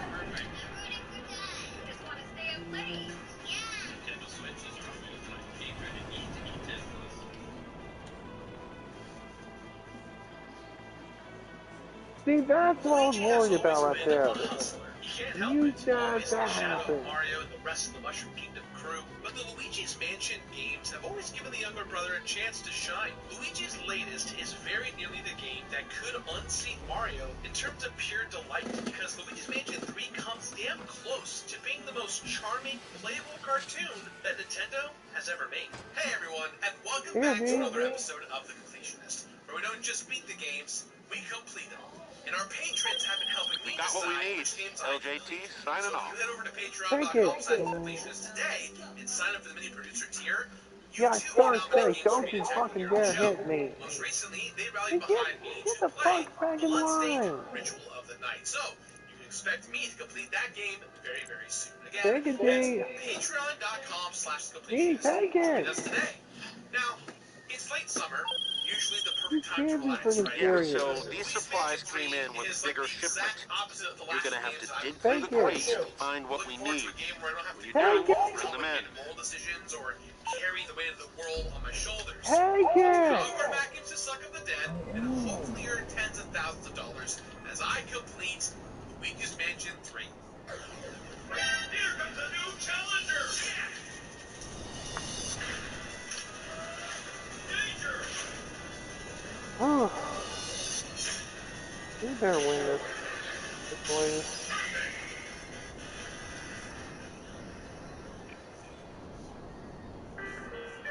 Alright, so no matter how much I trash talk Luigi, I'll always love the Luigi's Mansion series. These games do something different than every other Nintendo game out there, and have carved out a niche for themselves. Luigi's Mansion 3 is easily the strongest because it's the first one that really expands the series horizons. Okay, These we games have aren't to win this platforming one. games, racing games, or even party games. The series is a blend of third-person puzzle collectathon exploration with a heavy dose of genuinely funny humor. Unlike his brother, Luigi doesn't jump, so he explores his world with the aid of a vacuum, a dark light, and a plunger. He's like CSI Mushroom Kingdom Unit, and this is the first Luigi's Mansion game that really builds on that idea. The plot is like many Nintendo games before it. Luigi and fam are summoned to a mysterious, beautiful hotel in the middle of nowhere with the promise of a free vacation. It seems too good to be true. Dream match Wouldn't you know complete. it is. Not long after setting foot in the last resort, Did they deserve Mario, to win? Peach, and three No. Toads are sucked into paintings, with Luigi left to pick up the pieces. It's a complicated revenge plot Sorry orchestrated about by that, King Dave. Boo, I King feel of like the you Boos, didn't and the take sycophant it. hotel owner Helen Gravely. It's up to Luigi to find and rescue the gang, including everyone's favorite mad scientist, Oh, Gat, guess as that's Luigi good. clears floor after floor of this tower of terror. Now, this is kind of interesting.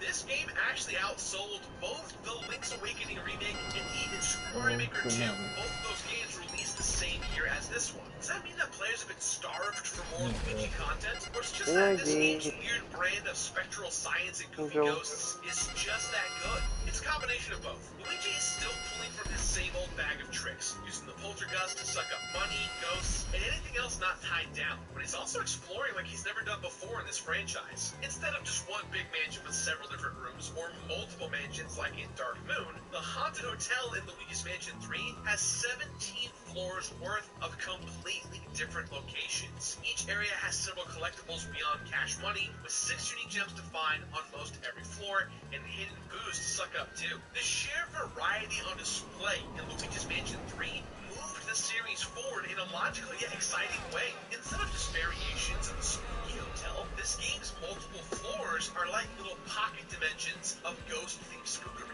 This also might be the Nintendo game that goes hardest on in-game achievements. Nintendo has implemented these in other Luigi's Mansion games, and now even Paper Mario's getting in on the action. But the achievements in Luigi's Mansion 3 are no joke. They're divided into 4 different categories: Collection, Battle, Hotel, and Scarescraper. The most difficult and complicated achievements involve the newly added Scarescraper, an online component. Catching rare ghosts to fill up EGAD's gallery is only possible by exploring this mode. Luigi's Mansion 3 is inviting, charming, funny, and moves the series forward. So it was a genuine shock to learn this cartoony game would be one of the more frustrating Nintendo completion experiences I've had lately. I get that hustling is a lifestyle, Luigi, but damn, Luigi, damn.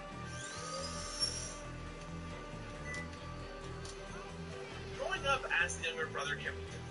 Trust me, I know from experience. But Nintendo has found that the best way to distinguish Luigi's games from his brothers is to do something totally original. Luigi's...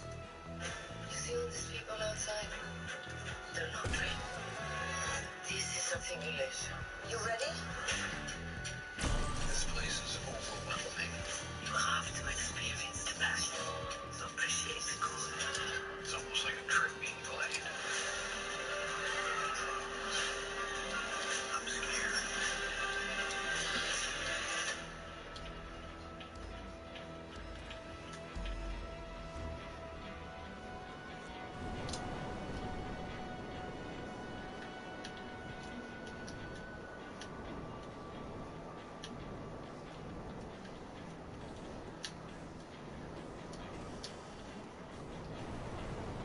Luigi's Mansion 3 is just as charming as any Mario game because it feels like a playable cartoon.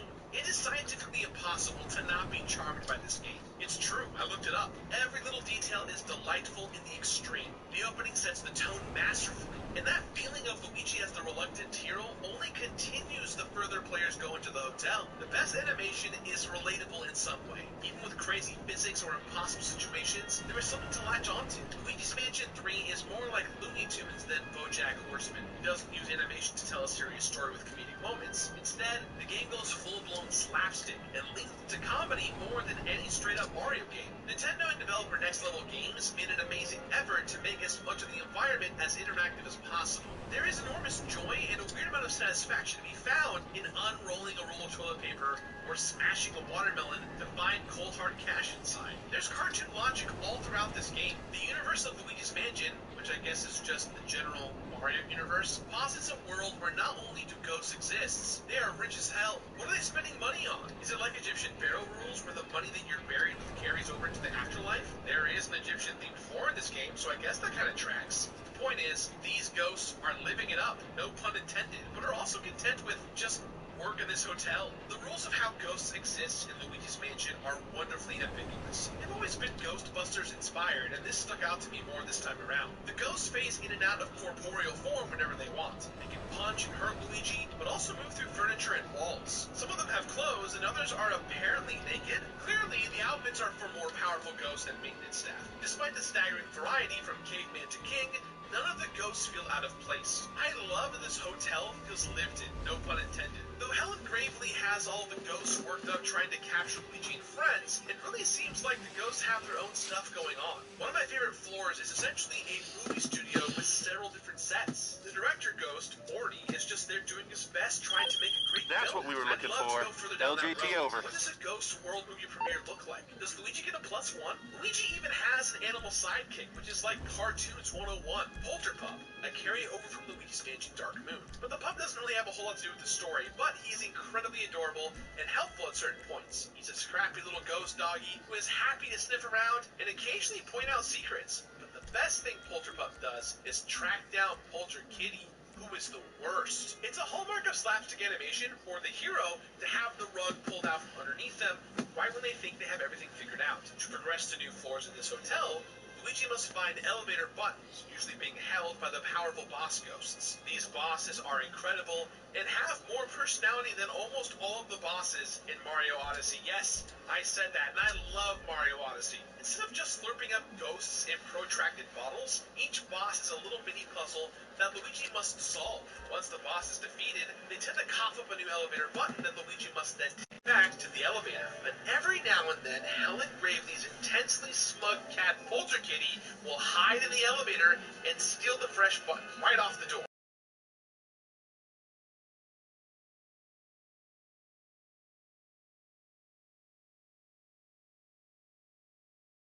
And get those elevator buttons back. Now, in some ways, the visits from the kitty feel like padding because it just forces Luigi to backtrack through floors that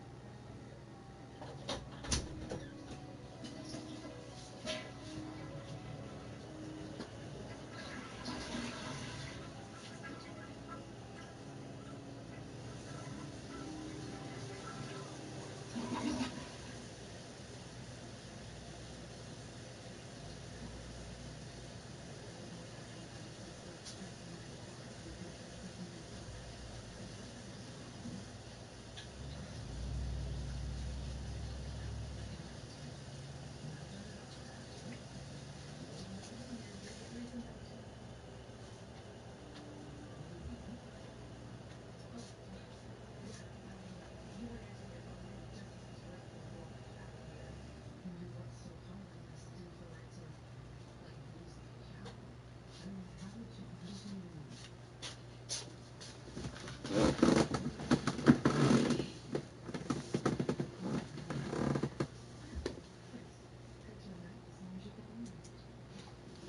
slate of green jello, who is perfectly deadpan, Luigi's exasperation and stuttery fear are perfectly balanced by Luigi's stoicism. Someone talk to the director and get Luigi an agent already. Damn, that dude is hilarious. It's amazing how, for most of the main story, the game is just tossing out new concepts and ideas left and right. Almost every floor has something that makes it unique and memorable. It's almost Magic School Bus vibes, where the gang is going someplace new, doing something interesting for just a little bit of time before jumping on to the next thing. It's one of this game's great strengths, though at times it also left me feeling like there were some ideas that could have been even more expanded. I was caught between loving that the game knew exactly when to leave an idea behind, do something new, and wishing they would go even deeper with some concepts. Please, please, please let me use the super vacuum more. How was this only in the game 3 times, and not even implemented into a boss battle? So each floor feels so handcrafted and unique, but I was methodical in exploring each one. I was compelled to plumb the world for secrets, which made finding the So, gems you could get a bunch of prescriptions and then drive around to every drugstore in the state, or you could rob someone who's already done that. So hit this other lab and then get us the supplies we need. Gems and pests always feels rewarding. Even spiders, which, for the record, I hate, are charming in this game because of how they're animated. You know, I suppose I'd feel different about spiders in real life if when I squished them, they would explode into clouds of money. Once Luigi straps on the poltergust, he has basically every tool he'll ever need for the rest of the game. Practically every puzzle can be solved with tools Luigi has from the very beginning. Now this feels super empowering, since I, as a player, knew that nothing was really going to be out of my reach. Luigi is one of the most expressive characters ever. The way the game naturally leads players to secret areas feels completely in character and wonderful. Every floor feels self-contained, like an episode of a classic cartoon. The premise or concept of each floor is clearly laid out. Most floors have a unique gimmick, like the desert level, where I had to master moving sand, moving big piles to reach tucked away treasures, or sucking it all up to uncover buried secrets. Or how about the boiler rooms, where I had to carefully maneuver Luigi away from puddles of water as I kept Luigi floating in a big old rubber ducky as some kind of bluegrass music played in the background. I genuinely couldn't wait to see what would come next, which made revisiting floors to chase after Culture Kitty all the more frustrating. Nobody wants to watch a clip show episode when there's a to be continued to be dealt with. Luigi's Mansion 3 is so close to being an absolutely perfect game. It's charming, it's funny, it looks amazing, it plays great in handheld mode, but going full completionist for this game actually drains away from my enjoyment. The completion experience for Luigi's Mansion 3 is like taking a perfect story arc and stretching it out over 5 seasons when it could easily be done in 1. Sometimes something is good because it's restrained. I think that's why so many of the floors in this game are being epic. I don't understand it walking. However, fully completing this game forced me to repeat the same few tasks over and over for an absurd amount of time, nearly eliminating all the goodwill that has been built up. Luigi's Mansion 3 is a beautiful game, but completing it feels absurd. There are a few head-scratching moments in the game's play. For example, the fact that the final boss fight against King of the Moose, suddenly has a timer on it for no discernible reason is rage-inducing. Nothing else in this game puts Luigi on the clock in this way. Why does this? At the absolute climax of the story, why do I suddenly need to stress about getting it done in 4 minutes or less? I think it's genuinely a stupid decision, but it isn't a deal breaker. I also want to feel annoyed because my attitude before I realized I can just turn off his hints. I like solving puzzles by myself, Doc. Leave me alone. Especially when I'm fighting a possessed T-Rex skeleton. But to be fair, I did spend a lot of especially in the early game. Hasn't you ever heard of stopping his fellow roses? Or stopping to vacuum them at the very least? The inclusion of hidden boos in Luigi's Mansion 3 felt completely arbitrary, but at this point, they are a part of the series. But unless I missed something, I genuinely didn't feel like the game even bothered to give me an explanation for why Luigi had to go and collect them, or why they were even there in the first place. It just felt like EGAD was telling me, hey, you've done this twice before, let's do it a third time. Though I did enjoy that I had to give the Rumble feature to feel for where they were hiding. Even hurting all 3 ending screens by beating the story 3 times wasn't a deal breaker. My first playthrough was pretty thorough, and I pretty easily earned an A rank. Second and third playthroughs were each easier than the last, because I just rocketed through them, collecting less and simply enjoying the story. I would have liked it better if I could have seen all 3 alternate ranking screens just by earning a rank, but at this point, after playing the other Luigi's Mansion games, I should have expected this. So those were ultimately minor annoyances. Not too terrible in this group, right? What is a deal breaker is the insane requirements of filling up EGAD's Ghost Gallery. Now, I don't hate Skyscraper as a concept, but tying into the achievements and completing EGAD's gallery is so maddening. Through the course of the game, Luigi captures a lot of ghosts. Little itty-bitty mini-moves, creepy purple slinkers, incredibly annoying big red hammers. Boss ghosts encountered in single player all feel special and fun to capture, but scrolling through the capture gallery, you can't help but notice a row of rare ghosts. How do I find these rare ghosts? Surely they're hidden away in the most remote corners of the hotel, being uncovered by dedicated completionists like myself. Wrong, wrong, wrong. These ghosts can only be encountered in the multiplayer mode Scare Scraper. This gauntlet of challenges, which can be 5, 10, or 20 floors, connects players with other Luigis across the globe to climb different floors of this building. But it isn't always catching ghosts. Players must fulfill different tasks, like defeating murderers crows, sucking up a specific amount of money, or escorting toads safely throughout. But Scare Scraper is really all about finding those rare ghosts and checking achievements off the list, including defeating the big boss at the top of the skyscraper, who lost this 20 times. Luckily, I could join in on matches that were closer to the 20th floor, but still, that's a lot of times to conquer a boss for just an achievement. At first, Scare Scraper sounds like it would be easy and enjoyable, since it's pretty much just the core gameplay stretched out a little more. Let me assure you, it's hard, it's annoying, and there's no guarantees, no matter how hard you hustle, that you'll hit what you want to hit. By completing challenges in Scare Scraper, players move up one floor. Every 5 floors, players have a chance to capture a rare ghost. The ghosts that appear are random, but if you're playing with other people, it's possible that you might not even get to capture the ghost that does appear, because if someone else captures that ghost, it counts for their capture and not yours. So even though I encountered ghosts that I needed, if someone else got to them before I did, I'd have to clear another 5 floors just for the chance to see if that ghost is the one I wanted. It got to the point where I would try and get a little cheeky by trying to join matches that were in the middle of their climb just to try and skip a floor or two, which meant that I was in the lobby joining screen way more than I wanted to be. Okay, so this fantastic, gorgeous game that rewards curiosity and smart thinking decides to shove it back in your face in favor of RNG. It's crushing. Finding these rare ghosts. We got what we need. LJT signing off. It got to the point where I only needed one more ghost, the Electric Oozer. And after hours of Scare Scraper play, there he was. And I missed my chance. Despite my best attempts, one of my online teammates got to it before I did. No pun intended, that sucked. Now repeat that 5 times, because that's what happened. Instead of exploring beautiful handcrafted dioramas bursting with Nintendo polished charm, I was repeating the same menial tasks in the hopes. So, we know a security company's moving what we need. We just don't know which van they're using. Keep hitting their cars till you get the supplies. There are hundreds of ghosts to capture throughout Luigi's Mansion 3. Mostly, though, I dealt with goobs, the lowest, easiest to capture blue ghosts. They don't have a lot going on, and are clearly lowest on the totem pole in the hotel. Why am I talking about these ghosts? Because completing this game made me feel like a kook.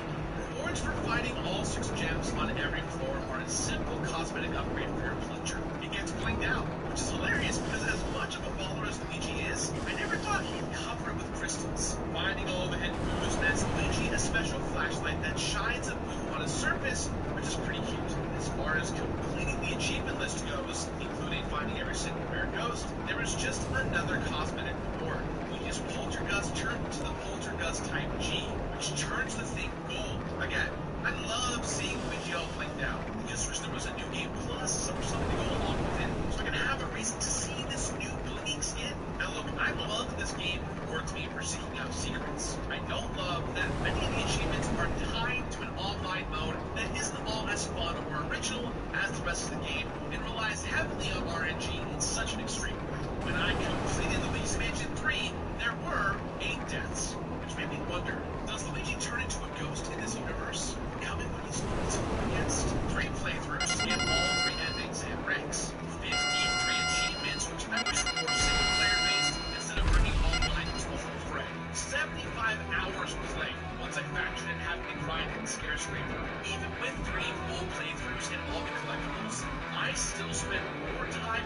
scraper than anywhere else in the game. And one electric booster will talk to me no more. You were my white whale, but RNG we damn, I won in the end. Look, I loved playing Luigi's Mansion 3. It has all the Nintendo magic throughout the entire game, and really pushes the limits of what the series can do. I can't wait to see where Luigi goes next. But the achievements list is just brutal. It would be one thing if it was about time investment, the great nature of all of them. Online stuff really ramps up that frustration for me.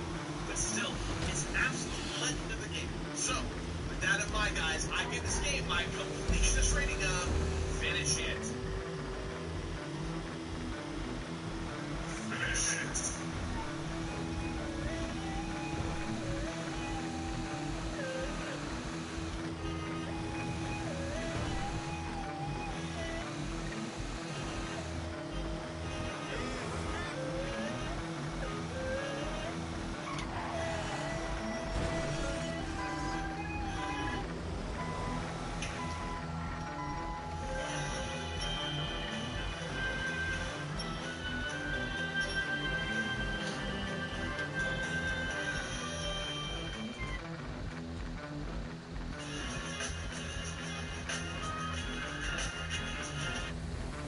Right off. You can shoot them from a distance, but if you don't get to the boomerang in time, it disappears.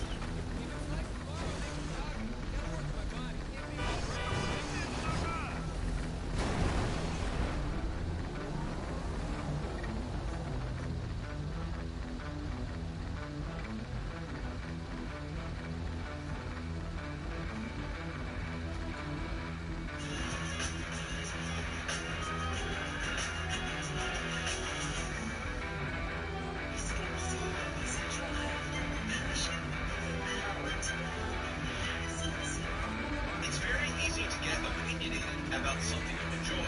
There seems to be a right way and a wrong way to do things. If you really like something, you have no problem being vocal about it. This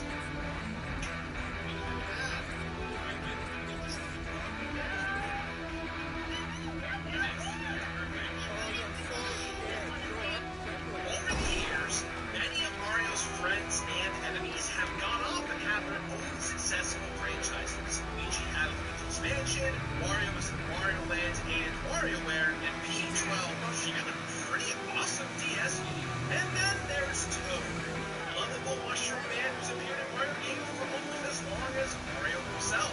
Although he was playable in many of Mario's outings over the past few decades, it wasn't until 2014 when Toad finally got his own game, Captain Toad Treasure Tracker. It's been a few years since the game was released on the Wii U, and since then, the game has been re-released onto the Nintendo Switch and the 3DS in hopes of giving Toad a second chance to try and shine in his own game. And so, I figured now would be the most perfect time to go ahead and re-complete Captain Toad Treasure Tracker for Nintendo Switch. Hey everyone, and welcome back to another brand new episode of The Completionist New Game Plus, the show which I recomplete the first 120 games in the original Completionist lineup. For more information on that, click or tap the link in the description down below. So I don't really have a Toad hat or a Captain Toad hat or anything that resembles Toad, but I do have a Mario Odyssey hat, and that kind of resembles the change of what we have with Captain Toad Treasure Tracker on the Nintendo Switch and 3DS. Now today we're playing the Nintendo Switch version, as that is the closest that represents the Wii U version. And I thought, you know what, why not just for the occasion? Because there's now Mario Odyssey levels in the game. Whatever. We're going to jump right into Captain Toad. Let's begin.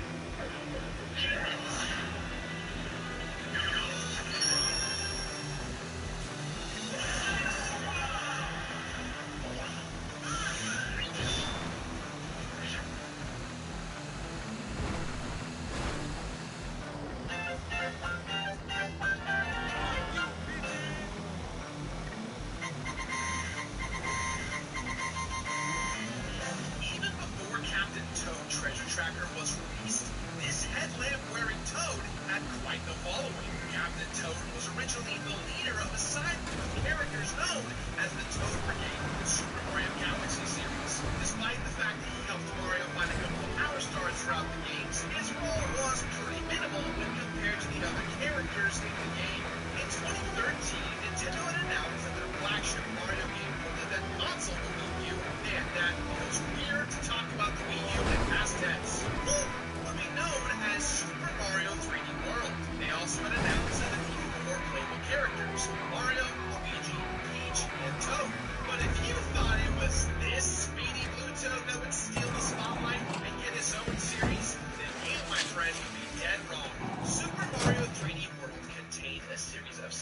challenges known as the Adventures of Captain Toad. Throughout the game, there'd be puzzle-based levels. That's what we were looking for.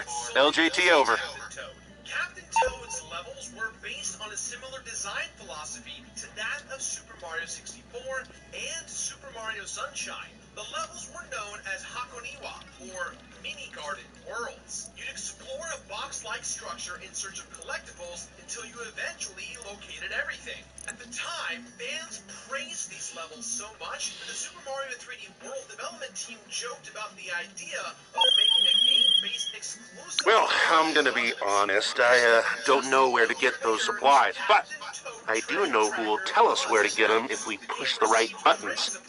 Find my pal's brother and sweat him. 2 seconds after that, I'll have the location we need.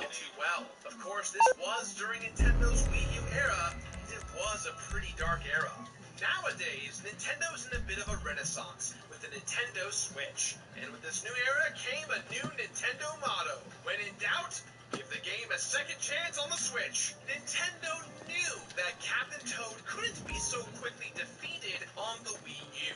And so, much like several other Wii U games, Captain Toad Treasure Tracker made its way onto the Nintendo Switch, as well as the Nintendo 3DS. But today, the version that I'm going to be recompleting is on the Nintendo Switch. I initially completed this game back when it first came out on the Nintendo Wii U, and at that time, I remember enjoying the game. Although I did have a few complaints about the overall presentation of the game, I found it to be a fun and relatively easy adventure. So, suffice to say, I'm expecting things to be a breeze this time around as well. First off, like any sort of Mario game, I'll need to get from point A to point B on each of the game's levels. I need to save Toadette on some adventures, but sometimes I need to save Toad as well. I'll need to go through dozens of levels before I'll be able to actually do any of this. So, don't worry, Toadette, I'm coming for you. Secondly, I'll need to collect any and all treasure along the way. Each level contains 3 gems, so I'll need to make sure that I collect each one in every level in order to ensure this game's true completion. Ideally, once I rescue Toadette, we'll be filthy, stinking rich. We can buy gold fountains and golden chain chomps, and Mario ain't got you on any of that.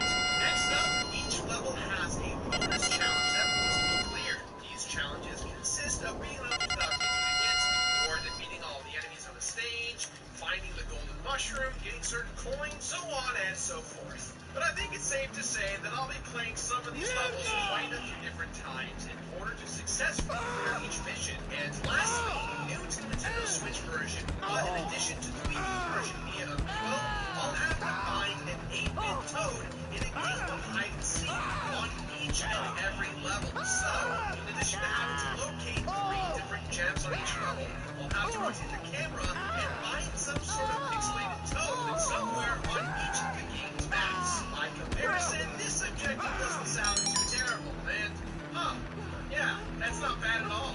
Find an 8-bit Toad in a game of hide and seek? I can do that. They may as well call me Gerard Toad Finder Khalil.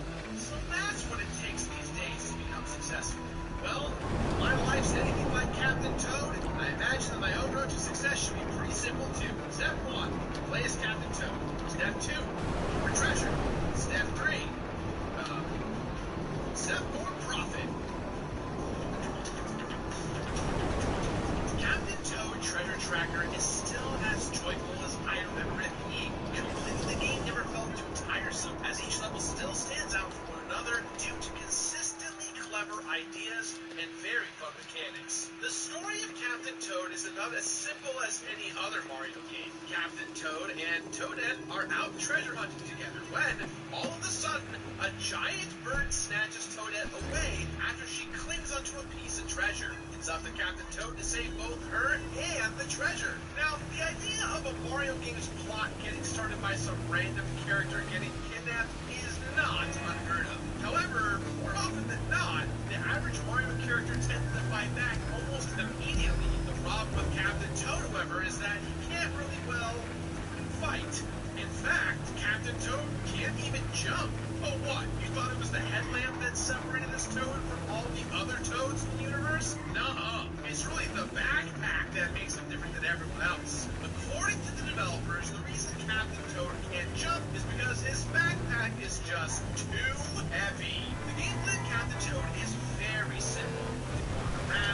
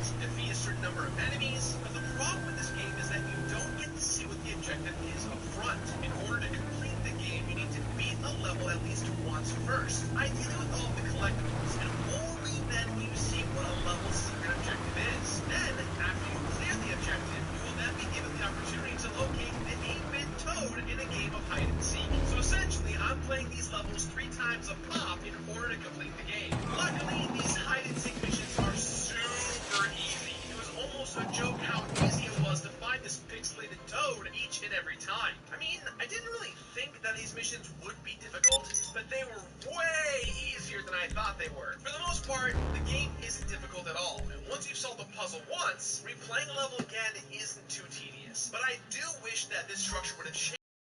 Same complaint when I completed the Wii U version, and I still stand by this. It's just a shame to see that this did not change. And folks, there's 79 levels in this game. 79!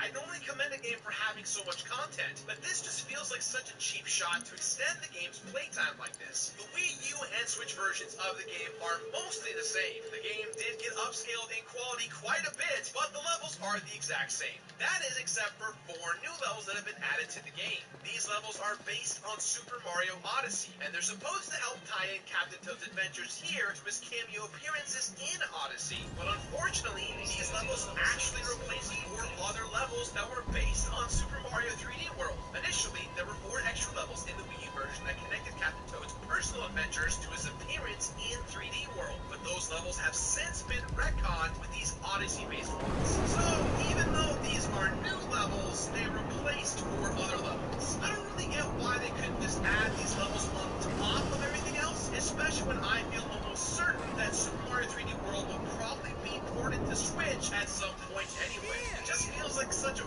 weird, unnecessary trade-off. I love both of these Mario games. Why does Captain Toad have to choose one and friend-zone the other? Another significant change, which is good or bad depending on how you choose to play the game, was the controls. I'm obviously not using a gamepad to play this game anymore, so Nintendo had to get creative with the way that touch controls were incorporated into the game. And I gotta say, just for the record, this game was not meant to be played with a Nintendo Switch Pro controller. Considering that this game was originally meant to be played with the Nintendo Wii U gamepad, it makes sense that the Switch's handheld mode would be the most optimal way to play the game. But in order to capture footage for the game, I played the game with a Pro controller. And let me just say, that was a big mistake. With Joy-Cons, this idea plays out much better than it sounds. However, the Pro controller and motion controls don't really mesh that well. Whenever I played the game with Joy-Cons, the reticle on the screen was usually responsive. If I wanted to move an object, I would just point at it and press A. And the idea of using a Joy-Con as a Wiimote without the need to hook up some sort of motion sensor bar is a novel idea. You ready to settle this the old-fashioned way? With fists and jaws and bruised internal organs, huh? Okay. Well, the Lost are cutting loose at some club, and a few of the brothers are carrying the packages we need. Check your guns at the door, go in there, and knock heads till you get them. This feels like you're checking off Captain Toad's to-do list. As I completed more and more of the game, it was pretty cool to actually flip through the pages and see all the levels that I completed. And you can really see that the devs and designers really want Captain Toad to take off. The levels are still bright and colorful, and the game still managed to get me constantly smiling while I solved all of its puzzles. Although each level is based on a boxed garden, it's still really fun to see some of the game's other themed levels that break the game's conventions a bit. The boss fights were also still as fun as I remember them being. It is kind of a shame that some of the game's shock value to me is gone, as this is my second time completing it after all. The game has a lot of those moments where you think the game is over, when in reality, it's revealed that you're not even close to completing the game. Normally, that's fun, but it's kind of unfortunate that I already know the twist. But I do have to say, rediscovering and relearning this game's puzzles was quite joyous and worth it. But don't you think I forgot about the time trial challenges? Once you've defeated an entire chapter, the game adds another reason to play the other levels. With the added content, that means you're playing each level 4 times. That equates to 316 levels this time around. Once again, these time trials aren't that bad. 1 or 2 of them may be an issue for some, but at the end of the day, they're not really worth it. And also, hey devs, just putting it out there, if you're gonna have a challenge, maybe you should use something to brighten the font on the screen. That's supposed to be a challenge time? Luckily, the story did in fact meet those time trials. You take all the original content of Captain Toad, combine it with the amiibo content for the Wii U, add in subtract the Mario 3D worlds and Mario Odyssey levels, and what you have is a very fun package, but with a lot of extra unnecessary padding. I had a lot of fun replaying this game once again, but somehow things kept popping up that reminded me of, and like this game a lot, this thing is just kind of weird and out of place. Coins. Why am I collecting so many coins? I can't use them to buy anything, I just hoard them. They give me lives, sure, but I have limited lives anyway. There's still many games that involve you getting more coins for lives or whatever, and while they are a great break, the coins are for nothing. At the very least, I hope this game sells well on the 3DS and the Switch. I would love to see a sequel to this game, and I'd love to see Captain Toad get a full-on series like Luigi or Wario. It'd be cool to see Captain Toad too, or Captain Peach. Now whatever it is, I love this game. You're ready to die. After you've completely got everything in the game, the true final challenge awaits for you in the Endless Mummy Maze Challenge, which actually isn't endless. 50 floors of playtime, baby. Random procedurally generated levels appear in this game, and while the enemy patterns may be familiar every few floors, every layout is in fact different. But honestly, doing this wasn't too bad. It only took about 2 hours for me to get a handle on it, but I did have a pretty big problem here that stopped it from being a fun time. The Pro Controller. I'm telling you, it stopped me dead in my tracks several times. It was so hard to use, I turned on the 2-player Joy-Con mode and beat it that way. Some will argue that was easier to do, but honestly, I thought it was more difficult, but still very much fun. It was a more exciting way to play because it's kind of using the Joy-Cons as a left brain, right brain function. Doing that challenge once again reminded me of a rush that you can only get when doing something as big as a marathon like that. When you finally beat it, you are knighted the King's Crown. And any level you play going forward with Toad or Toadette will have them wearing the crown. It is kind of a fun completion bonus, but it's kind of like bragging rights, I guess. Bragging rights too. At least you do get something for your troubles. However, it's also kind of weird that having everything overall completed, including the new edition of Hide and Seek 8-Bit Toads and the Mario Odyssey levels, leads to nothing new or exciting. You just have a nice crown and a pretty logbook of your adventures. Ultimately, there's just not enough major additions to the Switch version to warrant any Wii U owners to purchase this game again. While the Odyssey-based levels are fun, they're merely substitute for 3D World levels. With that said, if you don't have Captain Toad on the Wii U, this game is definitely worth it. It's only $40, and having the option to play the game on the go is definitely a bonus, especially considering the game feels like it was Resupply successful, long John out. While I completed Captain Toad Treasure Tracker, there were 79 levels explored, at least 4 times each. 4 episodes cleared, including the bonus Mario Odyssey episodes. 297 Super Gems collected, 45 hours of total playtime. 50 floors conquered in the Endless Mummy Maze Challenge, which led me to 1 golden crown. And 1 backpack that Captain just refuses to let go. Come on, man! Okay, well, the supplies we found are in the hands of some pretty nasty people. Deal with those people and get us what we need. Was a delightful game to re-experience. And if you did not pick up the game on the Wii U, then I definitely recommend it. Each level just gleams with creativity and innovation, and I gotta imagine the designers had a blast putting these levels together. In regards to completing the game, however, I'm not sure if the game is worth completing fully. Yes, the game will only be about a third of its overall length without them, and the game is already pretty short as it is. And the rewards they give you at the end of the road just aren't worth your efforts. I guess the risk of completion varies based on what type of treasure hunting you like. Do you like actual treasure hunting, or do you like the story of getting to the treasure? But at the very least, Captain Toad Treasure Tracker is a game you'll always treasure anyways.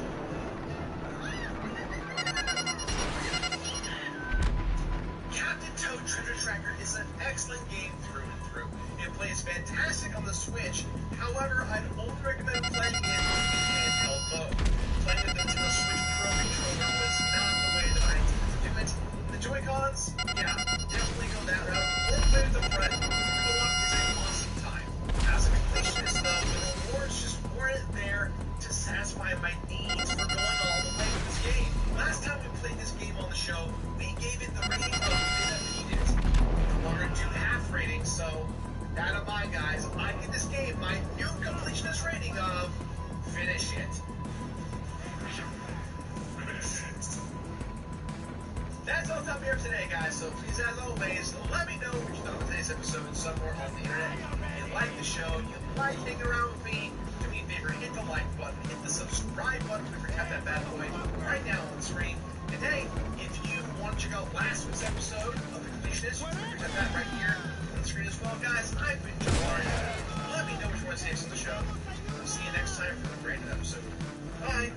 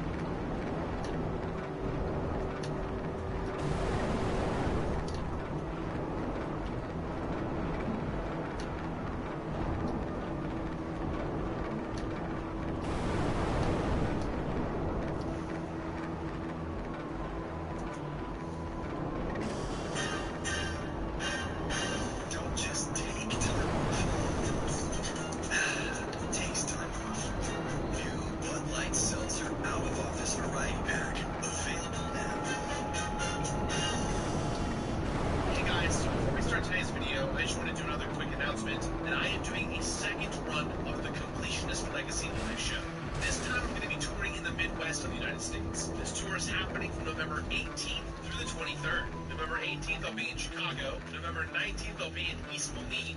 November 20th, I'll be in Milwaukee. November 21st, I'll be in St. Louis. November 22nd, I'll be in Indianapolis, which I ain't doing any PopCon, so I know a lot of you guys are going to that one. And I end the show November 23rd in Denver, Colorado. Tickets are moving pretty quickly, so you want to pick up your tickets. And we're still in business. All right, LJT with the sign-off. VIP packages still left too. Needless to say, if these shows do really well, I'll probably do an East Coast or a West Coast tour, and hopefully one in Europe as well. So please come to the shows, let's hang out, let's laugh, let's cry, let's play games. I'll see you guys there. Remakes are inherently weird, especially when they come out decades after the original. As the player, I want something more than just the exact same. Good news, we located some supplies. Bad news, they're in the hands of a rather serious stick-up operation. So get a hold of them and bring them in, and be careful, they're fragile. My nostalgia for this game, instead of finishing it with a couple of new, cool sounding additions like a dungeon builder, I am happy for the excuse to recomplete one of my favorite Zelda games of all time, The Legend of Zelda: Link's Awakening for Nintendo Switch.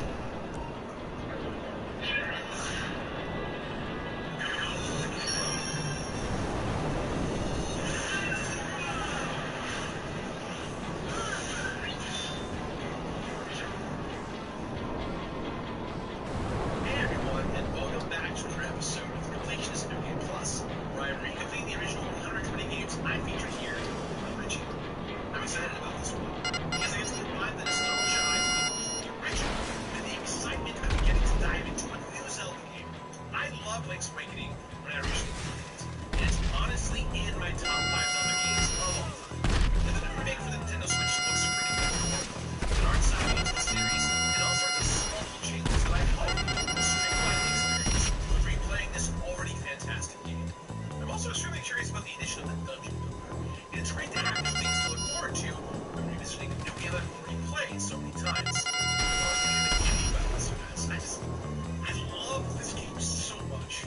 So when I last played Link's Awakening, I played Link's Awakening DX, which was the remastered version for the Game Boy Color. It had an extra dungeon called the Color Dungeon and was compatible with the Game Boy printer. And while one of those things is, not really a thing anymore, it speaks to what a classic this game is, that I'm totally cool with getting a third version of it. And I gave that version a finishing, because I thought it was a little too hard to beat the game without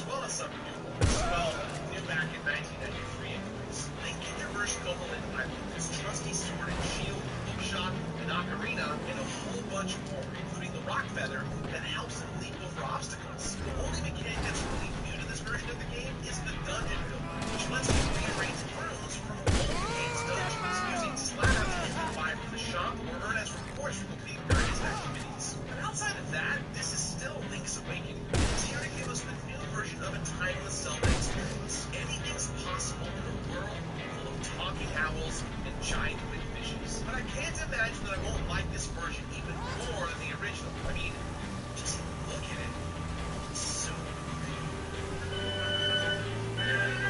The art style that Nintendo chose for the Link's Awakening remake is unique even amongst the series. It stands apart from the old Zelda aesthetics, but also from the Wind Waker as hand-drawn line that characterizes most of the modern portable Zelda games. The Link's Awakening's toy-like cutesy aesthetics are shockingly expressive and allows the relatively simple story to pack even more of an emotional punch this time around. Zelda is a franchise with a huge amount of nostalgia and significance, not just for me, but for many people. So when I played Link's Awakening for the very first time, I already went in with a certain level of investment. And when booting up a Zelda game, even when you've never played before, you've already got a pretty good idea of some things that you can expect to find. There will be dungeons and boss fights and lots of stuff to collect. So while this game definitely has all those things, the ways in which it deviated from the Zelda formula also allowed for a sense of discovery. For example, obviously I think most Zelda games should probably have Zelda in them, but Link kinda has a love interest in this one, Marin, and she's a pretty great substitute. By the end of my original playthrough, I didn't even miss the more classic characters and locations, but all those characters and locations have the benefit of having been rendered in much more detail than Marin or Covalent Island. So getting to experience this weird corner of the Zelda universe in a more immersive Resupply way successful, a long john out. and with a story this simple, the details are where this game is going to come to life. I remembered plenty of the dungeons and puzzles and enemies from before, but they all have so much personality now.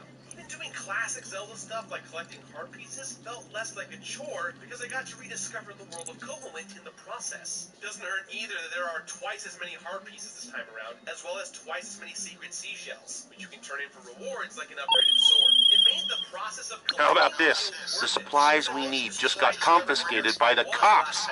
Attract some police attention, and the patrol should bring them right to you. So for example, the trade quest that ultimately unlocks the boomerang was a lot more fun this time around, because the characters who traded me each of the items were rendered with so much more personality, even in our brief interactions. Before, it just kind of felt like crossing items off a to-do list. This time, it was a great way to meet the inhabitants of the island. The one who makes the biggest impression is definitely Marin, though.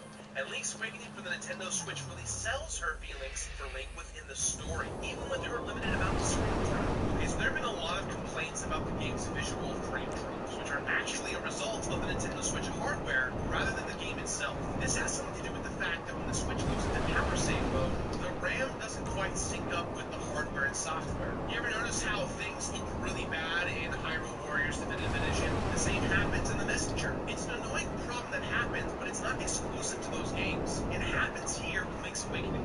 The best way to take care of this is to power down the Switch full stop. When you pick it up again, be sure that you reset your Switch already. But in my eyes, this is worth the trade-off of getting such a comprehensive visual upgrade. In the version of the game for Game Boy Color, there were a series of photographs you could collect and print out, and it was honestly kind of weird. Although I wasn't surprised to find that the feature had been cut from this game because it's not the 90s anymore, I was surprised to find that some of those photographic moments had turned into little cutscenes where the game slows down for a second and focuses in on the relationships of our characters. It was very emotional and cool, and I didn't even have to print anything. It's good that the new art style is more immersive because this game is probably even quicker and easier than before. Beating it without dying was a huge pain last time, but this time around I managed it on normal mode without much trouble at all. Of course, hero mode did give me a little bit of trouble. There are no hearts to heal you in this mode, so you have to go through the whole game as a fragile little baby and play much more defensively. It's hard, but actually a bit easier than it sounds, which I credit to the little quality of life changes that led to fewer frustrating preventable deaths this time around. For instance, the sword and shield are permanently mapped to specific buttons this time, which doesn't seem like a huge change when we're talking about Zelda, but I can't tell you how many times I died last time around because I was switching items around and around. Kind of a bummer, but now that the game has fewer skill levels, actually this whole experience is all so chill, cool breeze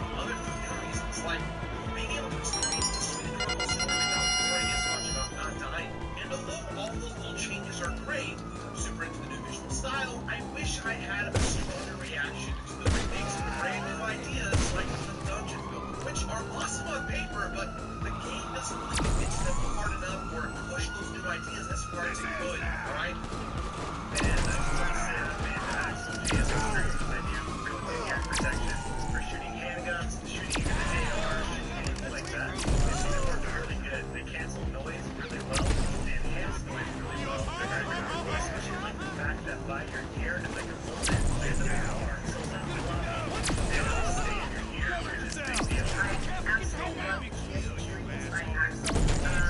Like everyone's favorite reason because I have Bluetooth. I love listening to these at the gym, at the airport, outside walking, so they are perfect for that. They're great when you're out shooting or whatever it is that you do to get loud that noise. What's great about them is that you can turn the music on, have the Bluetooth on, and you can also listen to the people that are talking to you. They're really great. They're also super affordable. So if you're looking for a new pair of Gear Pro, check out Axel.com and click on the GS6 strings.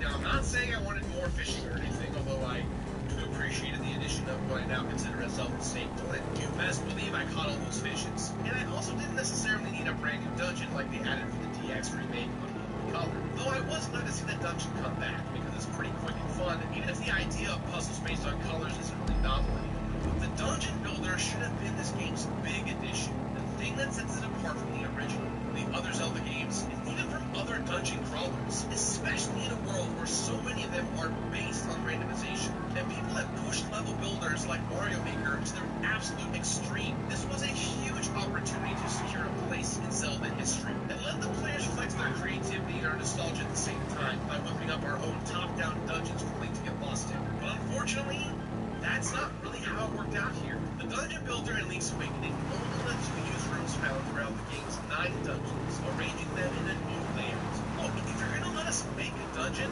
let us make a dungeon. And no bad for complaining though, because it's still more of a game that I love. Yet I want to be able to design my own puzzles, or at least choose which enemies I get to put where. Using the preset rooms feel really limited and sort of lazy. You'll unlock the rooms from each dungeon after you've completed it, and you unlock some bonus chambers or effects by finding the chamber stones. And I'm honestly cool with the fact that there's a whole new collectible. Mixes things up from last time I played, because I've got a whole new set of things to find now. Although half of the stones can be bought in the shop, which honestly, I don't think that Link should just be walking around with that kind of cash in his pocket. Alright, so back to the dungeon. There is kind of a puzzle element to it, but it's not what you expect. There's a series of challenges that the Grave Digger game gives you, which you have to build dungeons that meet a certain criteria, like making a dungeon machine with a sword, or using stair modules. It's kind of fun at first, but by the time you get to the last of Dampy's old challenges, it's clear that there's not so much variety here. And that's bad too, because the idea there is really cool. Completing dungeon building challenges so you can have more pieces to build more dungeons with is a solid foundation, but since you're just using a set number of pre-existing rooms, the Koozie and Onions don't end up having any real personality. It's reasonably fun, but it falls short of my dream of designing crazy dungeons to subject my friends to. There's also a little bit of a weird trading element where you can load your dungeons up on an amiibo and give them to people to play. Even that feels half-assed. Just allow full uploading of levels like with Mario Maker, you know? There are some extra dungeon rooms unlocked in the amiibo as well, but the only really interesting one is from the specific Link's Awakening amiibo, which gets you the Dark Link effect. It's exactly like it sounds. As you navigate through a custom dungeon, this effect, Dark Link will chase you around, which is actually pretty cool. But even then, it makes me wish there were more of these unique effects, elements pulled from throughout Zelda history. And they started to do that in this game, but they kind of dropped the ball pretty quickly. Now look, I try to judge a game based on what it is, rather than what I wish it was. But I'll admit, I got my hopes up when I heard there was going to be a Dungeon Builder. And Link's Awakening is a great game all on its own, so I'm thankful that we got this little bit of extra material to add some value to an otherwise pretty short game. I definitely did all the challenges, even enjoyed them, but I still wish we would have gotten the Dungeon Builder of my dreams. So why is this game so important to me? Well, for starters, I grew up playing this game when I was on the Go Along, Game Boy. But more importantly, when I started to fall in love with games again, I was in college. And while I was in college, I used to follow this MC that I liked a lot, known as MC Lars. Fast forward now to 2019, and I realized that my circles run very close to his. So I reached out because I wanted to collaborate with him, especially because when I was in college, I was replaying Link's Awakening and listening to his album, The Graduate. He said yes, and, well, Lars, take it away. what's up? It's MC Lars, the completionist. This is Link's Awakening. With Ganon defeated, my link to the past was to go on a journey and level up fast. Defending Hyrule would become my only goal. Returning like Odysseus, but when was this my boat? Crashing the shores of cool and drama. Gotta wake the windfish up, no trip to the Bahamas. I'll be sneakily gathering these instruments quickly. Guarded by the nightmares between the worlds, I'm swift, G. I'm swiftly persisting, but is he the chosen one? Potentially risking life and limb to shake the tension, to light in the violence and wake the windfish. Listen, Link, you can't concentrate when you contemplate never getting off the crate. It's not a game, you gotta seek my guidance for the sirens united this peaceful island. Gotta get back home. It's Link's Awakening, and I'll do this on my own. Gotta get back home. A dream within a dream that I'm hoping is my own. Gotta get back home. It's Link's Awakening, and I'll do this on my own. Gotta get back home. A dream within a dream that I'm hoping is my own. 1, 2, 3, 4, 5, 6, 7, 8. Silence I'm defeating, hoping that it's not too late. Off the beaten path, no Miyamoto now. No Princess Zelda Hyrule or Ganon cause he's out. Twin Peaks inspired, influencing my actions. Can I trust his villagers? Divisive just like fractions. Power, wisdom, courage. Fishing in the villages and chilling community right now. The realest kid. Are you planning to stay? Cause at this rate, you're never going to wake up. Outwardly, you're not cowardly, but I will renounce you on each owl wing if you don't pick it up. In particular, until Mary, you're acting ridiculous. Go find the instruments all together and track. Or the mountain top of the egg silhouette. Gotta get back home. It's Link's Awakening, and I'll do this on my own. Gotta get back home. A dream within a dream that I'm hoping is my own. Gotta get back home. It's Link's Awakening, and I'll do this on my own. Gotta get back home. A dream within a dream that I'm hoping is my own. You fucking idiot! Play it safe! Dumb shit. There's a lot to collect in Link's Awakening. The game offers up some pretty decent rewards for your troubles. Some of those rewards are chamber stones, which would be more exciting if the dungeon builder was cooler, but more options are always nice. The seashells will also get you an upgrade for your sword, and I'm never going to turn down a chance to be better at killing stuff. Speaking of upgrades, the game gives you options when you beat the color dungeon. Get a red tunic that doubles your attack power, or the blue one that doubles your durability. What's cool though is that you can go back to the color dungeon and switch whenever you want, so you've always got the options. Last time, I remember I mostly stuck with the blue tunic because I was so scared of dying and having to start over. This time around, I tried both, using the red So, tunic if we want to keep cutting this Colombian flake down to Vinewood talcum powder, we're gonna need more chemicals. So go get the Humane Lab shipment and bring it back to the lab. There better be a pretty dope reward for making the entire game unscathed. Well, yes and no. You get that secret ending, which mostly just gives a nice little wrap-up moment to the Link and Mary relationship. So if you're as invested in that as I was, it's probably worth it. I also got a nice little 0 death counter on my save file, so everyone knows how badass I am. Doing 2 deathless runs of the game was still the hardest thing about it, but I found it way less stressful this time. That's mostly because they gave us so many extra heart containers. The game is still pretty short, even with the extra material, and I had to be extra careful with the viewpoints, but in the end, I made it through pretty easy peasy. And even with all that, it never felt like work. Link's Awakening is one of my favorite games, but it's even more beautiful and immersive, so doing every single thing was a great way to prolong that experience. I didn't think I could love Link's Awakening more than I already did, but, well, here we are. Well, I completed Link's Awakening for the Nintendo Switch. There were 0 deaths, which is a number I also got last time after a couple of restarts, but the process was way less scarier this time around. 32 heart pieces and 50 secret seashells collected, which is double the amount I had to get before. And I guess it was technically 100 seashells and 64 heart pieces if you count Hero Mode. I didn't mind it though, because I got to explore the weird and adorable world I searched for them. 14 chamber stones, or in this case, 28 chamber stones collected across both playthroughs, half of which were purchased for a truly exorbitant amount of rupees. These weren't something I had to worry about on my first playthrough, and were probably the collectible that required me to worry. 28 hours of total playtime between my 2 playthroughs and the dungeon builders. That's over double what it took me last time, thanks to the extra 1995 anymore. Although, you know, sometimes I kind of wish it was. So there you guys have it. Not only do I still love Link's Awakening, but I probably love it even more now. The new art style is adorable and sweet, and just really lovely. While the Dungeon Builder didn't live up to the in-depth legend care that I still love for it, it's definitely worth doing and completing all the challenges it has to offer. Even doing a deathless run is worth it this time around because it will help you maximize your value for the game. It's a struggle that's fully priced, so if you're willing to wring every drop of it out of it, you're rewarded here. So, with that in mind, guys, I give this game my completionist rating of completed.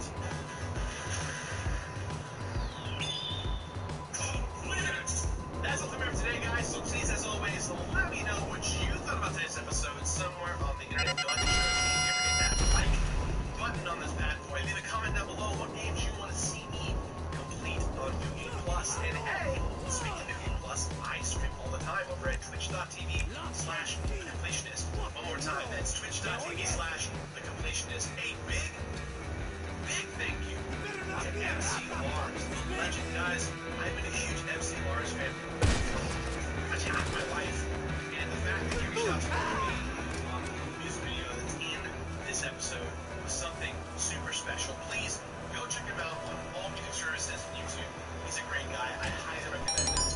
And that said, guys, we'll see you next week for another great episode of Completionist. Bye.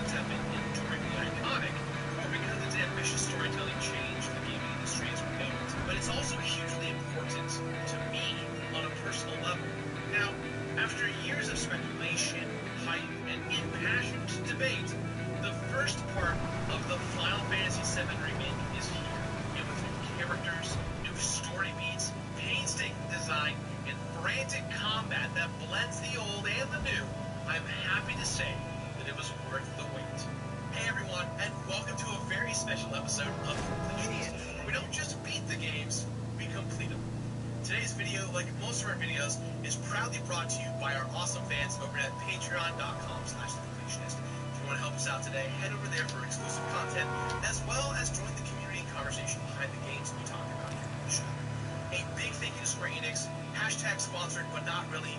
They gave me a copy of the game early with a review embargo as well as a copy copy of the First Class Edition. However, I want to reiterate that I was not paid to financially talk about this video. Today's views are mine and mine alone. Years ago on my channel, before I had to take down my first 120 videos, I did a personal deep dive into Final Fantasy VII, which is one of my favorite games of all time. I interviewed friends about it and did a 7-part video essay walking through the journey of the entire franchise, story beat by story beat, and delving into the game's themes of loss and identity, which have always majorly resonated with me personally.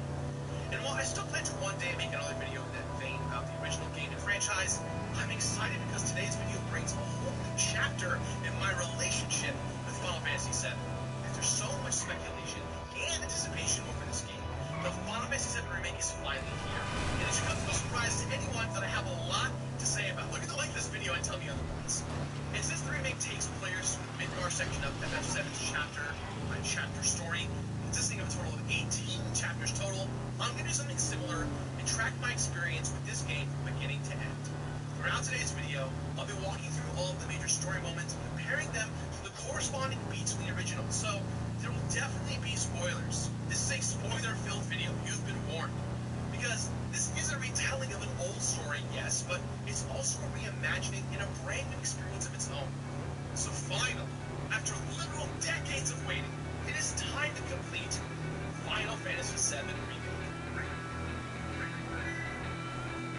Here comes the new calendar!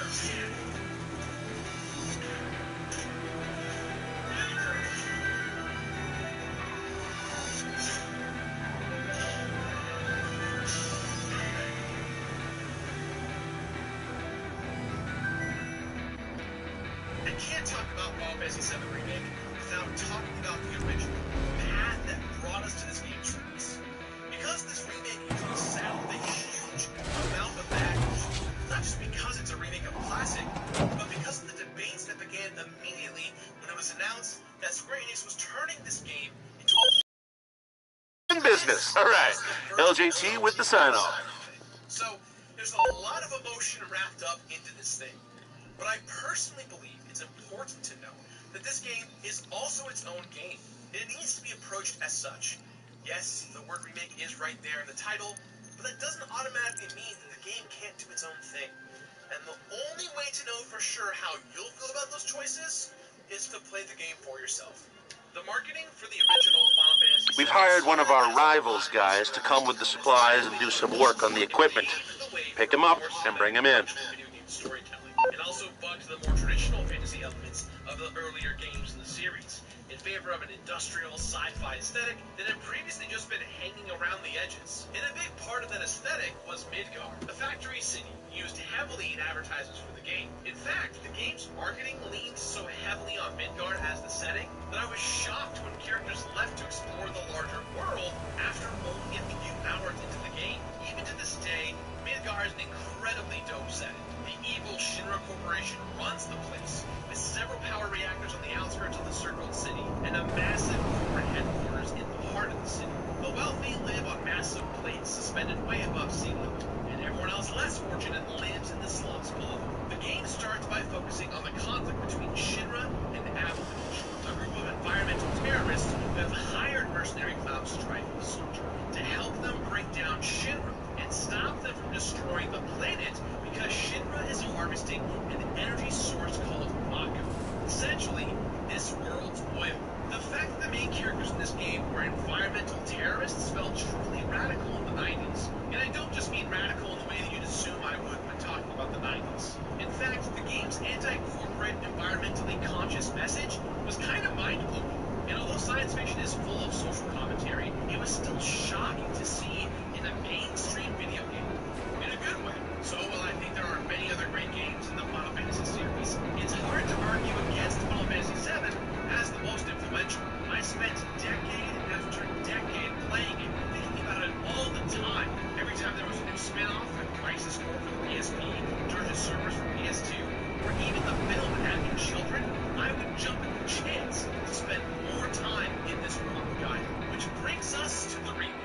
After it was officially announced in 2015, we didn't really hear much of anything for a long while. Some people started to wonder if this was even going to happen, but I always held out hope. I, like others in the community, such as Maximilian, would say, this is the year. This is the year that we get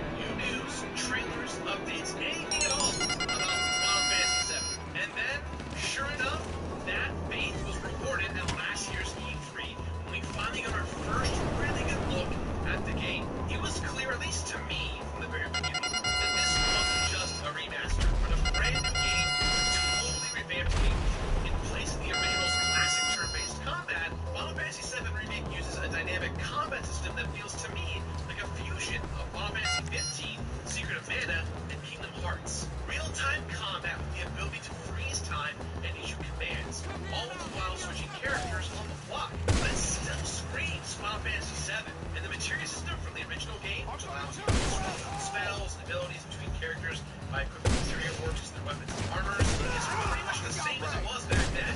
Besides just giving us a look at the gameplay and graphics, this is also when it was reiterated by Square Enix that the entire game was only going to cover the Midgar section of the original story, and that the remake would be released in installments. Alright, so this made people very mad.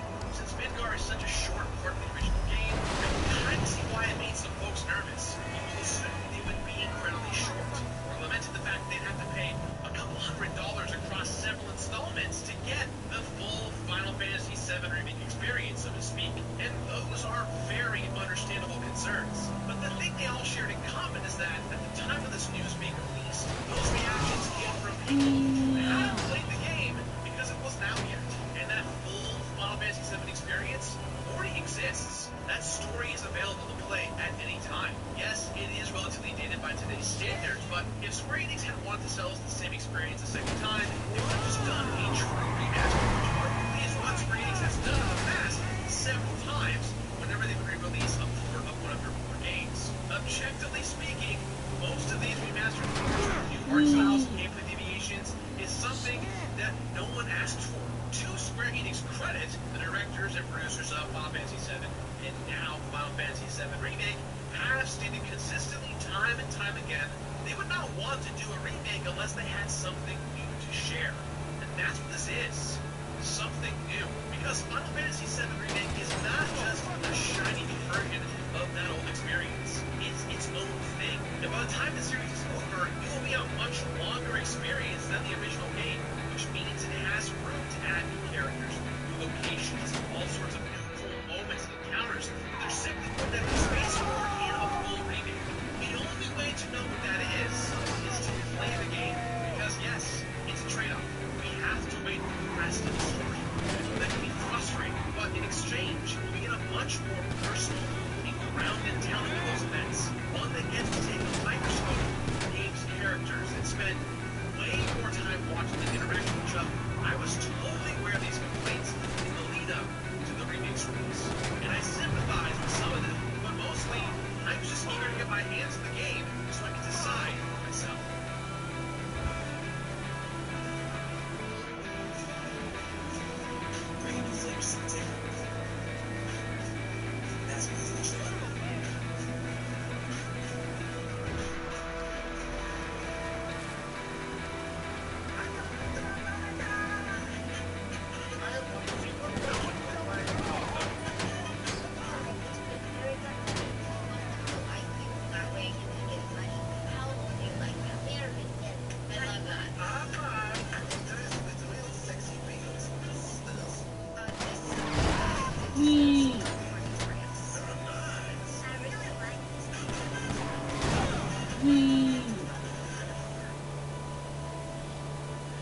Yes, Final Fantasy VII Remake only covers a small chunk of the original game, but I personally don't think that automatically means it'll be too short or unfulfilling on a story level.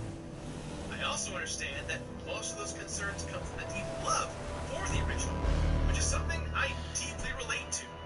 So, judging the game as a separate entity unto itself, which is rooted heavily in the original, but free to do its own things, I would say the remake is a rousing success by stretching that story over multiple And we're still in business. All right. LJT with the sign-off. Financially, I'm not so sure about that. At least I hope so overall. And let me tell you, they mostly took full advantages of those opportunities here in this game. Because this is a story I know like the back of my hand. I made several long videos about it, and I've played the original and spin-offs so many times. But there were so many moments here that shocked me and delighted me, which isn't something I knew FF7 could do to me in the Okay, you ever seen those videos of the Black Friday sales where housewives eye gouge each other over discount toasters? Well, this is a bit like that, except you're hitting a Vago set, and you're signaling a plane instead of them, and getting their supply drop, And don't you just love a bargain? The game is definitely for fans of the original, and I think at times it can be a bit confusing to people who had absolutely no prior experience with Final Fantasy VII. With that said, if you haven't played the original or their side games, I don't think you'll be all that lost. I firmly believe it's really cool that Square Enix still wanted to give old fans a new experience and new fans an opportunity to jump on the train to that very first reactor. As the game begins, we are treated to a different introduction to it than we expect. By the way, across a deserted and desolate landscape, a hawk flies, its destination being Midgar. Once there, we are shown the desolate state of the lower slums.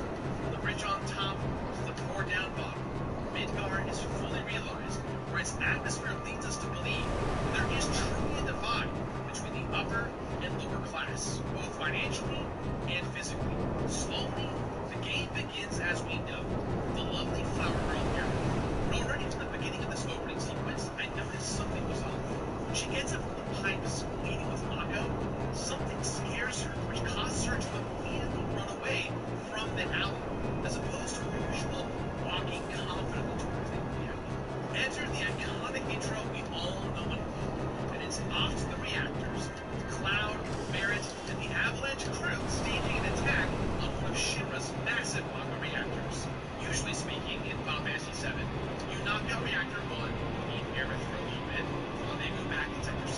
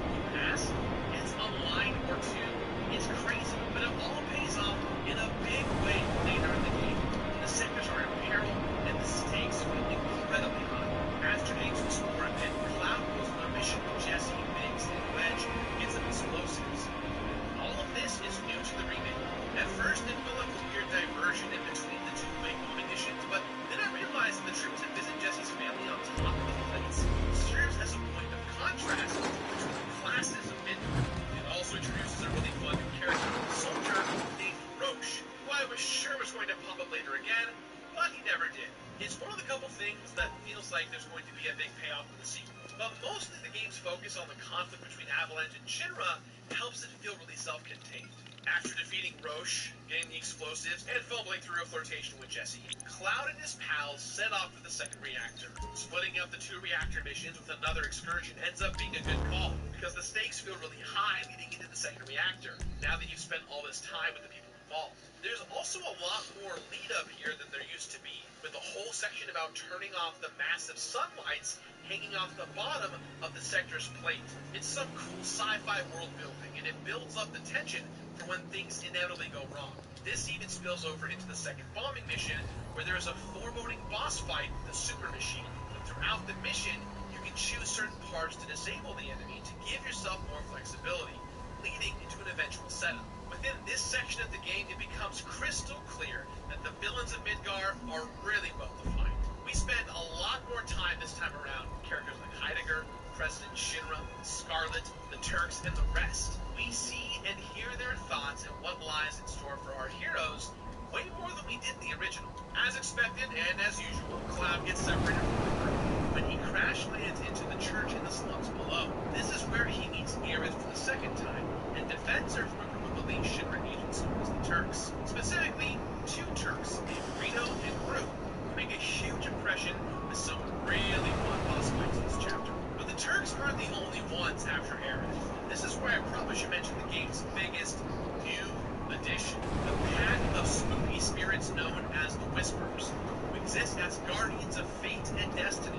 What makes the appearances of the Whispers really interesting, other than the fact that it's a major new story detail I wasn't expecting, is that they seem to show up at moments when events threaten to deviate from the original game. The thing that scared Aerith in the beginning when she's rushed out to the alleyway, it was a whisper.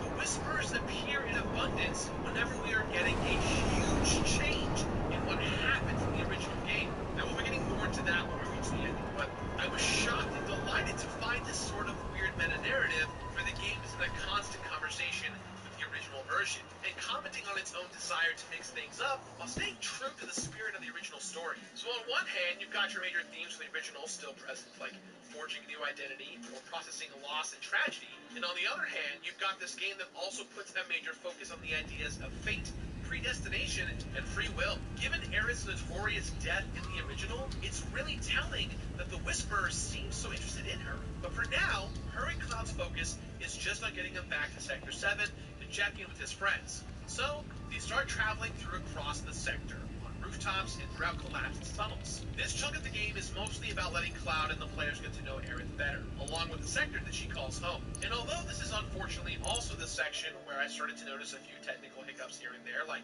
textures popping in and out, I was mostly enjoying the character interactions and new locations too much to care. Cloud and Aerith are about to explore one of the most notorious regions in the game, when a runaway team... So, we know a security company's moving what we need. We just don't know which van they're using. Keep hitting their cars till you get the supplies. Cloud and Aerith hatch a plan to go undercover as a pair of Corneo's potential brides to rescue Tifa. This is one of the sequences from the original that got the most expansion here in the remake. Wall Market is not only another explorable location with a bunch of shops and side quests, it's also a chapter full of little choices, all of which have small effects on the direction of the game. Most of all, the decisions are tied to which kind of dress that Tifa, Cloud, and Aerith end up wearing. Aerith, Cloud, and Tifa each have 3 possible dresses they can end up wearing for the sequence.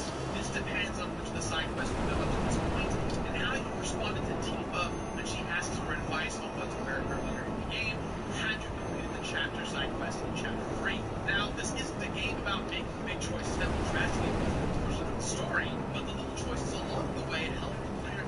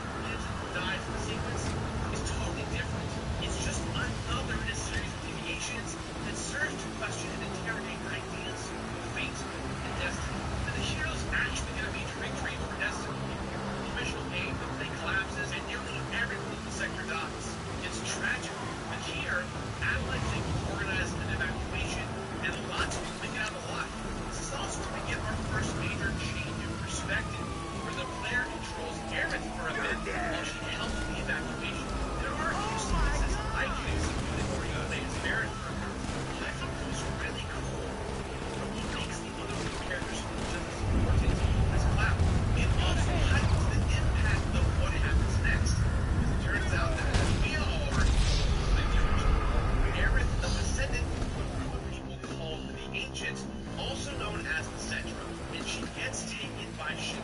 The next several chapters are all about the devastating effect the blade drop has had on cities. It's another chance to do a bunch of side quests and help the citizens of the city pick up the pieces of their livelihoods. But after helping out a bit and having another encounter with Don Corneo in the sewers, because it's exactly the kind of guy you hang out in the sewers, it's time to get serious and go rescue Aerith from the massive Shinra building in City Boulevard. It makes sense that the game slows down a bit after dropping into place. At least Sid the effect has had.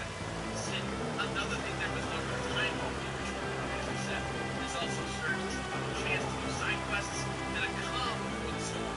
So once Cloud, Tifa, and Barret climb up to the upper level and start their assault on Shinra HQ, it's non-stop action.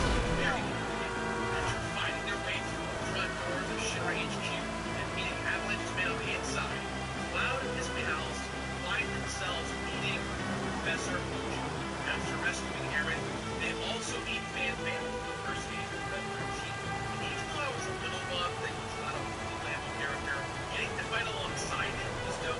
It also makes sense to not play as him because the game is almost over, and there's no point in having another party member only to have weapons and maybe have some time to play that. Life's too short to waste time doing things you absolutely love. Why should I hire you? Because I didn't know that a local television producer existed. That is all I ever wanted to be. Here's coffee.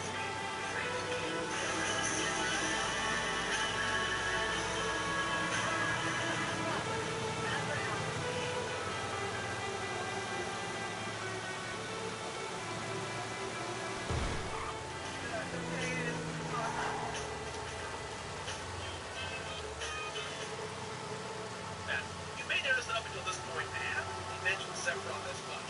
Final Fantasy VII's incredibly famous. Same for Professor Hojo and Shinra, two of the original game's other major villains. That's because Final Fantasy VII Remake saves all of them for the end, and it's a lot at once. Because as much as I love the story of the original game, I'm the first to admit that it's wild and complicated with all sorts of twists, reversals, and sci-fi concepts and concepts. Yet because the game has been split into installments, and this first one is all about the telling of a more grounded, small-scale story about Midgar, the battle between Avalanche and Shinra, it felt like they were saving a lot of the big plot stuff for the later stuff. Thus far, Sephiroth's only appearances have been in flashbacks or hallucinations hinting at Cloud's backstory. But then he shows up, kills President Shinra, and stabs Barret in the process.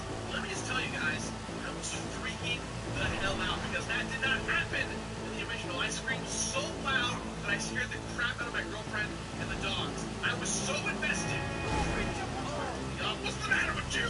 And the Whispers clearly agree with me because they swarmed the entire Shinra building and channeled destiny to bring them back to life. A huge example of the meta commentary where Cloud and his friends tempt fate in the most literal way by threatening to deviate from the game they're in a remake of. Do I think it might have been cooler and more shocking to let Barret stay dead? Yeah, kind of. But I also like him a bunch, so no. And it sets up for another of the game's big surprises. After a fight against the new president, Ms. Shinra, and the motorcycle chase down the freeway to the edge of Midgar, I assume we're heading towards an ending similar to the end of the Midgar sequence we envisioned, where Cloud and his crew leave town to chase Sephiroth around the world. And we do go there eventually, but first Sephiroth shows up again, and he opens up a weird portal that Cloud is crew walk through to find a massive whisper, who Sephiroth says is a harbinger of destiny. A lot of stuff goes down here without a whole lot of explanation. In my first playthrough, I honestly found it all kind of confusing and a little Kingdom Hearts-esque, where I am suddenly fighting some giant monster god without fully understanding who he is or why he's here. But on my second playthrough, when I was doing hard mode, it made a lot more sense to me. I still don't fully understand if Sephiroth and the Harbinger of Destiny are on the same side, but once Cloud has defeated the big old Whisper boss, Sephiroth seems to reference the events of the original as a second timeline, which I think means that now the Whispers are gone, this storyline is free to deviate even further from the course of Destiny. And we're still in business. All right. LJT with the sign-off. Characters in a position where they can forward their own futures, while still being in the danger of falling into the events of the original game if they're not careful. And again,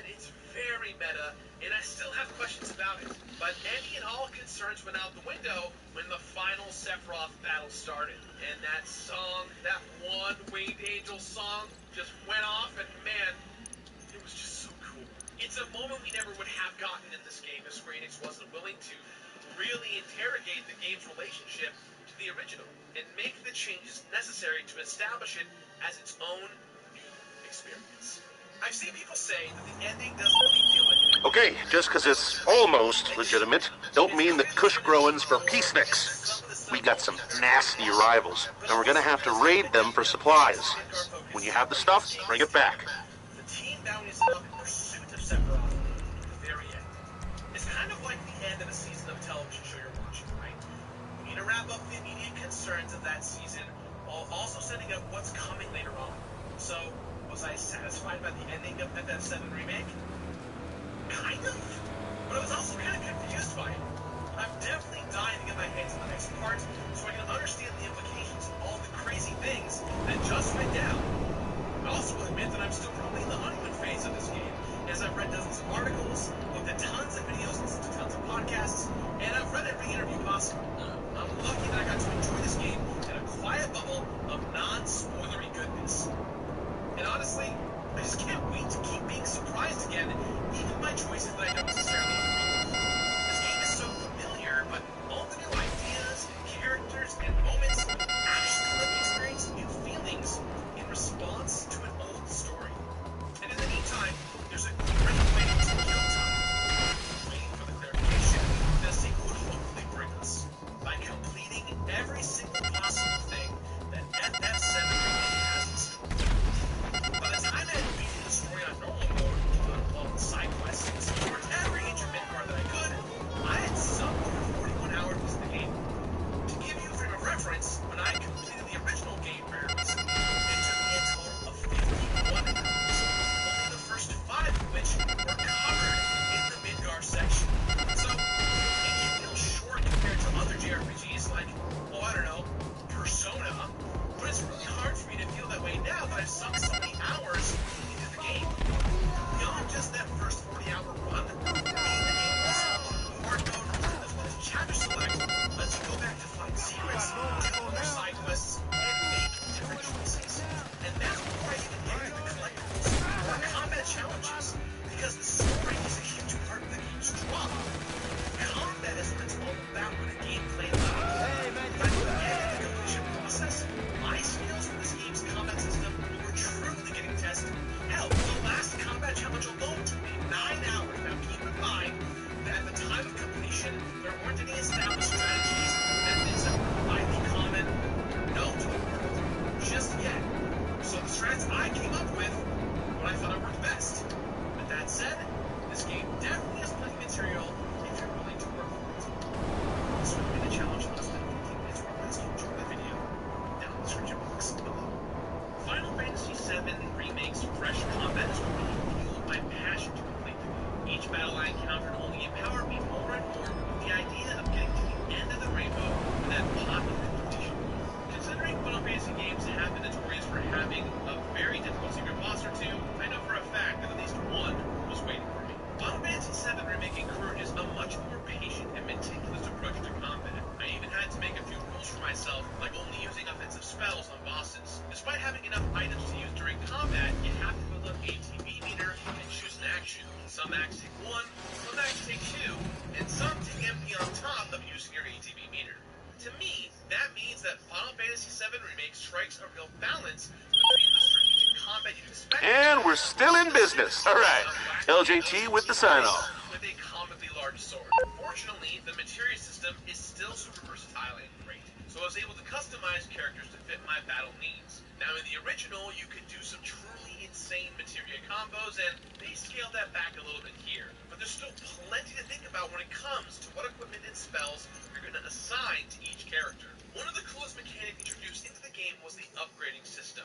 The maximum level is 50, and the EXP and AP to level up your materia gets doubled and tripled respectively once you beat the game. So, maxing out your party is a real breeze. But that almost doesn't matter because the game scales with you. Good news, we located some supplies. Bad news, they're in the hands of a rather serious stick-up operation. So get a hold of them and bring them in, and be careful, they're fragile. But in the case of Final Fantasy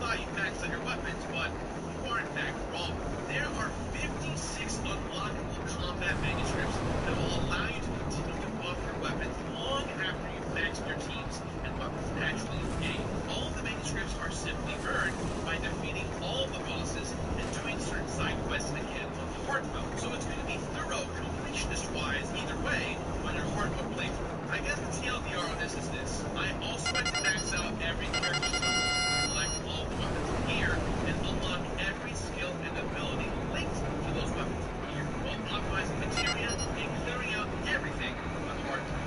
Hard mode is a similar experience to playing Coil, but, much harder. The major change is that you cannot use any in-battle items, and sitting on benches only restores your HP instead of more of your HP in your MP, which means that whatever magic points you have going into a chapter is all you have to work with. It's sweet, nothing else. With Canva, I can sit work on the go. It's easy and free. A presentation that I can share as a link. Game changer. Present anywhere with Canva. You could be me just 1 hour. We can find a way to get inside each other's minds. If you could see through my eyes instead of your ego, I believe you'd be surprised to see that you've been blind. Walk a mile in my shoes. Walk a mile in my shoes. Yeah, before you abuse, criticize and accuse. Walk a mile in my shoes. Walk a mile in my shoes. Before you abuse, criticize and accuse. Walk a mile in my shoes.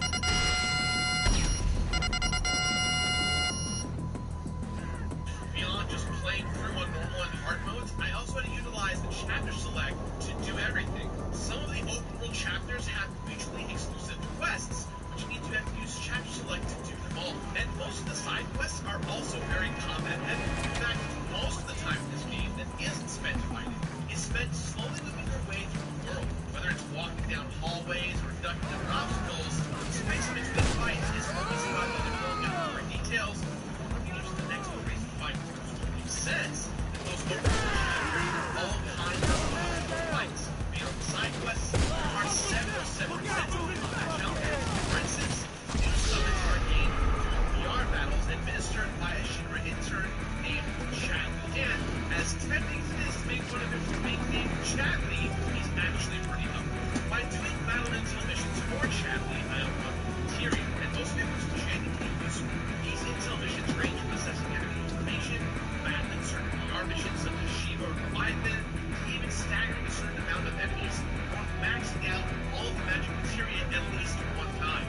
However, in order to truly get all the information that he needs, I've also had to use the assess materia to scan every single enemy in the game. Honestly, one of the nice things about my replay on hard mode is that every enemy was almost already scanned, so I no longer had to remember or worry about going back to an earlier chapter to scan a one-time enemy. But the Chadley VR sims aren't the only combat challenges here. There's also Don Corneo's arena, which will pit your party against almost all the enemies in the game. One separate combat simulator in Shinra HQ in Chapter 16, another combat simulator in Chapter 17, which only gets unlocked if you beat the game, and both of these combat simulators compound on each other and feature enemies that are exclusive to Shinra. Also, Chadley is there too, because that little tweet is everywhere. This is where I want to talk about the final secret boss fight in the game, the Pride and Joy prototype. This right here is the most difficult fight in the whole game, as it requires you to have cleared every single combat mission to unlock it, including defeating and unlocking Bahamut prior. I would also argue that Bahamut is the hardest boss in the game, as he moves fast, hits hard, and his move Mega Flare will take out your entire party unless your party members have unlocked Reprieve on their weapons, which allows them to survive the KO with 1 HP.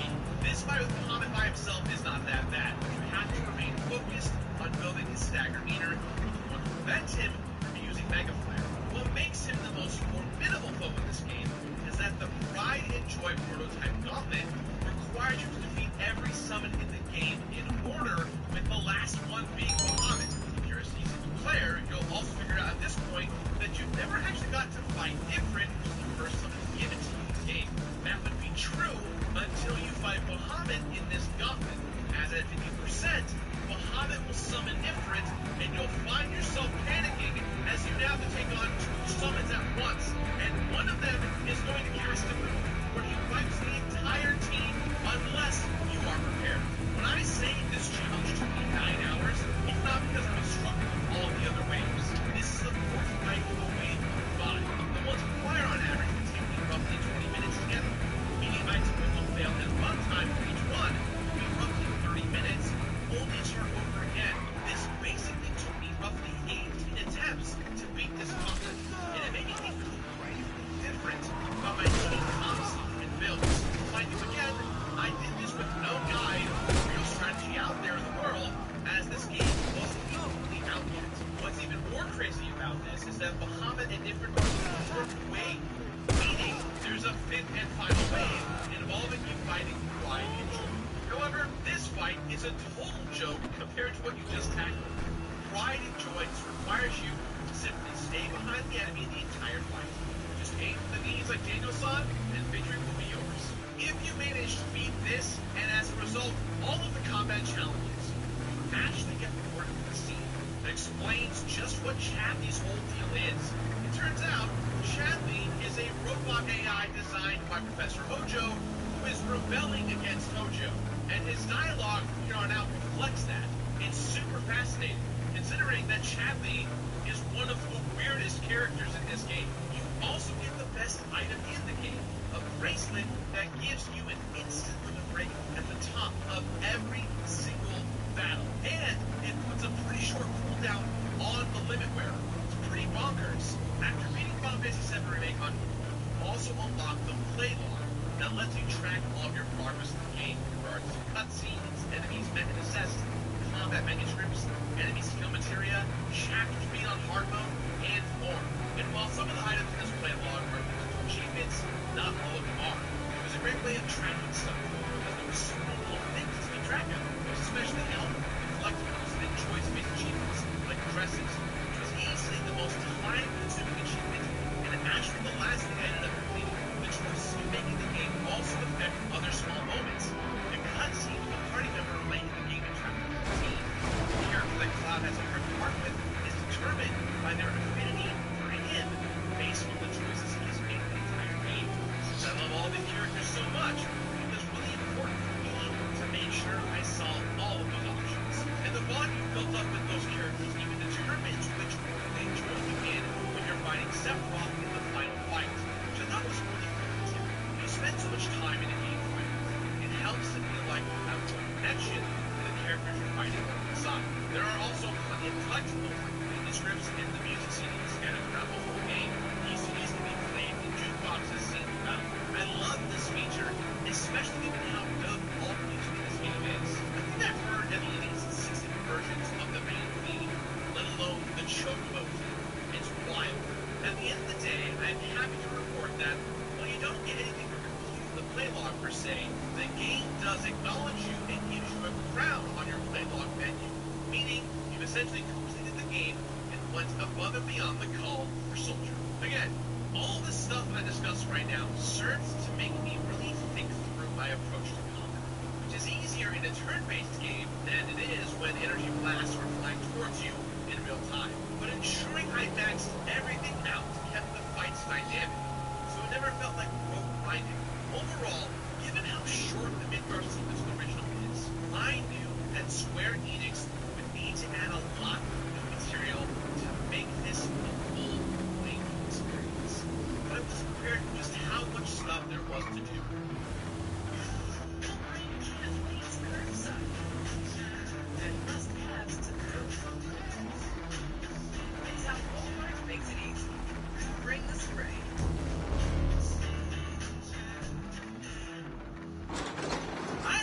Some people think that this game is short for RPG. It doesn't have a linear immersive story like Persona 5 does, for instance. But if you're a completionist, I feel there's a huge amount of material here just for you if you We got what we need. LJT signing off. Hard mode, gotten all the achievements, and collected everything, including doing the play log completely. I sunk about 100 hours total into this game. And I'm looking forward to the next installment as much as anyone else is. But as far as its own experience goes, I think 100 hours is worth going through the ups and downs again. I think it's fantastic. There's so much to do, and it's all gorgeous, and you can tell it's passionately handcrafted here. The music goes way harder than it needs to, and even little details like the crates you can bust open to look for items vary from chapter to chapter. Every section of Midgar feeling like it was built with incredible precision.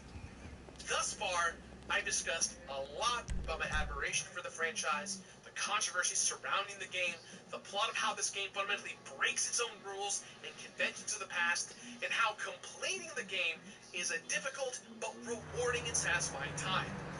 Usually, I come off pretty happy and outgoing towards games I love, and a common complaint I hear often about what I have to share for a game is that most of the time, I never have enough to say about what I did not like.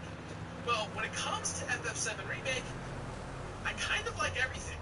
Yet right now, I want to share with you all the things that I really did not like, the things that really did not sit well with me.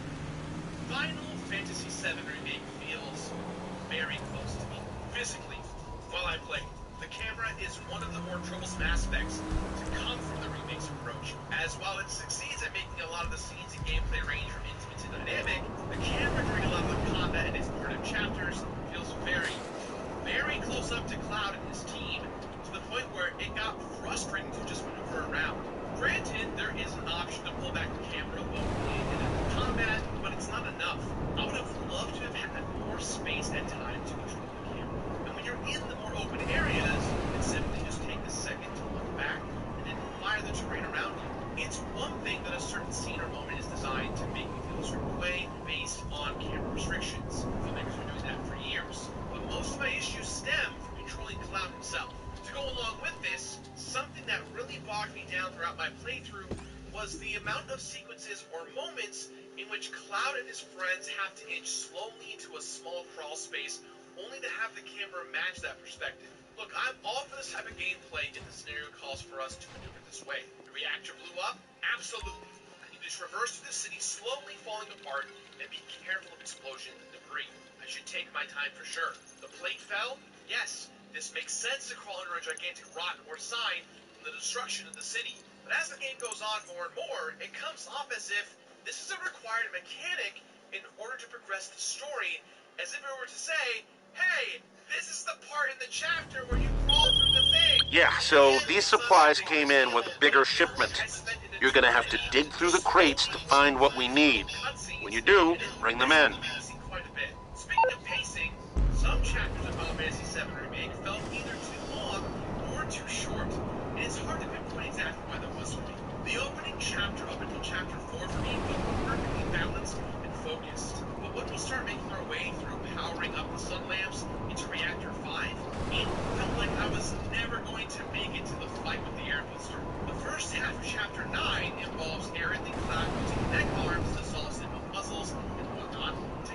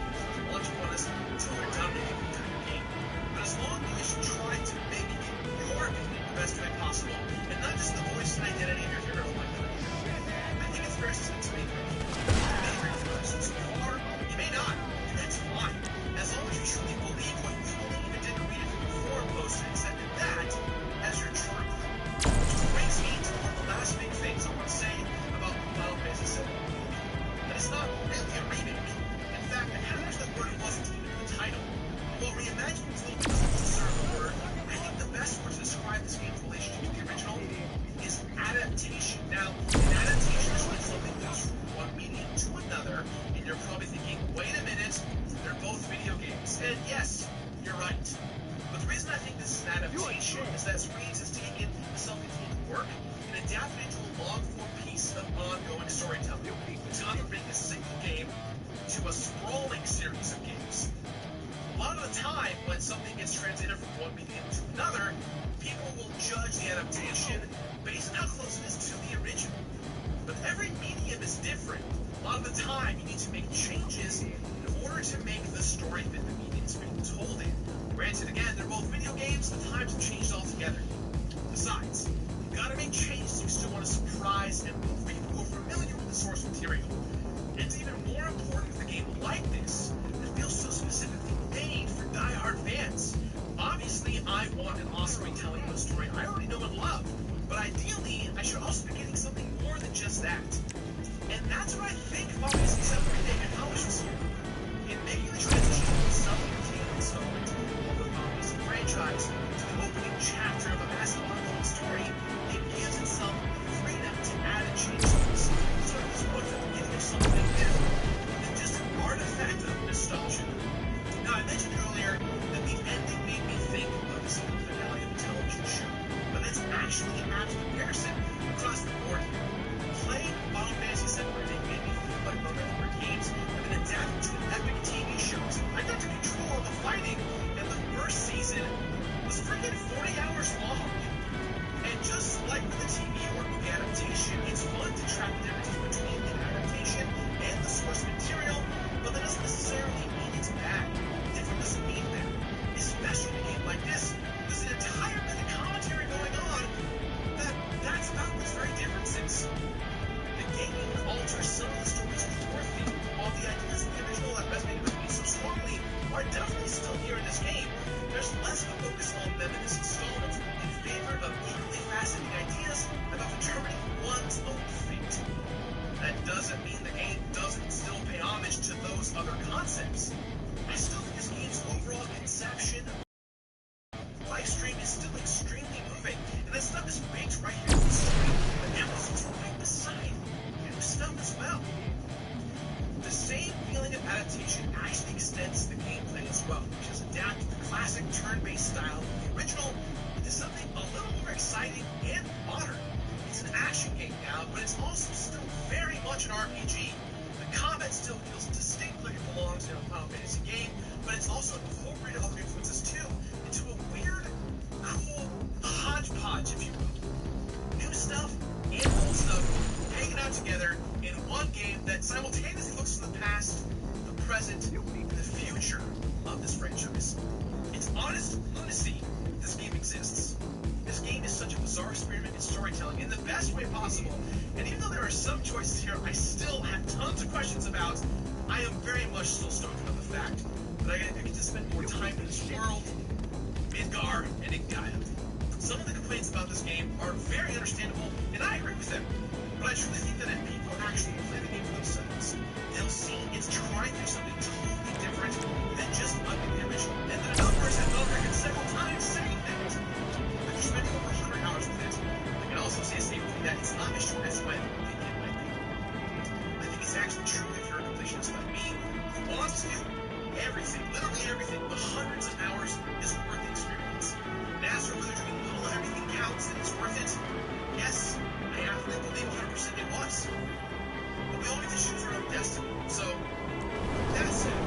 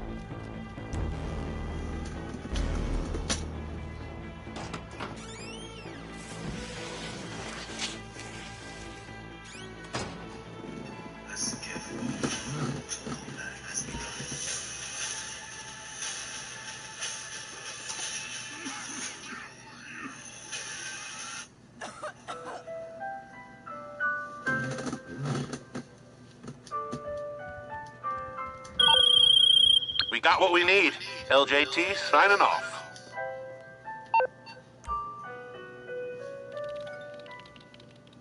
We've been at this for a long time now. For the past 7 years, I've been completing a different game every single week. Things started off simply, but I've tackled some of the toughest titles out there since the inception of The Completionist. But with almost 300 completed games behind me, it's clear that I never would have made it this far without my crew. Week after week, they put in blood, sweat, and tears to get the job done, and they keep me motivated to do the same. So as we finally crack that 1 million subscriber milestone, and I try to figure out what game to complete to celebrate, I know they'll always have my back.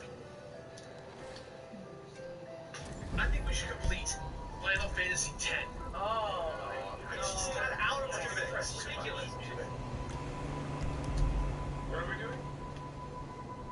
Hey everyone, and welcome back to a very special episode of The Completionist. We hit 1 million subscribers, and I'm so excited to share that with you all. Today, we're going to complete one of my favorite games of all time. What we wanted to do for a very special occasion. Today, we're going to complete Final Fantasy X. Let's begin. Yes!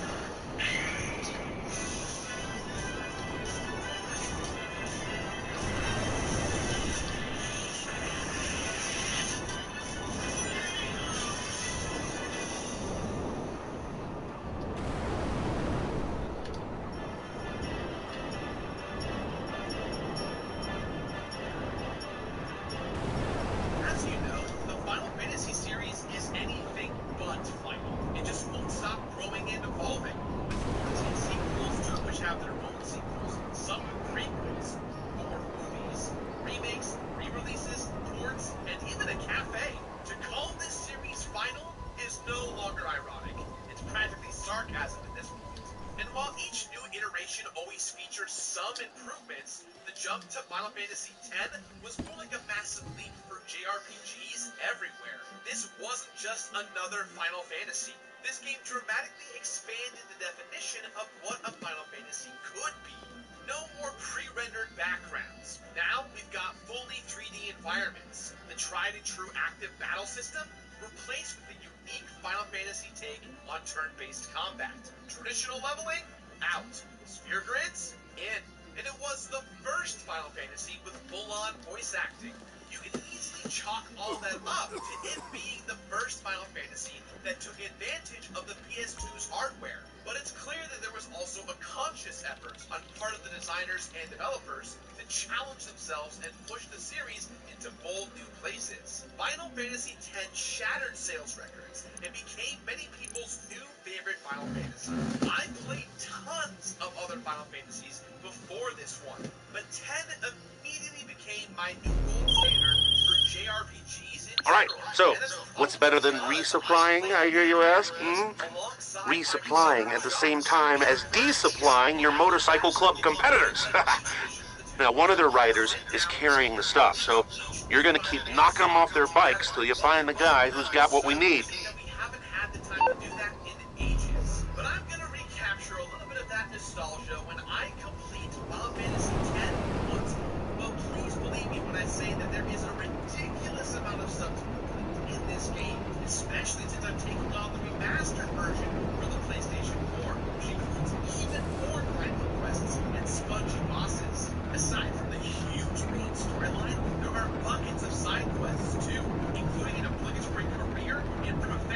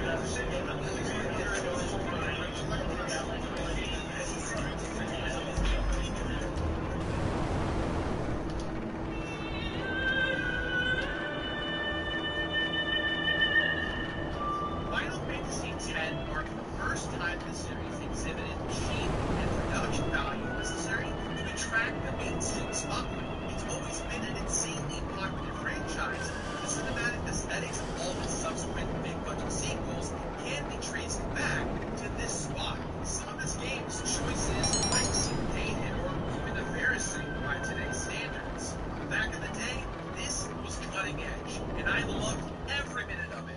And I'm happy to say that a lot of that charm is still here. Our extremely long-tailed begins with our protagonist, who's officially known as Titus. Personally, I thought he was Titus. But since he is redeemable, and because he looks exactly like early 90s rom-com darling Meg Ryan, that is what he should be referred to for the duration of his completion. By the way, shout out to Snowly, who was the first one to come up with this Meg Ryan thing. So, Meg Ryan is a hot blitzball player in his hometown of Xanarkand. But all the aqua rugby and heavy metal... We got what we need. LJT signing off.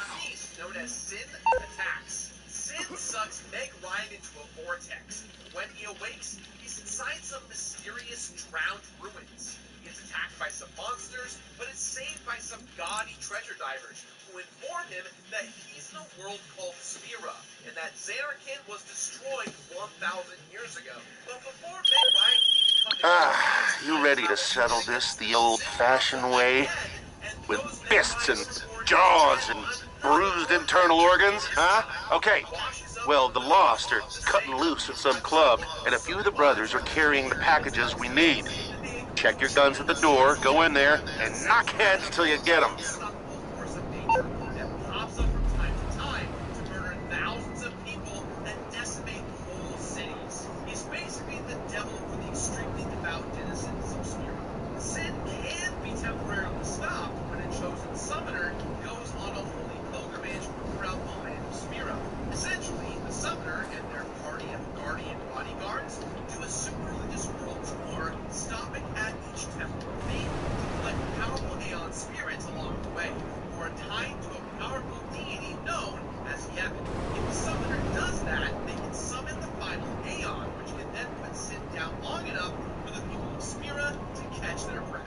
It's almost like a Pokemon journey with a heavy helping of religious overtones. And this time, it's a shy, young Yuna's turn to carry the burden as summoner, along with her eclectic group of guardians. There's Waka, the gregarious islander who sounds a little bit like Bender, Lulu, the brooding black mage beset by belt buckles, and Byron, the big cat.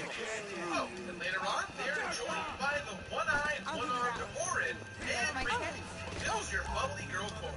Meg Ryan agrees to travel along with them on the way to some blitzball tournament. But come on, you know he's going to be a guardian. It doesn't even take that long. Together, they set off to finish the pilgrimage, defeat Sin, earn another desperately needed calm period for Spira, and get Meg Ryan back home to the early 90s. The first thing one might notice about this game's premise is how delightfully blasphemous it is. The concepts of belief, sin, and punishment are explored in ways that only a JRPG can. Good stuff. But the next thing that strikes me about this game's narrative is how many mature themes it tackles. We're talking mature in both the extreme violence kind of way and the complex interpersonal relationships kind of way. This game gets kind of dark, with Sin wiping out droves of people in each attack. Final Fantasy X is racking up all the wrong body counts here. Things seem all the more sinister when the game explains that all of those souls that aren't guided to the other side by the summoner eventually become the very same monsters that you fight throughout the game. That's messed up. And then you've got stuff like a surprisingly genuine and believable romance between Yuna and Meg Ryan. You've also got Meg Ryan's strained relationship with his long-lost father, and the overarching themes of racism with the seldom understood Albed people. The allegory... They got it. We're all good. LJT, logging out. For some heavy metaphor, Final Fantasy X hits the spot. The storytelling is made all the more immersive by the visuals, which were impressive back in the day, and have only gotten better thanks to the re-release. Spira seems more real than every other Final Fantasy world before it, due to its several locales all being fully rendered in 3D. Some of these cutscenes are majestic as fuck, but what's really impressive is the decision to not focus the game's design on Western or traditional medieval fantasy. This from that well for a long time, but Final Fantasy X is decidedly influenced by South Pacific and East Asian cultures. It's refreshing as hell and gives the game a rock-solid visual identity. Crystal clear waters and slightly brown people praising a deity? Gotta be Final Fantasy X. The soundtrack is absolutely on point. It includes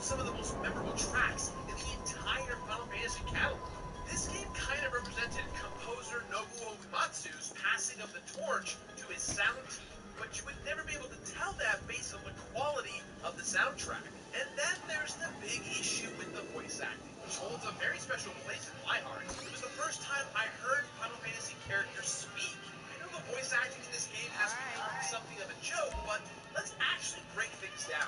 His first specimen is this scene by the pool in La Colonia. It's got a reputation for being cheesy, but you know who the real culprit is here? Localization. Having to sync English dubbing to mouth movements that are clearly intended for the original Japanese version is tough, and that was their intent, to minimize all the backlash with syncing. But the romance of this scene is clear and undeniable, and that's what's most important. This scene is, in my humble opinion, extremely heartfelt, man. And then there's the infamous laughing scene, which many cite as the reason they don't play JRPGs. Many claim that this scene suffers from terrible voice acting and horrible direction.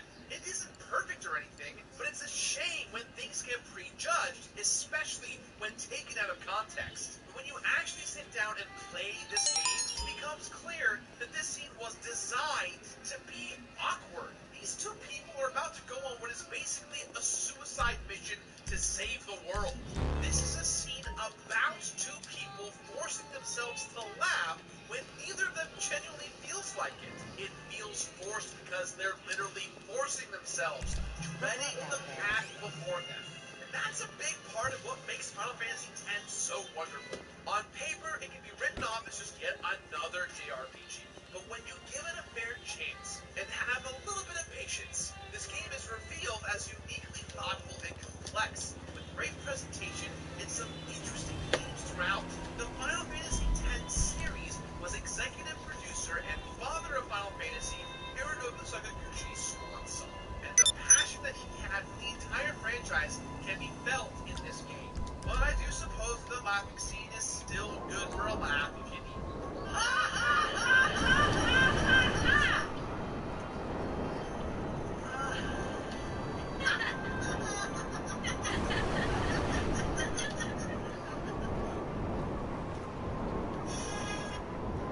Papa John's is known for its crispy, fresh crust full of warm, filthy goodness. And now that knows double those parties with cheese. I love you, cheese. Get a decrepit stuffed crust pizza with one topping for just $12.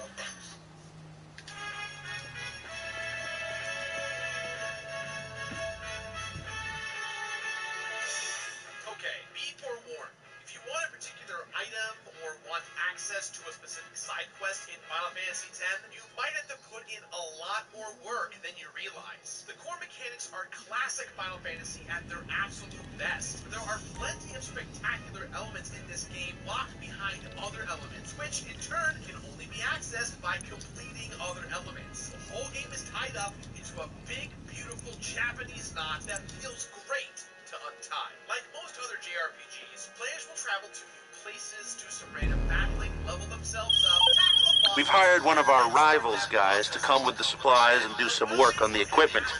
Pick him up and bring him in.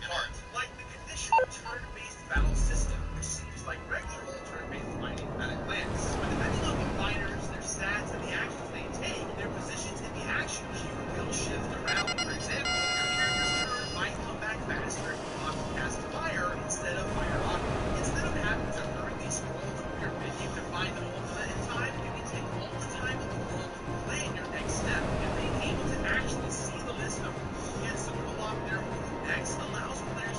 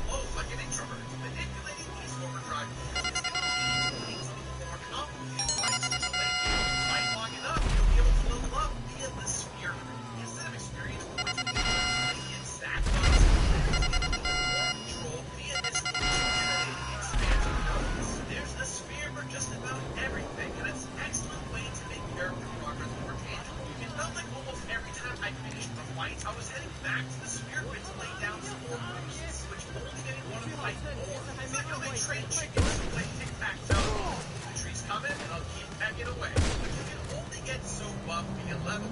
Sometimes you need some hardware to get the job done. The baddest weapons in all of Final Fantasy X are undoubtedly the celestial weapons. Each character has their own. You have to be crafting your own weapons, rests, and sigils in the ground sphere. The issue is that these collectibles are usually tied to lengthy side missions and grueling battles, making the quest for celestial weapons feel like an Easter egg hunt, except instead of eggs, they're pieces of bazooka. So if you intend to complete this game and go for those celestial weapons, prepare for some of the most ridiculous, terror-inducing side quests of your life. Be ready to dodge 200 lightning bolts in a row. Expect to be participating in some maddening chocobo races, and not riding chocobos either. That's what it's all about. And actually racing on a chocobo, you might as well grab some Fireball whiskey because your chocobo handles like it's had far too much to drink. Add in a harsh time limit and some unhooked development needed and the recipe sure to make you hate your butt's favorite balls of milk fluff. Ugh. And then there's the Blitzball mechanic. Yet another link to the great side quest chain and made for action-packed spectators, but reality mostly plays itself. When you've got the ball, you can choose between a few actions. Ultimately, you're just hoping that your team's stats outweigh your opponent's. Blitzball may boil down to one set of numbers fighting against another set of numbers, but it's actually pretty fun as a palate cleanser to the main game. Your team's stats progress the more you play, and you can even recruit unassuming NPCs as new members. My favorite player in the game is Riku's brother. His name is Brother. You can max out your Blitzball stats, but there's no point, since every time you claim your prize for dominating a league or tournament, you need to reset your team's stats to have prizes up. We need those prizes for other competition criteria, so maxing out the player's stats is a no-go. But by the time you claim all the necessary rewards anyways, you never want to play water squash again. Your parallels to different cultures and acceptance of said culture is the Alban climbers. Throughout the crew's journey, you encounter a ton of Alban people, and you can almost never understand whatever they are saying. Halo has one of the miscibles in the game. You can collect the Alban climbers that will translate their language for you. And if you're the kind of person that wants to really experience all the language bending from the beginning, you can start a new game and just all of your Alban climber stats through these game signals. That way, you really enjoy everything. There's just so much to complete this freaking game, especially once we enter the late game, like the appropriate game in Mega Dungeon, just chock full of monsters just itching to one-shot your party first. And then there's the 3 secret aeons, an optional set of initially powerful Pokemon for you to collect. Except for this thing, so optional becomes get to it. And if you still haven't had enough battling, you can literally create new bosses right from the monster arena. If you kill one type of monster a total of 10 times throughout the game, you can fight a special variant of that monster as much as you like in the monster arena. These special baddies are not only brutal as hell, but defeating them will also reward players with the high-level gear that's necessary for completion. I had to unlock every single monster within the arena, which means that I killed every single monster in the game 10 times, plus their special variants, plus the monster arena exclusive bosses that are unlocked along the way, including Nemesis, the ultimate monster arena boss, and what an animal he is. Now, my name is whispered in fear amongst the monsters of Spirit.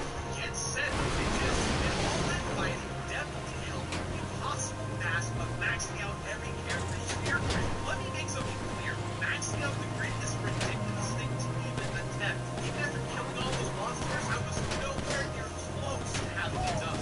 Trying to do so naturally means and hundreds of hours. But thankfully, I had an alternative method to speeding something. So check this shit out. After you unlock a baddie known as One-Eye in the monster arena, ride battles out against him until he drops a weapon, triple AP ability, and at least 2 customization slots for all your characters. Then you can customize these weapons with the Overdrive AP conversion ability and the triple Overdrive ability, which you can create with items which can be obtained via the monster arena. Equip that weapon and shift the wielder into Comrade Overdrive mode. Congratulations, you're now ready to convert Overdrive Meter into pure AP. Combat indicators let HP back.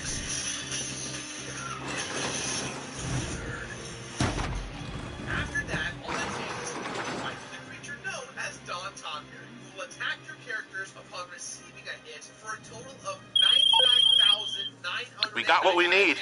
LJT signing off.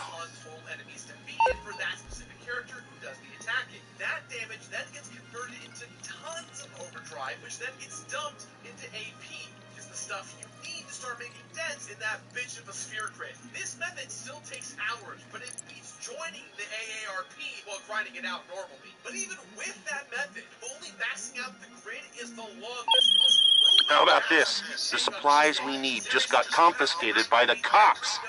Attract some police attention, and the patrol should bring them right to you. You have the maximum of every stat for all your characters, which is 255. You have to create specific stat nodes for all the stat categories. Now, this is not that hard to do for all the stats, except for one, the luck stat. To get the luck node, you need to fight a pretty gruesomely long fight in the monster arena, no less than 65 times to acquire said nodes. But here's the kicker, you also need the corresponding sphere activator, which in comparison, all the other stat spheres you can purchase or bribe or steal from monsters, except for luck. You'll have to fight another specific monster in the monster arena hundreds of times, because you have to remember, folks, you're maxing out every character. This monster only drops 2 nodes at a time upon overkill, which means you'll have to acquire about 400 plus of these sphere activators. You thought all of this was a walk in the park, son? Hell no. We are Legion.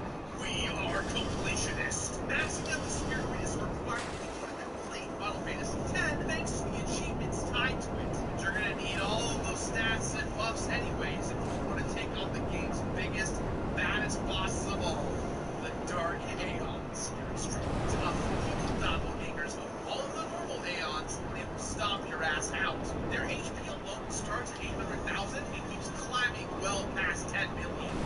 This is my jam. Taking on these giant bastards with bastard stomping boots. These boss battles are intricate and diverse, requiring an extensive knowledge of the game and some old-fashioned trial and error. But the baddest one of all, and the hardest enemy in the entire game, would be Penance. With a whopping 12 million HP and stats maxed out to the brim, this guy is here to check if you've mastered the game. This fight, no, will take you 45 minutes to conquer, and it requires an insane understanding of how to take it down. Penance has a left and right arm that have no sets and stats that ultimately require you to kill the arms in a very specific pattern. If you don't, the boss will one-shot you. This is very easy to mess up considering the precision. Imagine getting to minute 44 of this fight and you gotta start all over because you got too comfortable. Now, the alternate easy way to choose path of this is to summon the Aeon Yojimbo and ride him to kill the boss, but that's not fun. There's something so rewarding about conquering this son of a bitch a la natural. Yeah, that's the good stuff. Final Fantasy X is a game of extremes. You can stick to the main storyline, then you'll probably miss out on some of the coolest, most satisfying stuff the game has to offer. You can choose to pursue some side quests, but due to how interconnected they are, some side quests might simply turn into all side quests. For us completionists, Final Fantasy X may be a colossal monster, but it's surmountable with some time and patience. Lots of fighting, mind-boggling, and maybe a strategy.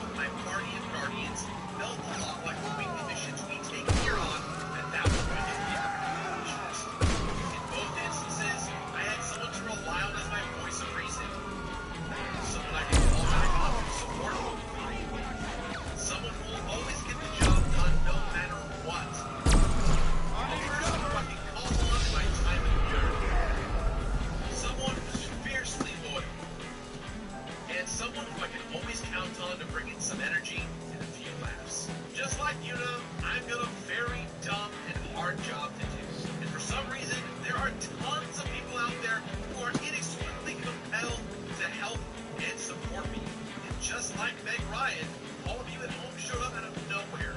You showed me insane amounts of support and appreciation, and have made this entire journey possible. And over the course of that journey, I have fallen time and time again. But at the end of the day, it's all of you at home who pick me back up again. Thank you all so much for 1 million subscribers, and thank you for all of those memories along the way. You get it? I get it! I get it! I got it. Skin circles. Take control of your complexion. Introducing Silvera CF. Powerful environmental protection to reduce oil. Silvera CF. 2010 is still one of the greatest games ever made. Going through the campaign was just as exhilarating as it was the very first time when I was a kid. The music is still etched to my mind, and the romance, albeit cheesy, is one of my favorites ever. When the games give me what I want, which is more bosses and more ways to challenge my Final Fantasy acumen, then I am in heaven. Regrettably though, a good portion of the minigames aren't the test of skill that I was really looking for, and more of a test of patience. Couple that with a mind-numbing spirit ring task, and I can't say I was having a ball the entire time. But it begs the question, what grade would I have given it if those aspects were removed? I don't think we'll really ever know, but honestly, and I hope all of you at home realize this and take away from all the videos we've made here on this channel. At the end of the day, the ratings don't mean much. The ratings mean nothing to me. They mean a lot to a lot of people, but I actually don't care, because to me, my experience is going to be different than yours, than your friends' friends, and your girlfriend, your mother, your significant other, whatever. It doesn't truly matter. But what does really matter is the experience you had along the way. So, that in mind, guys, I give this game my completionist rating of finish it.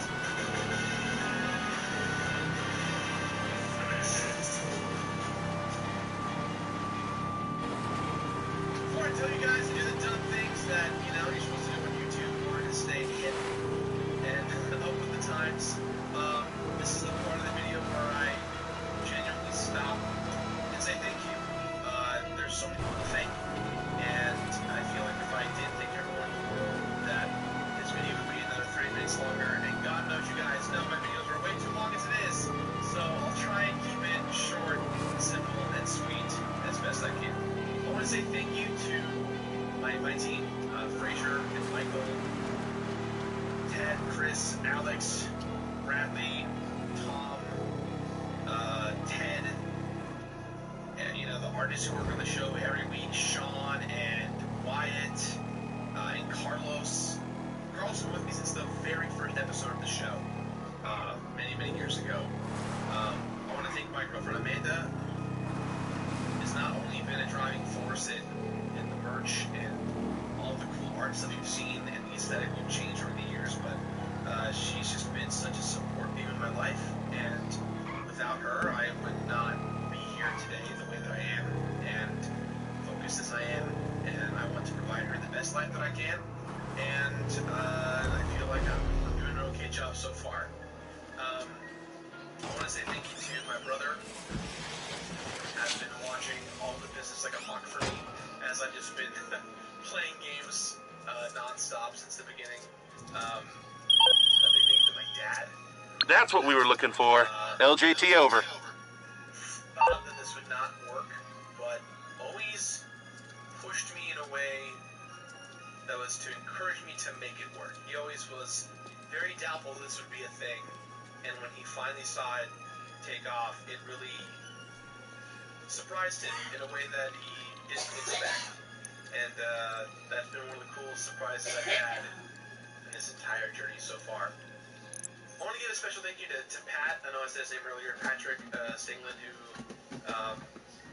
has been the backbone of the show. So, if we went Colombian flake down to Vinewood talcum, we're gonna need more chemicals. So go get the Humane Lab shipment and bring it back to the lab. big thank you to the writers of The Completionist. We have Brett Bayonne, who is our lead writer. Really, The Completionist has kind of become his brainchild now, and I've really just kind of been the one that's been completing the games and voicing my opinions. But he's the one that has fleshed out our schedule in terms of what games we're playing and who's writing what scripts. You know, with that said, we have an awesome writing team. I'm so glad to work with Taylor, with Eric and Cameron and Jeremy and David. You guys have been such a blast to have around the office and to help us make this show. And I can tell that we're going to keep doing this for quite some time. So thank you guys for all your support. I want to give a big thank you to all of our Patreon folks for both Beard Bros and Completionist for all of the support they've given us. They've been that apocalypse and beyond. They have been supporting us through hell and high water, as the term might, and through the thick of it. And I can't show them how much respect I have for them. Scott Bucks, thank you for still being with us and still believing in what we're doing today. There are a lot of YouTubers I want to thank, and so I'm going to try and keep that list short, but I want to try and keep focused. I want to give a big thank you to Jesse Cox, Dodger, Octo, Strippin, Sohinki Lasercorn, Pam, Amy, and Tyler for support me here in the office. You know, they really encouraged me to start this community of people who's building, and it's just been getting bigger and bigger. And you know, 7 years ago, I was a fan of almost all of them, sitting there dreaming, what if I was a YouTuber, what if I was their friend? And here I am, and it's truly an honor to know these people and work with them as much as I do. A big thank you to Davis, Warp Zone, and really the Warp Zone in general.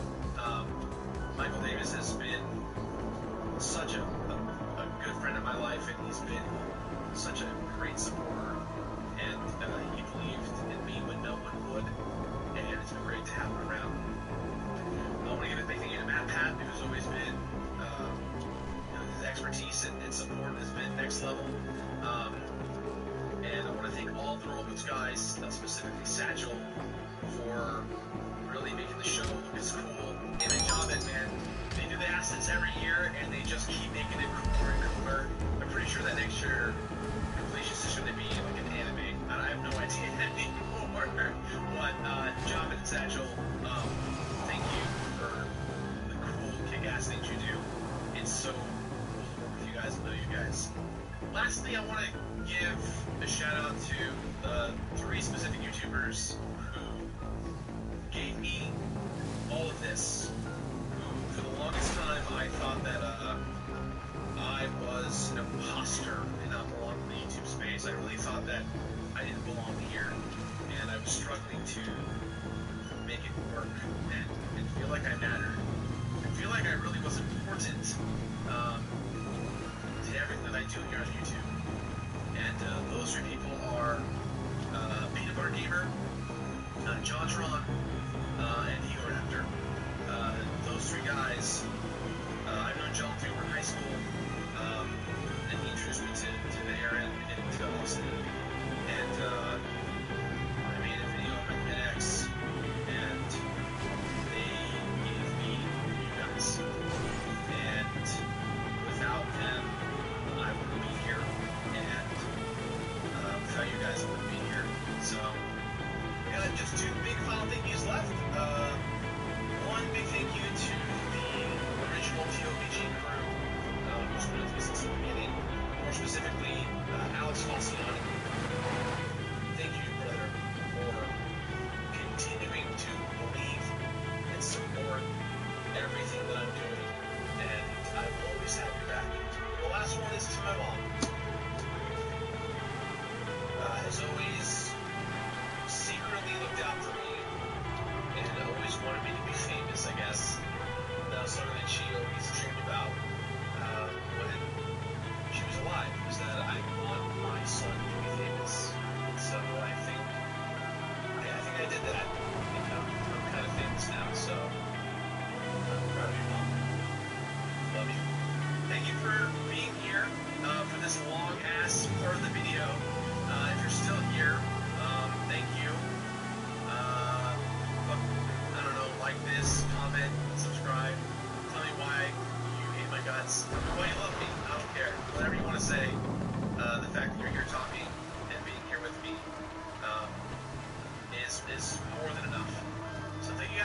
much.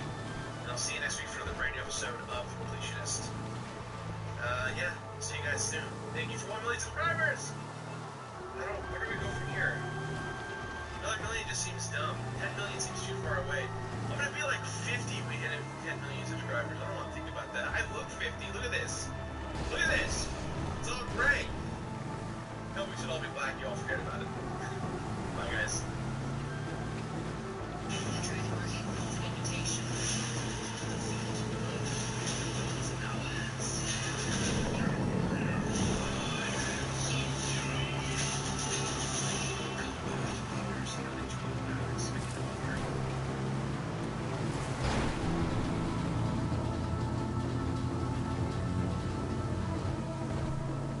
Your eyes are how you see the world, and they're the first thing most people see when they look at you.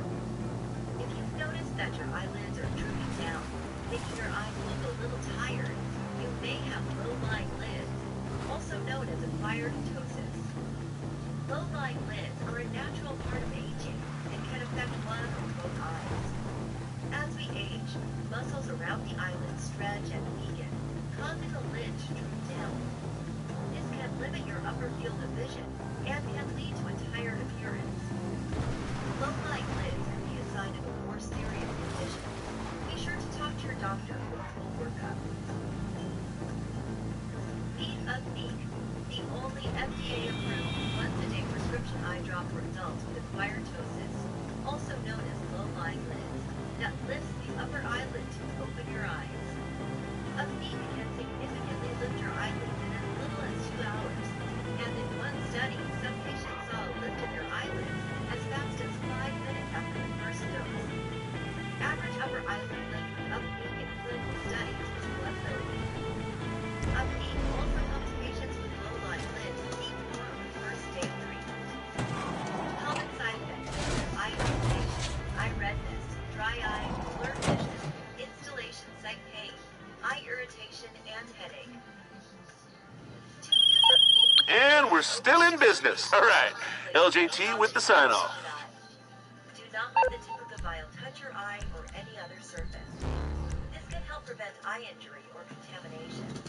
Vials should not be reused after opening and should be thrown away after applying drops. The solution should never be swallowed or ingested in any other way.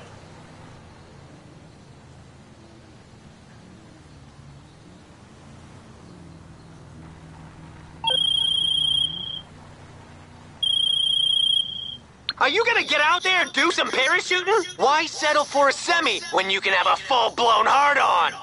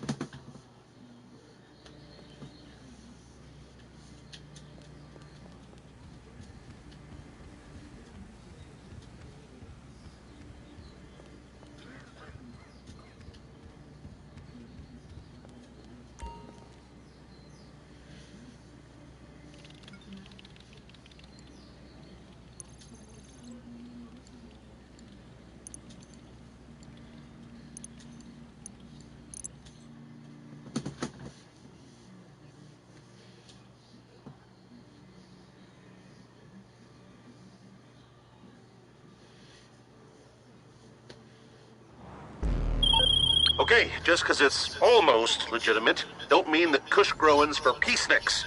We got some nasty rivals, and we're gonna have to raid them for supplies. When you have the stuff, bring it back.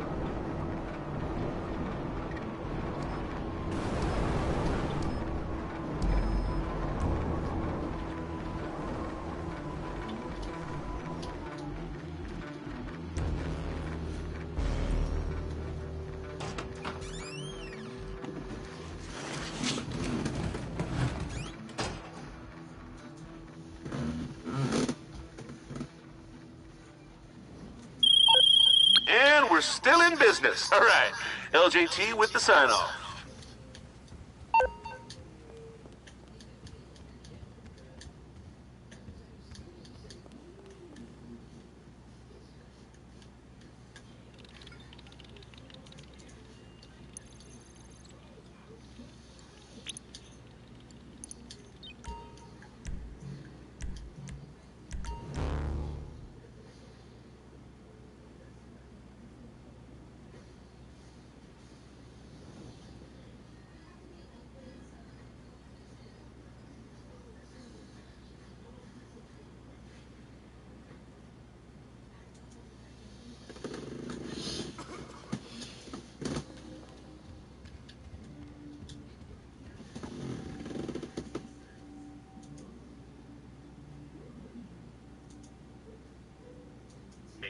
Recently, the LEGO Mario set received an update.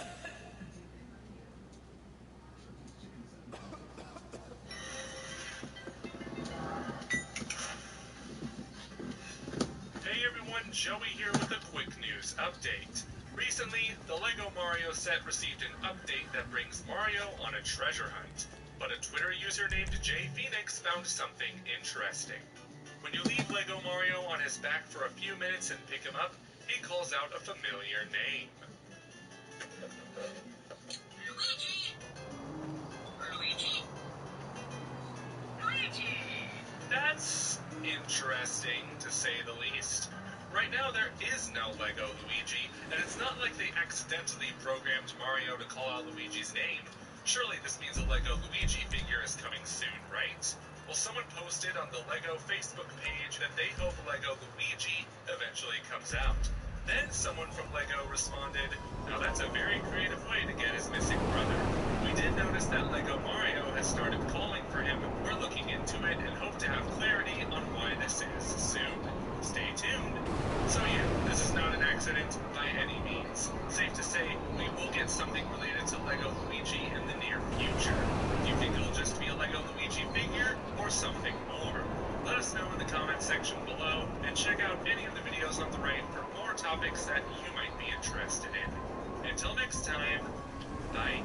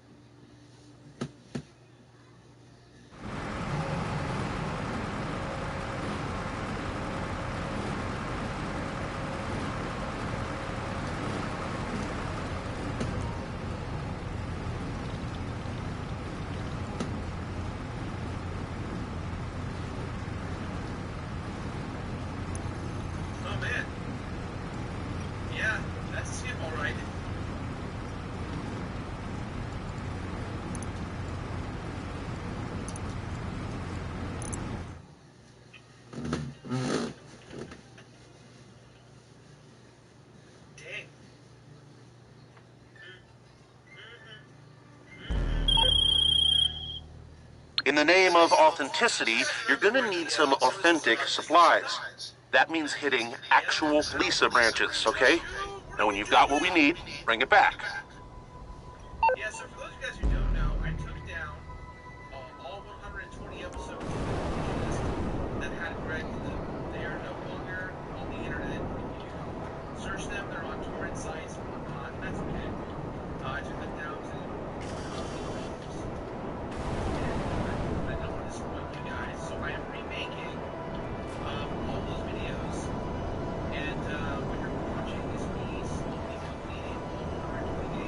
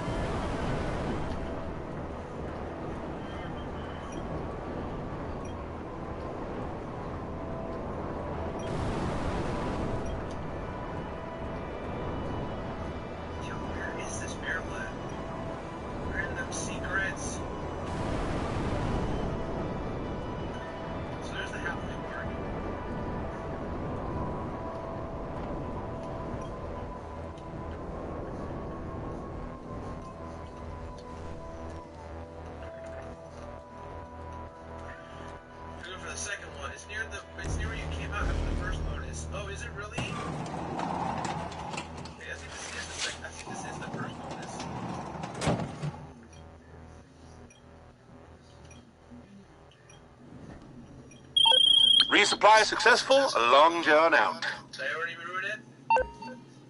Did I ruin it, you guys? I probably ruined it.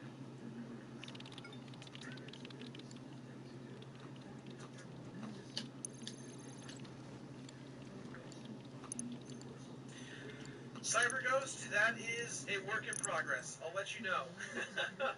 I'm excited because we decided what the new format for the new Game Plus episodes are going to be. So that's super exciting.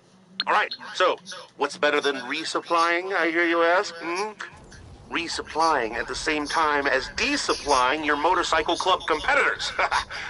Now, one of their riders is carrying the stuff, so you're going to keep knocking them off their bikes till you find the guy who's got what we need. I'm stuck here.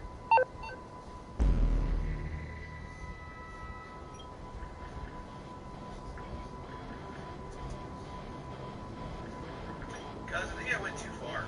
I need help. Someone help me. Beat the game for me, everyone.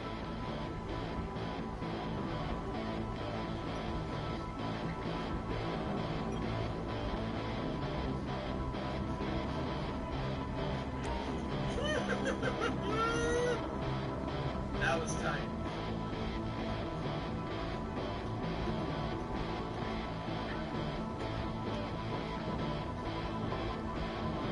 Hey, I found it!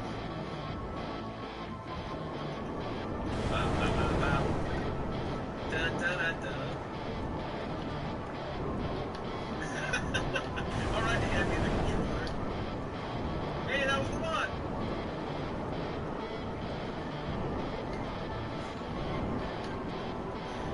You know, John, if I ever, for some weird reason, pass away, and I need to, or my friend was off the show, I walk back to the completionist and I hand you the torch. You will be the completionist. Regenerate as me. You'll be the David Tennant of the completionist.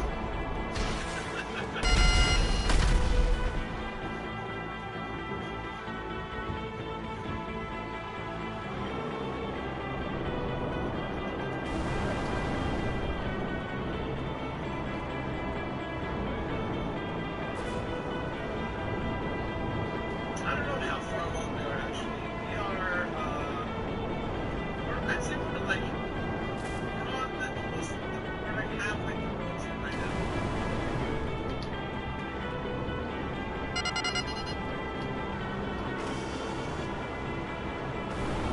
I feel like there is still part of things. Yeah, I would say so.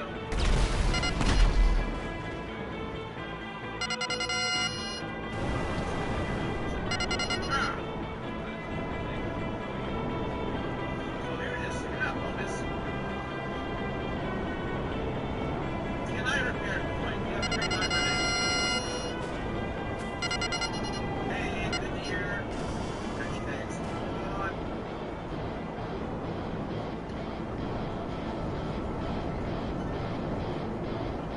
Here we go. Browns!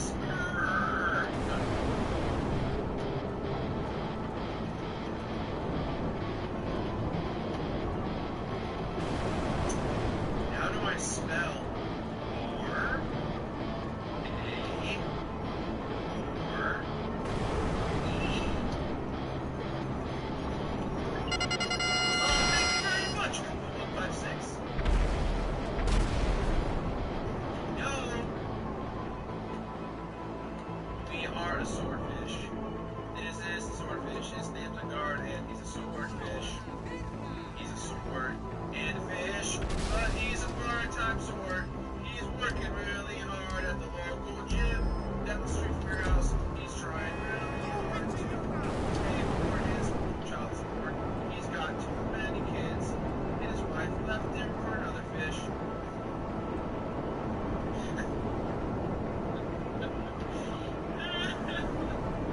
Oh my goodness.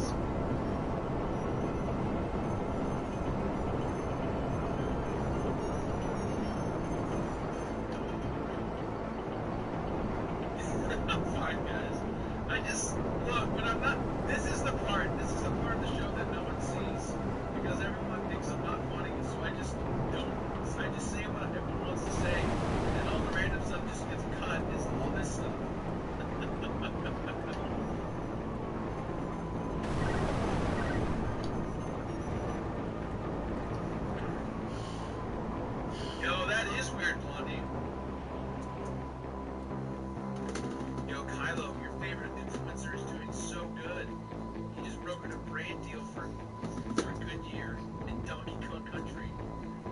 Hashtag retro ad. Alright, 5 to green 1.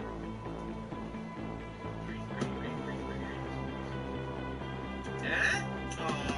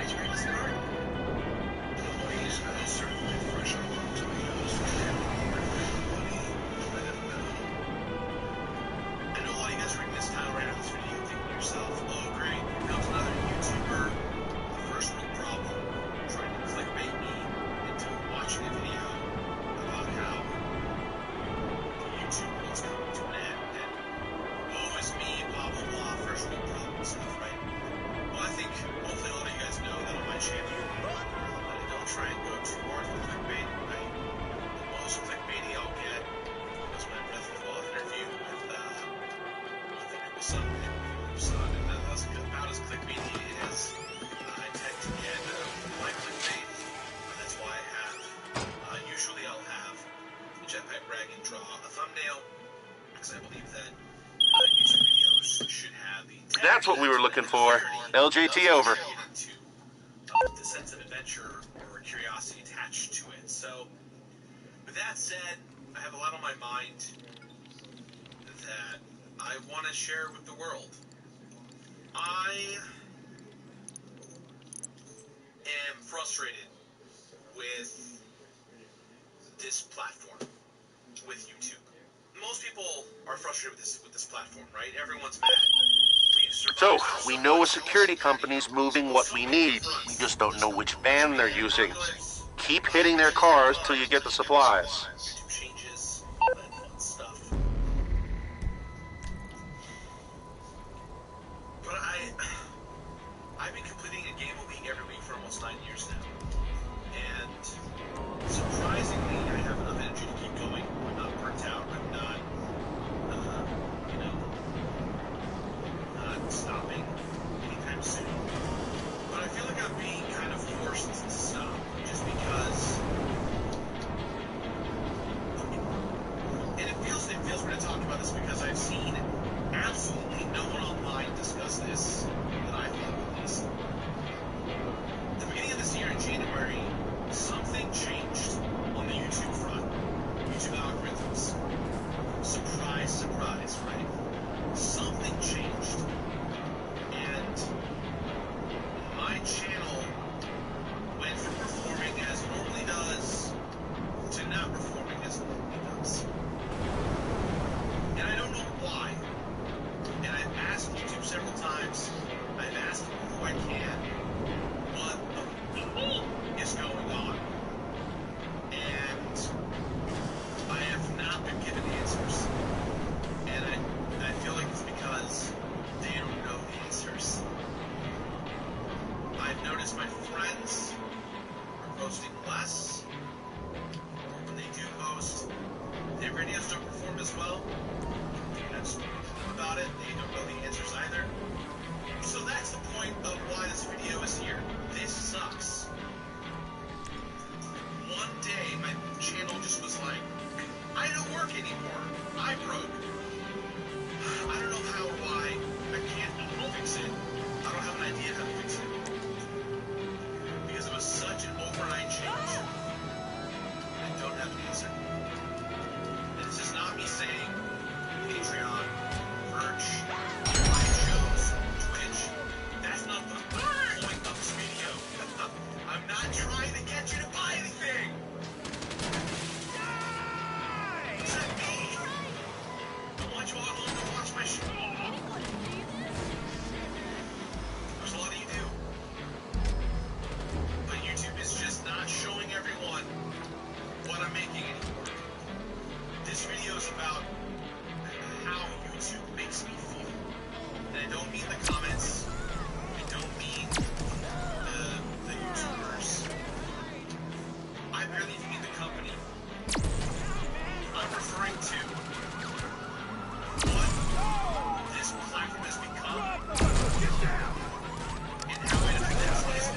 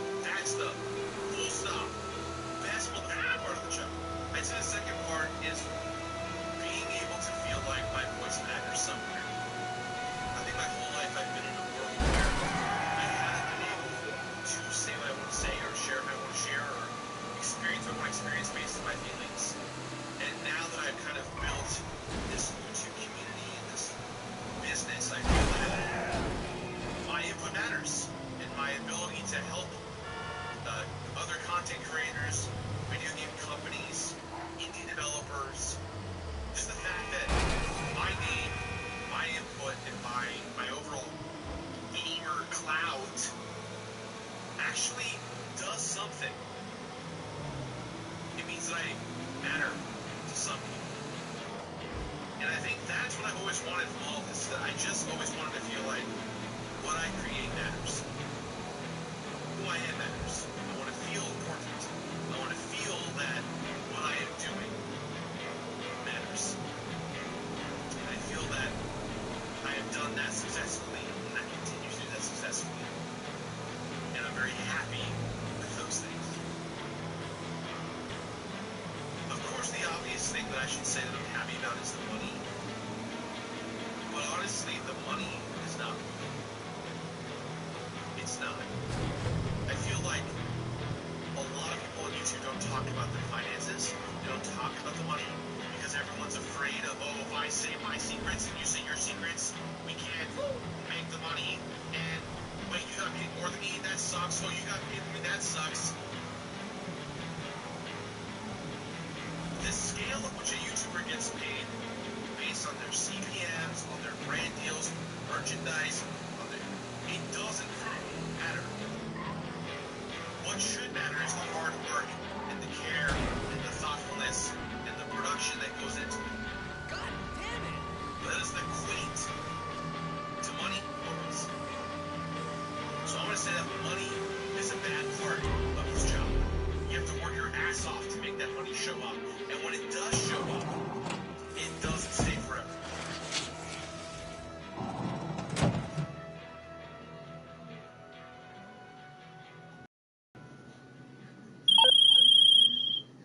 We got what we need.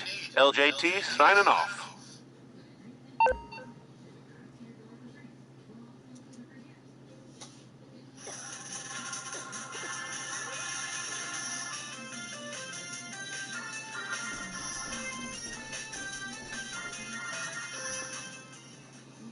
Hey guys, welcome to the Wednesday video, and today I wanted to get a little personal. I wanted to talk about something that's been on my mind for quite a while, and I can't really describe it as something as regret.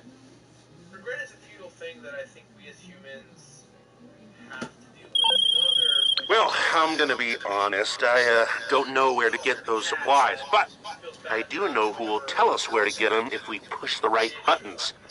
Find my pal's brother and sweat him. 2 seconds after that, I'll have the location we need. Yeah, I'm seeing about 3 of you right now. I hate that shit. The biggest regrets I have, though, almost exclusively take place in high school. I know that sounds weird to say because I'm older now.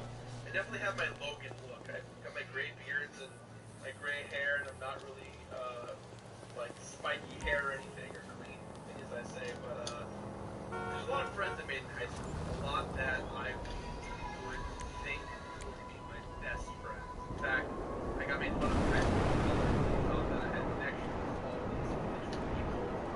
And 10 years later, it's weird to say, 10 years later after high school, I ended up not being friends with any of them till this day. And I tried really hard to make that happen. I reached out to a lot of my friends, and whether they be guy or girl, I made efforts to maintain those friendships and make those relationships last as best as I could. And it never felt good. I tried my best to create these friendships and relationships, to make them last as best as possible. I could, but some saw me as a future. I didn't have money. I didn't have a job. I tried to be as thoughtful as I could for my friends, and I looked at it being self-deciding, kind of backfired. And so, I realized that when I went to college, I had the same experiences. I tried, college I struggled to be friends. I felt that I didn't really fit into the community of theater, and I tried to get into acting, or I forced it into my get a lot of interests that I thought would help me grow as a person, but really helped me create a lot of relationships. And like I said, I was one of the reasons guy that was like, you're my best friend, you're my best pal, you're my best buddy. And I ended up walking away with relationships with college as well. Looking back now, the only two friends that really kept over the years that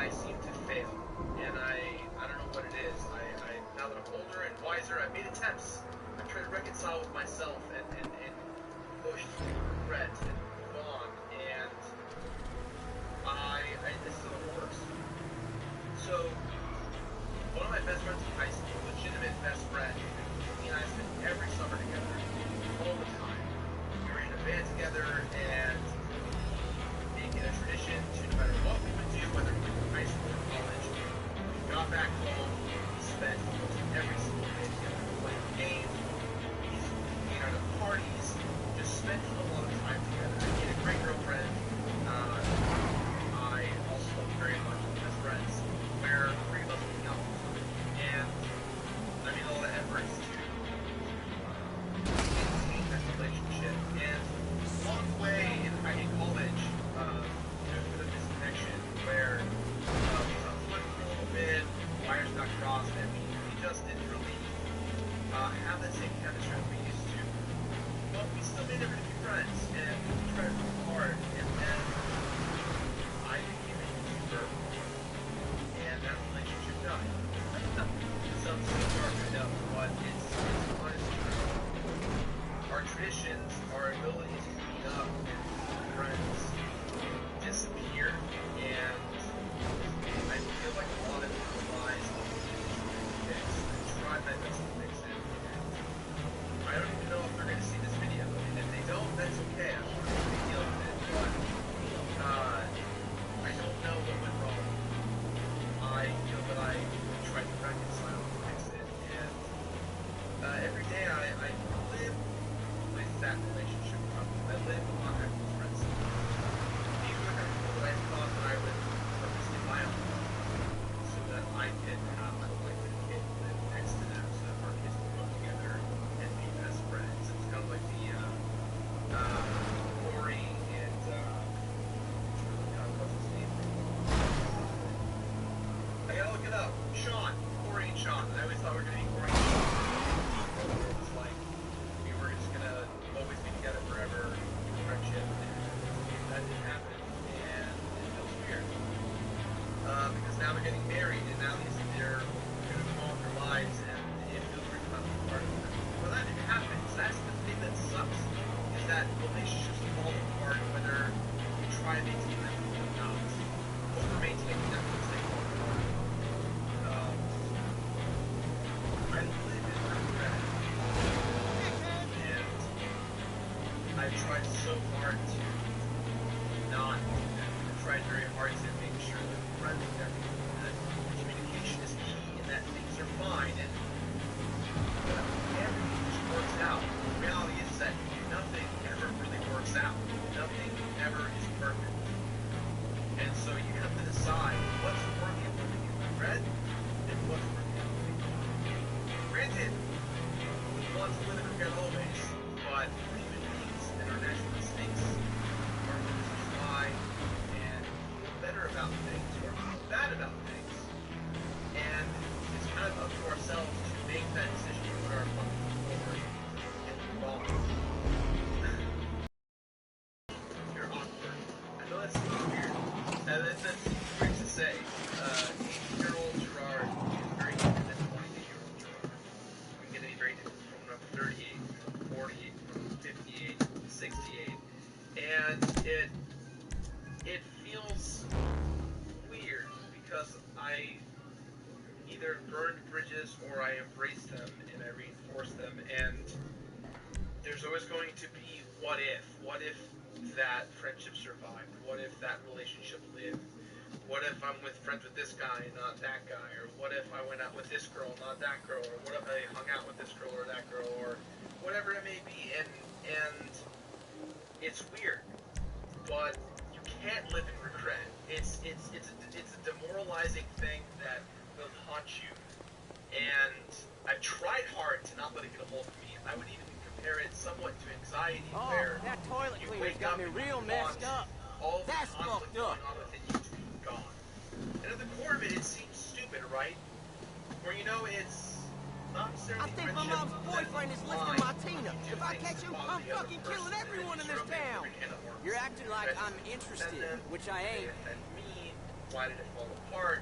And it becomes a he said, she said, he felt, she felt situation. And you can't really win. And so at the end of the day, you have to be selfish with what you want. And that's the core thing, is that we as human beings want things from others. And you can't live in regret, because it will eat you alive. Now, I know obviously there's the controversy of what went on a few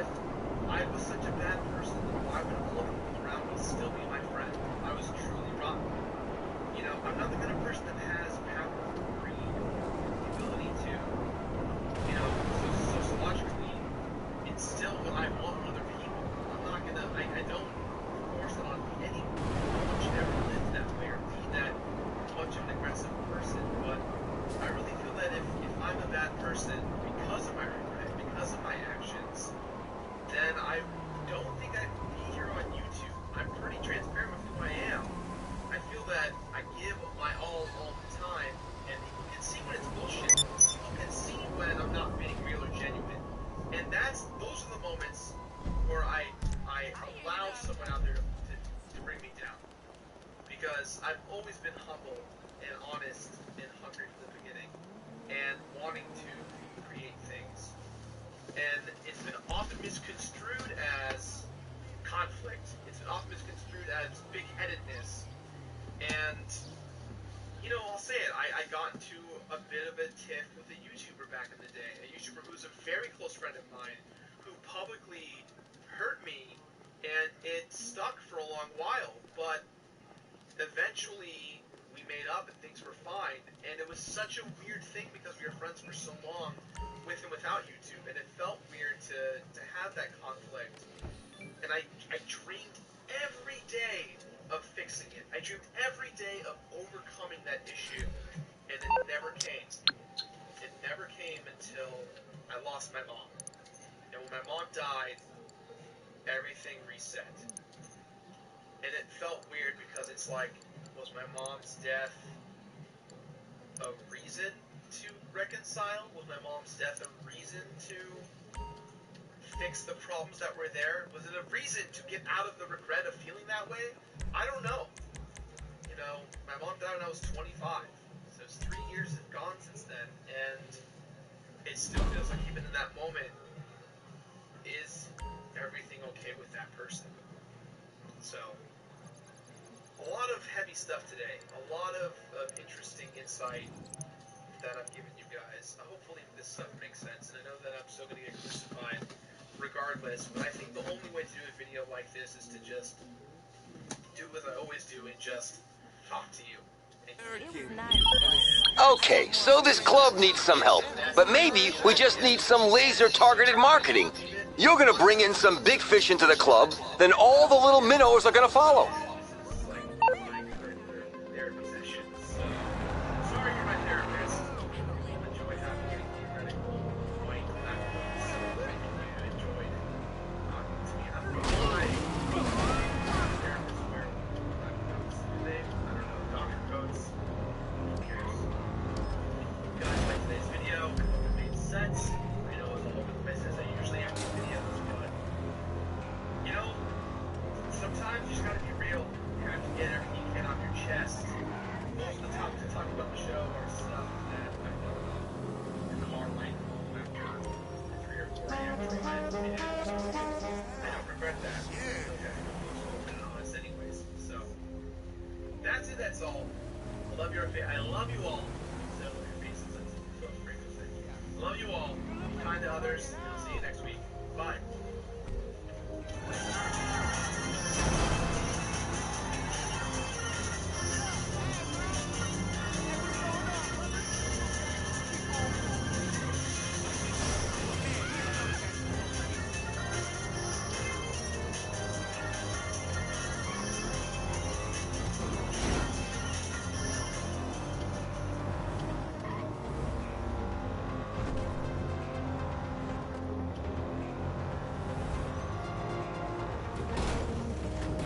Not me!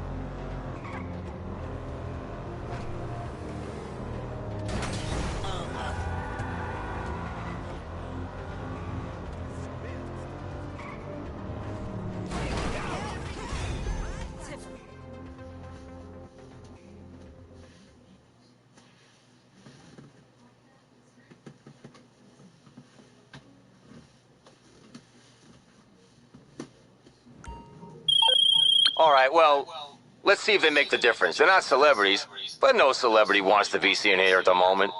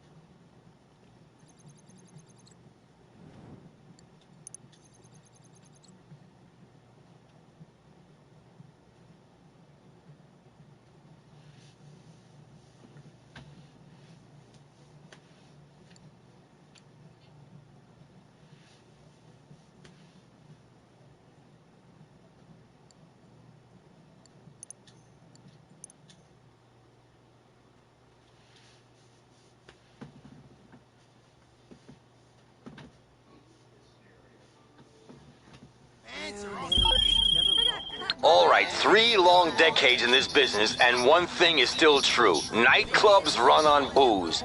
And no matter how much we charge, the cheaper we can get it, the better. Bring in the shipment of champagne I've located, and I'll make sure we've got people here to drink it.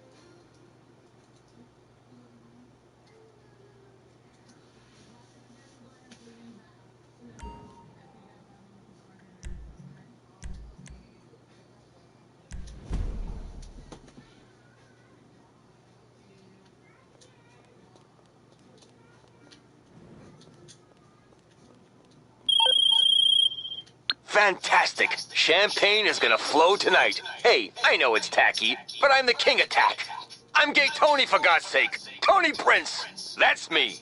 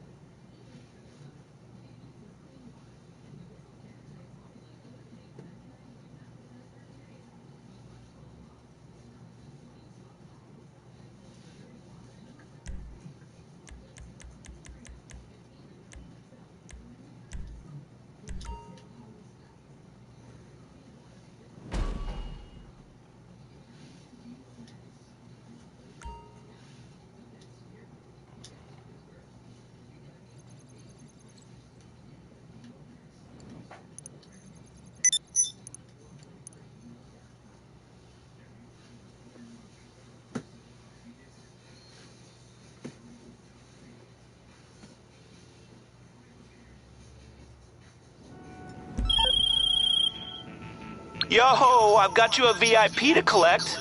Bit of a celebrity, actually. Total friend of mine, Poppy Mitchell, huh? She hasn't actually said where she is and kind of blocked on her bleeder, but I think we can figure it out from her Snapmatic profile. I'll send you the most recent post. We'll find her, pick her up, and bring her to the club.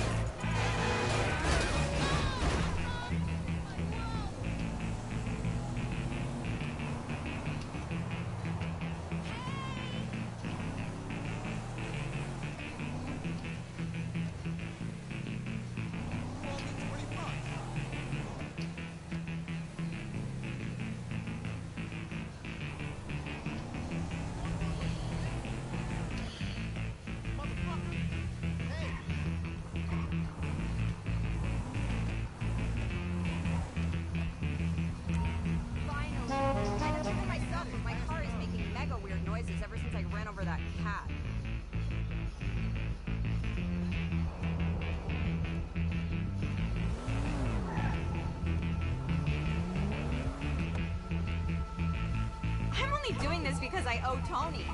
His last partner in Liberty City ran off the paparazzi with a fire truck. Amazing. I need a night out. So tired of deleting all these assholes on Bleeder. If I wanted a picture of your junk, I would have asked for it.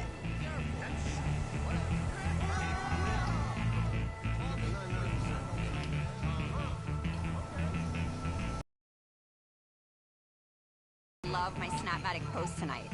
I'm a brand now, spiritual stuff.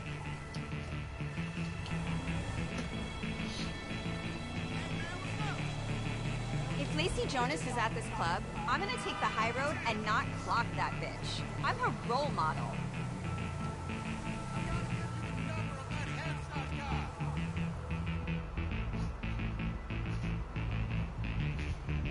When I was in Ibiza, Dixon was totally looking at me the entire time from the DJ booth.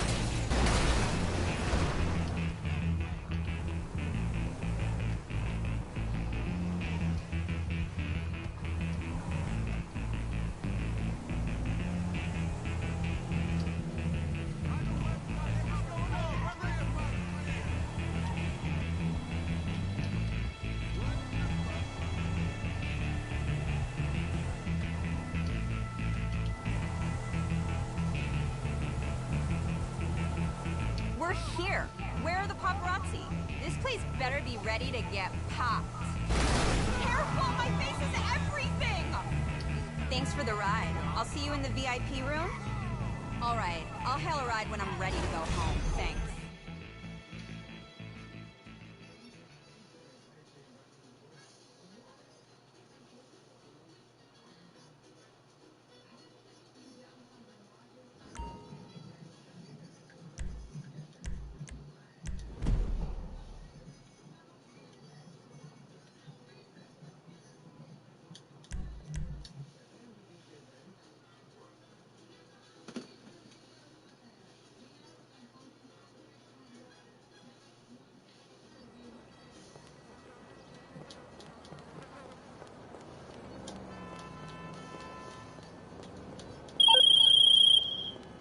She's here! It's amazing! If we can get her to post from the club on social media, do you know how much that's worth? For all of us? Does my hair look right?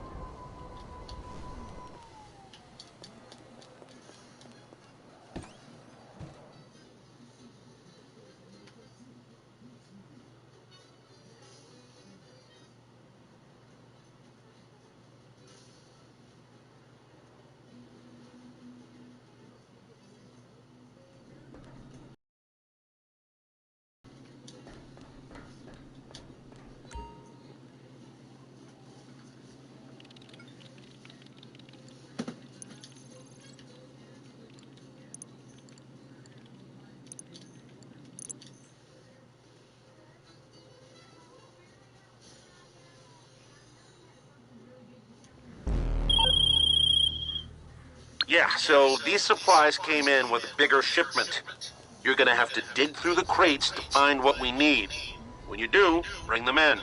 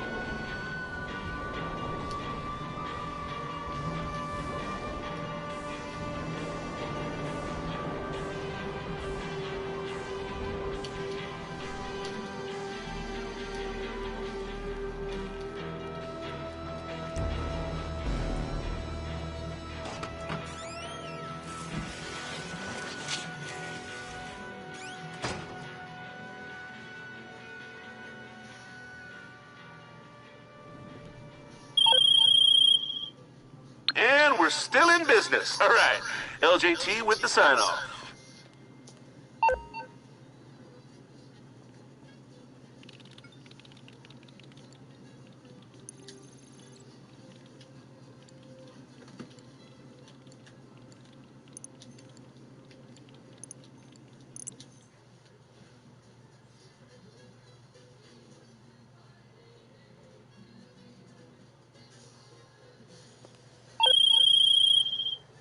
Okay, well, the supplies we found are in the hands of some pretty nasty people.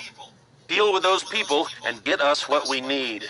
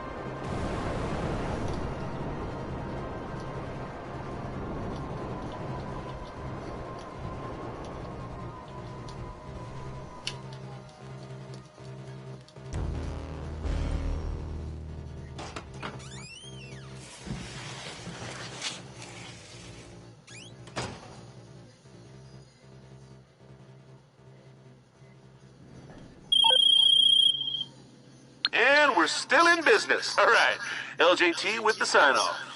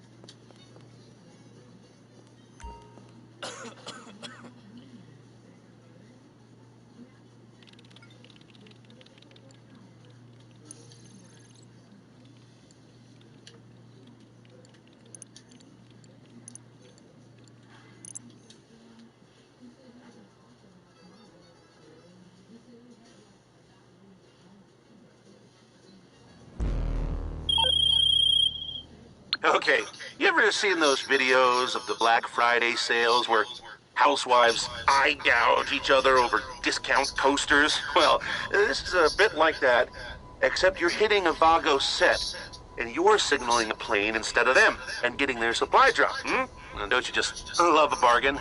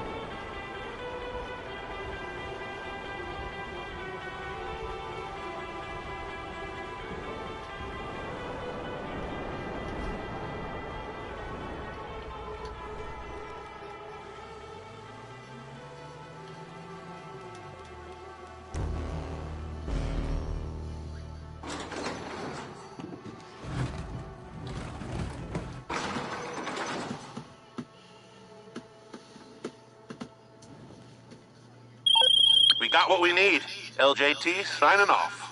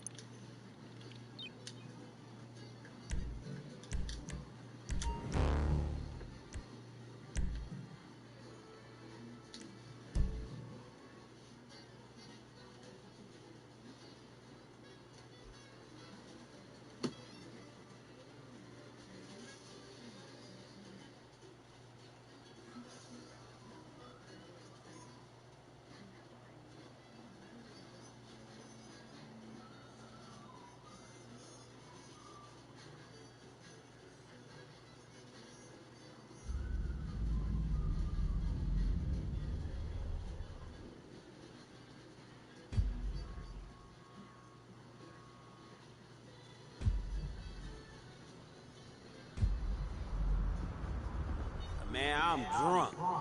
But, shit, I ain't getting drunker.